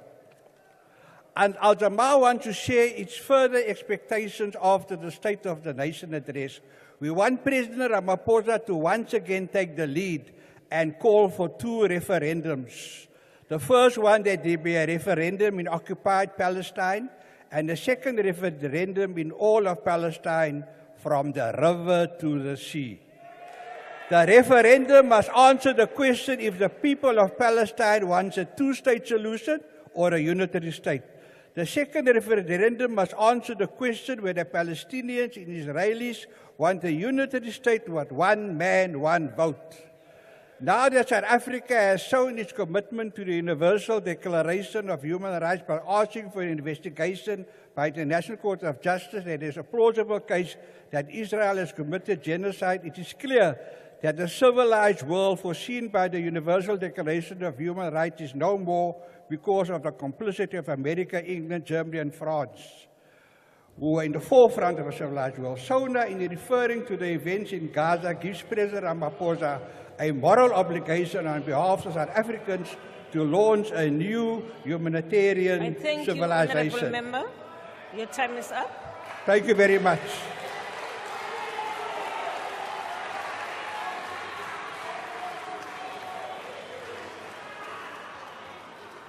Order, Honorable Members. Honorable Members, there is Rule 2 states that no member shall use unparliamentary, offensive, abusive, insulting, disrespectful, unbecoming language or sounds, or offensive or threatening gestures. And I just want to make the point, Honorable Steenhuisen. I am reading the rules. And I am saying to you, tomorrow I will rule on the matter because I will go through the video.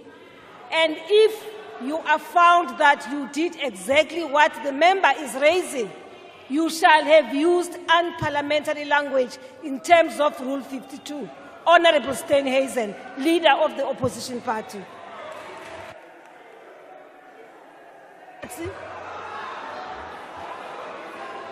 Honorable Malatsi.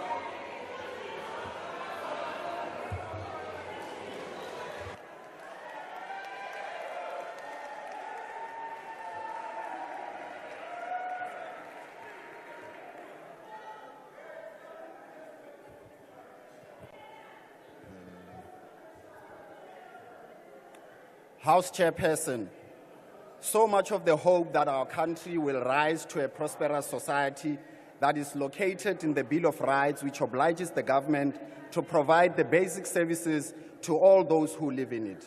The painful reality of the state of our nation today is that the ANC is failing spectacularly to deliver on the mandate of the Bill of Rights.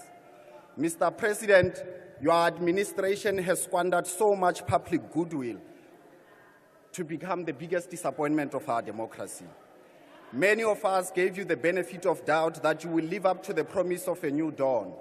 We all believed in good faith that your patriotism will force you to choose what is best for the country, even if it wasn't best for the party. But what did you do? You blew it. You betrayed the public goodwill to choose your party over the country over and again. While your praise singers paraded you as the Messiah who would lead South Africa into the promised land, you have turned out to be a smooth talker, high on promise but low on delivery. The true state of the nation is that many South Africans no longer have the patience to give your government more time to do the simplest task of delivering basic services. Your government's mishandling of the economy is inflicting insufferable pain on millions of South Africans who are struggling to survive. While you squander 600,000 feeding guests in the presidential jet, thousands of families can't even afford to put bread on the table. When all South Africans offered their goodwill to you to at least live up to your promise about lifestyle audits for ministers, what did you do? You blew it. Mr. President, the SONA was not the victory parade that you attempted to portray. In fact, what it did was to expose your government as a serial underachiever that is content with mediocrity. And you have consistently proven now that you are beyond rehabilitation for anyone to believe that you can perform better. Le hono re sabeile meganya phatleng re iputsa hore na o tla kgona jwang go phethagatša ditshepišo tšeo o bolelang ka tšona mola o e sa palela ke tša mengwaga e fetang. More South Africans are unemployed today than they were when you first came to office. With youth unemployment standing at 43.4%, little has changed for a lot of young people who are still struggling to find a job. So for all your boasting about Tintswalo, there are thousands of young people who have never worked a day in their life. And they will likely never ever work a day in their lifetime for as long as you are the president of this country. If you go to Soweto and Soshanguve, there are tens of thousands of young unemployed graduates who are struggling to find jobs because of your administration's economic policies. These young people have been sentenced to a lifetime of despair by your government. For them, every single day in their lives is a brutal reminder that the government has left them behind. Those of us who live in villages are witnesses to your administration's legacy of non-delivery. Minister Nkadimeng, your legacy of failure as the mayor of Polokwane is unforgettable for those of us who come there.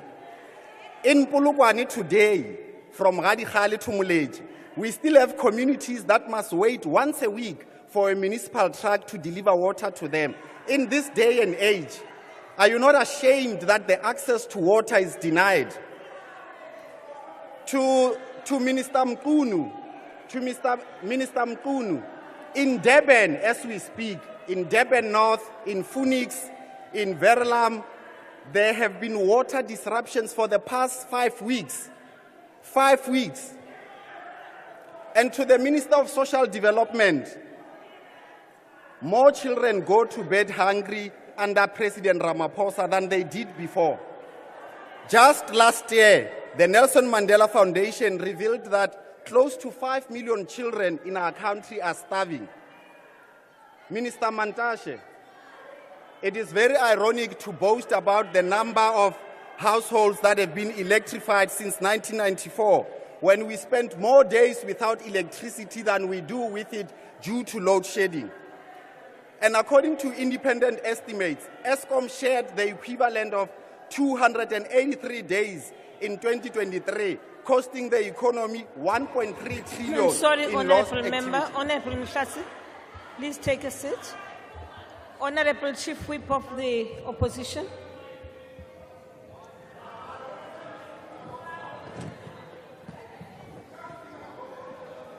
Speaker, can I please ask you to intervene? The members, and particularly that corner, are drowning my speaker. Thank you very much, Honourable.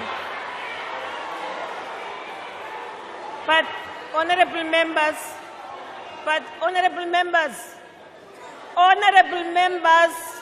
to my right, actually it is true, you are drowning the speaker. Yes, Honourable members, especially you, Honourable members at the back, you are. Honourable members, please lower your voices. I mean, we're not stopping you from heckling, but you can do it better than this. No, honourable members. Honourable member. Honourable member. And Funukubiza, don't do that. Don't do that. No, honourable members. Honestly, it is true that you are drowning the speaker. Thank you. You may continue, Honourable Malatsi. The Honourable Dagmore tried really hard yesterday to taint the city of Cape Town. But you see, facts are more powerful than opinions. And facts are that, according to Nedbank's capital expenditure project listing for 2023, the general government announced 1.3 billion worth of projects, and 60% of all these projects are from the city of Cape Town, including 45 billion on upgrading waterways, sewers, road infrastructure, and 24 billion minimizing load shedding. Mr. President, state capture is a product of your comrades' appetite for nice things they can't afford. It was ANC cadres who were recipients of bribes. So while you preach zero tolerance against corruption, but you still can't fire ministers who were identified by the state capture report for getting involved in corruption. Mr. President, when you look yourself in the mirror, do you absolutely believe that the Deputy President is beyond reproach? Do you absolutely believe that the Deputy President is a man of integrity? Because every time you have had an opportunity to show the country that you are serious about fighting corruption, all you did was to blow it. So the next election is going to be an opportunity to reset our country on the path of prosperity. South Africa today finds itself Honourable Malatsi, please take your seat. Take your seat. What's happening, Honourable Deputy Minister? Why are you doing that? Why are you blowing balloons and flying them? No, please don't do that. Yes, Honourable Chief Whip of the Opposition. Speaker, the Deputy Minister has been blowing balloons and throwing them all over the stage. The House Chair yesterday, excuse me, please, Honourable members, Honourable members, please, the Speaker is on the floor and is protected. Yes. The House Chair, Speaker, yesterday made a ruling about bringing the gestures and bringing in symbols. And the Deputy Minister is busy blowing balloons on the stage, please. Actually, not only that, I've just right now reminded everybody about that kind of conduct when the leader of the opposition party made a gesture which we are still investigating. So, Honorable, please, Deputy Minister, please. Honorable Malatsi, please continue.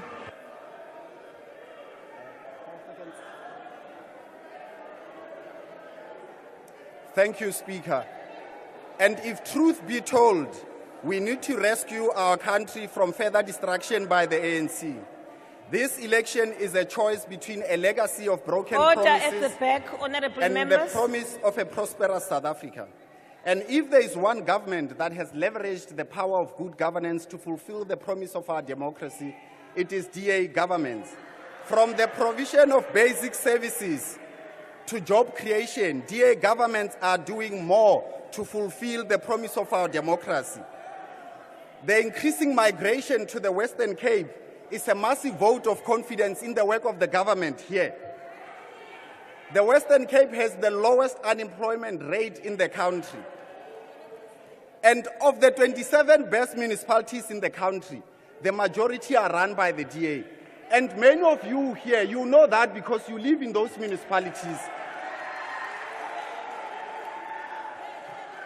DA municipalities regularly outperform national average on key metrics such as quality of water, sanitation, and refuse removal.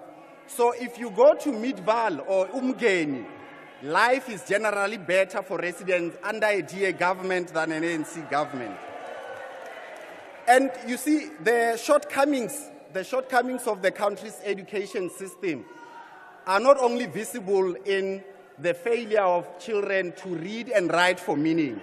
They are also visible in the personalities of ministers and ANC members who can read statistics.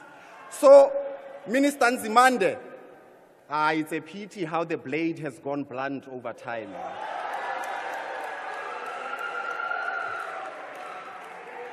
There are currently 645 unemployed junior doctors in the country who completed their community service in December, and they haven't been placed. One of them, Tahalo Tibela, comes from Violet Bank, where the Honorable Lamula would know very well because it is in Bushbuck Ridge. And Honorable Motsoaledi, you've got a very important job. Focus on making sure that the provision of ID, passports, and our borders are secure. I know that you are still not over not being the Minister of Health, but let's move on. And the Honorable Mabuyane, I understand your dilemma. The best of the Eastern Cape is in the DA, so you are left with the west of it. The Honorable Premier of the Northern Cape, keep doing those bilateral meetings with the Western Cape Premier that you initiated. You will be on the right track because best practice must be shared and executed. So for all of us to fully enjoy the fruits of our democracy, we must rescue our country from the clutches of further destruction. This is why a DA government will not introduce new taxes to protect the middle class from the rising cost of living. We will increase social grants to match the poverty line, to empower poor people to provide for their families. We will professionalize the public service by getting rid of cadre deployment. So South Africa, we have a once-in-a-lifetime opportunity to vote for a government that will give true meaning to realize the freedoms that so many fought for. I thank you, Honorable Member. I thank you. Honorable Member, Minister, Deputy Minister of Higher before Honorable Member of Thank you, Speaker. Minister of Higher Education, Honorable Member, will you please pick up your balloons before you address the House? Okay. Honorable Deputy Minister. I was trying to hold. Deputy Minister, will you please pick up your balloons Yes. before you address the House? I was trying to hold. Pick up your balloons before you address the House. Thank you. Thank you. I was trying to also blow hot air, Honorable Speaker. And you know, I was listening to the Honorable Malatsi here. Order, honorable members. And I'd like to quote in response to your speech. If the Honorable Julius Malema would have been here, I would like to quote what he would have said in Moses Mabhida at the stadium in response to your speech.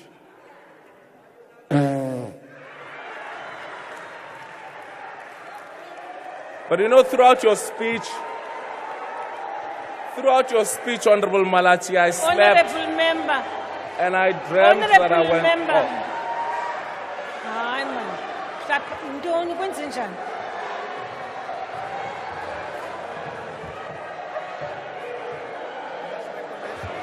What language is this you are using? It's a language that was spoken at Moses Mabhida Stadium, Honorable Speaker, Honorable over member. the weekend. Okay, take your seat, please. Oh. Honorable member, order. Speaker, the Honorable Deputy Minister has made a vulgar gesture to our member. Yeah. I would request you to visit the video and come back with a ruling. It is terrible for a Deputy Minister to act in this fashion. Honorable member, Honorable Deputy Minister, will you please withdraw and apologize for the gesture?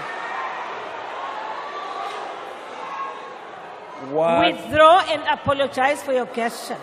What should I withdraw, Speaker? That which is vulgar, which we all saw you doing. Which is what, Speaker? Which is blowing the nose. Okay. I withdraw blowing the Please, nose. man, please. I withdraw blowing the nose. Thank you very much. Thank you. But there's a lot of hot air that was blown here and you didn't ask him to withdraw. And throughout his speech, I slept and I died. I slept and I dreamt that I died and went to hell. But you must worry not, Honorable Member. When I was there, saw a certain Helen in all uniform, pitchfork, and wearing Prada. And she greeted me with so much zeal. It was so exciting. And this is how, by the way, as a spoiler alert, this speech is going to end. Noam Chomsky, the author of that magnus opus, Manufacturing Consent, wrote, and I quote, "The whole point of good propaganda is to create a slogan that nobody is going to be against and everybody is going to be for. Nobody knows what it means because it means nothing," close quote. Over the last 2 years, Mr. President, we have witnessed a phase of Chomsky's manufacturing consent, where individual takes liberties in stretching the truth, in twisting facts, in repurposing lies, representing this as an alternative to the ANC government. The running slogan of this propaganda has been that the ANC has failed as government, that it is going to lose the next election, that it will manufacture lies to pull wool over the eyes of the people, and that if this fails, and this is the most ridiculous part of the hypothesis, that it will steal these elections just as the rest of their black friends throughout the continents have been doing over the years. This slogan starts with a self-fulfilling prophecy and is accompanied by statements that instills fear in the minds of the people. If you tell a medical doctor, by the way, Honorable Mesho, if you're still here, this medical doctor is actually gay or lesbian, whether you like it or not. If you tell this medical doctor, who has just graduated from WITS, fully funded by the NSFAS, having evaded poverty, and have an RDP house as part of their family intervention, have an electrified house, clean piped water and paved roads, if you tell them that the ANC has failed, because they may not have a job at that particular moment, they may fall into this particular propaganda. I can go on with as many examples that the intention The intention is that this is good propaganda. It has to be meaningless in order for it to be believable. The people will know to be careful who tells them that the ANC has failed and that their nefarious intentions are. This, President, is the 7th election since 1994. And in all those years, there's never been even a shred of suspicion, let alone accusation, that any of the elections have been stolen. This statement is meant to create doubt and suspicion, but also fermenting chaos in the inevitable fate that this self-fulfilling prophecy fails. We have seen elements of the self-fulfilling prophecy playing itself out in the State of the Nation Address debate, with even the skinniest of political parties pitching up on this lectern with pumped-up chest to lecture us about how the ANC has failed and how they've done better than the ANC went to govern. I don't know if you've seen Mr. President, Honorable Holomisa, when he came here, announcing with so much pomposity that they're going to be launching their elections manifesto at Gallagher Convention Center, or wherever that place is. And I suppose the only time we will ever see FNB Stadium is when his favorite team, Kaizer Chiefs, plays. But even the IFP did not want to be left out of this party, as they manufactured the truth to claim that they, as part of the government of national unity, were the center of progress and that KZN was a shining star under their leadership. How cute. How soon do they want us to forget that they were dragged kicking and screaming to the first national general elections, and that all that we remember of the IFP and the Honorable Mangosuthu Buthelezi, may his soul rest in peace, was when he became acting president for a day and invaded Lesotho. That's all we remember about their role under the government of national unity. This was clearly a failed attempt on the part of the IFP's president to join in on the propaganda slogan of the DA, where they claim, where they govern better. I don't know if the people of Tshwane think the same, because interestingly, when the Honorable Premier of the Western Cape was speaking about tale of two parties, he forgets to mention what is happening in Pretoria, in Tshwane, and I'll tell you why. I'll tell you why. The DA in Tshwane has cancelled a free Wi-Fi program that young people had access to. They've cancelled the extended public works program, which offered mass employment for young people.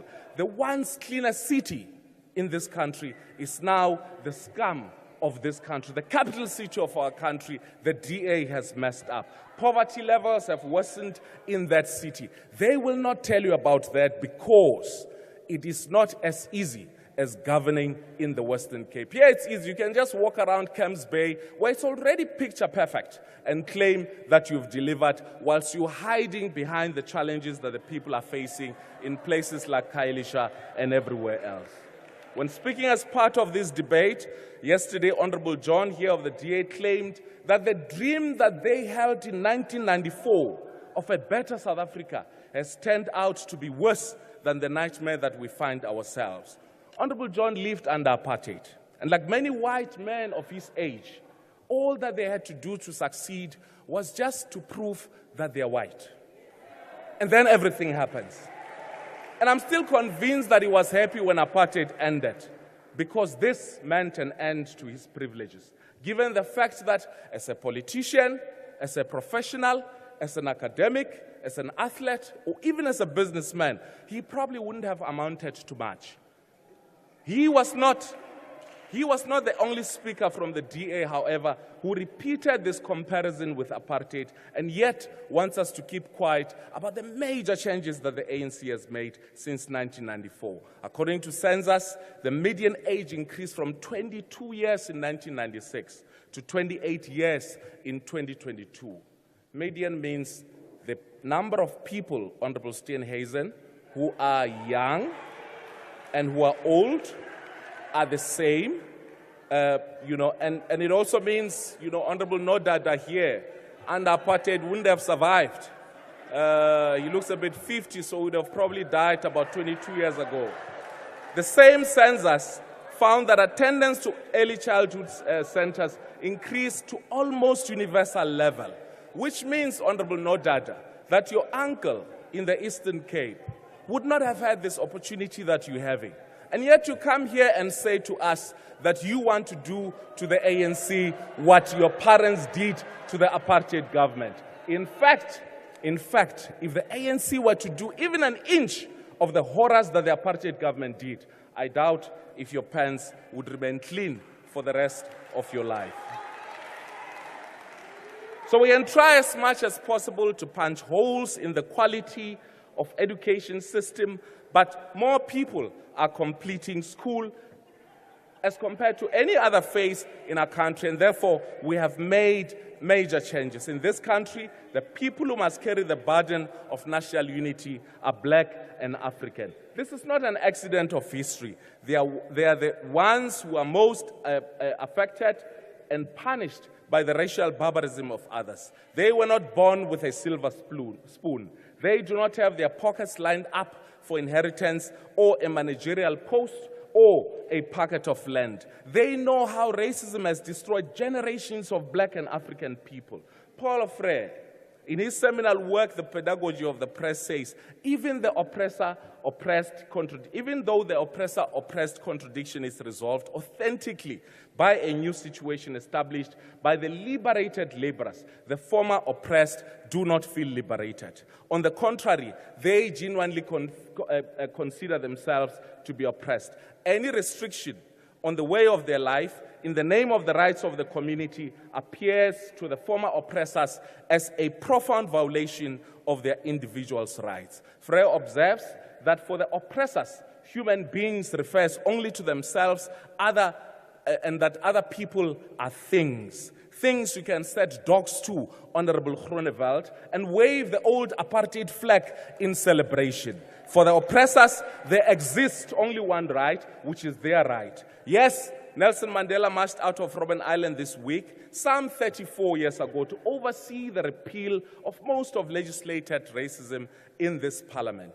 But racism remains, and it's institutionalized. It feeds off the privilege of a certain section of our society. Many young people from all walks of life detest this racism. But this racism in this house is led by the Democratic Alliance. Their support for Israel acts of alleged genocide is nothing but a glaring perpetuation of what failed in this country, which is apartheid racism. When the DA's Honorable John refers to young black people in Gauteng as drunks from Pep Store and all of that, it is the subtle racism that has captured him internally within the DA.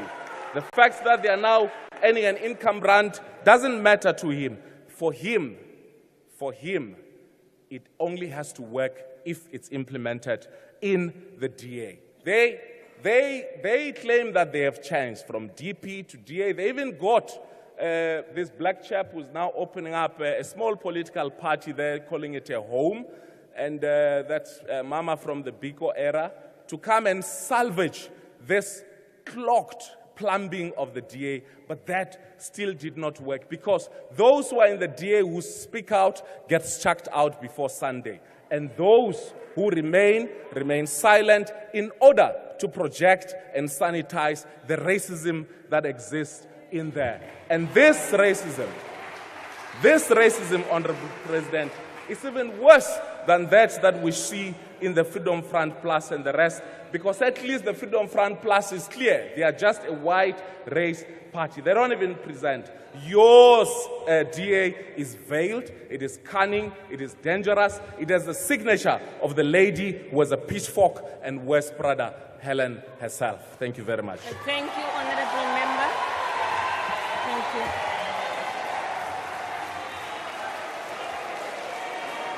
Honorable members,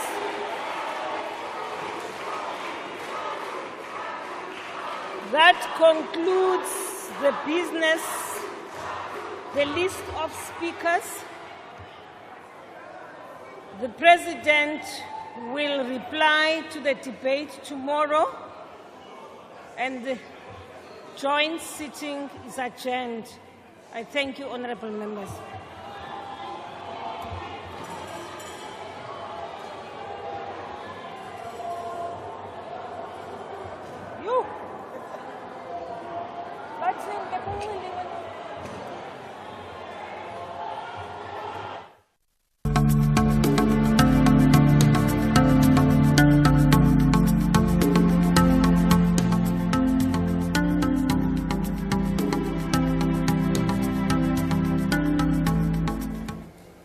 And that's it. That's the end of the debate on the State of the Nation Address 2024. Over the last 2 days, members of Parliament have taken the opportunity to make the remarks on the President's address, which he delivered last week, Thursday. Yes, indeed, Shitla Mariso, the parties have used this opportunity of the debate on the State of the Nation Address efficiently. The State of the Nation Address debate is one of the many mechanisms that Parliament uses to hold the executive to account. The SONA debate concludes tomorrow with the President's reply scheduled for 2 p.m. Join us for the build-up from 12 p.m. tomorrow. We will be speaking to members and ministers who participated in the debate today.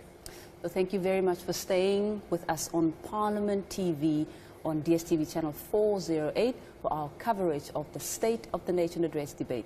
See you tomorrow and goodbye. Thank you. It's a goodbye from us.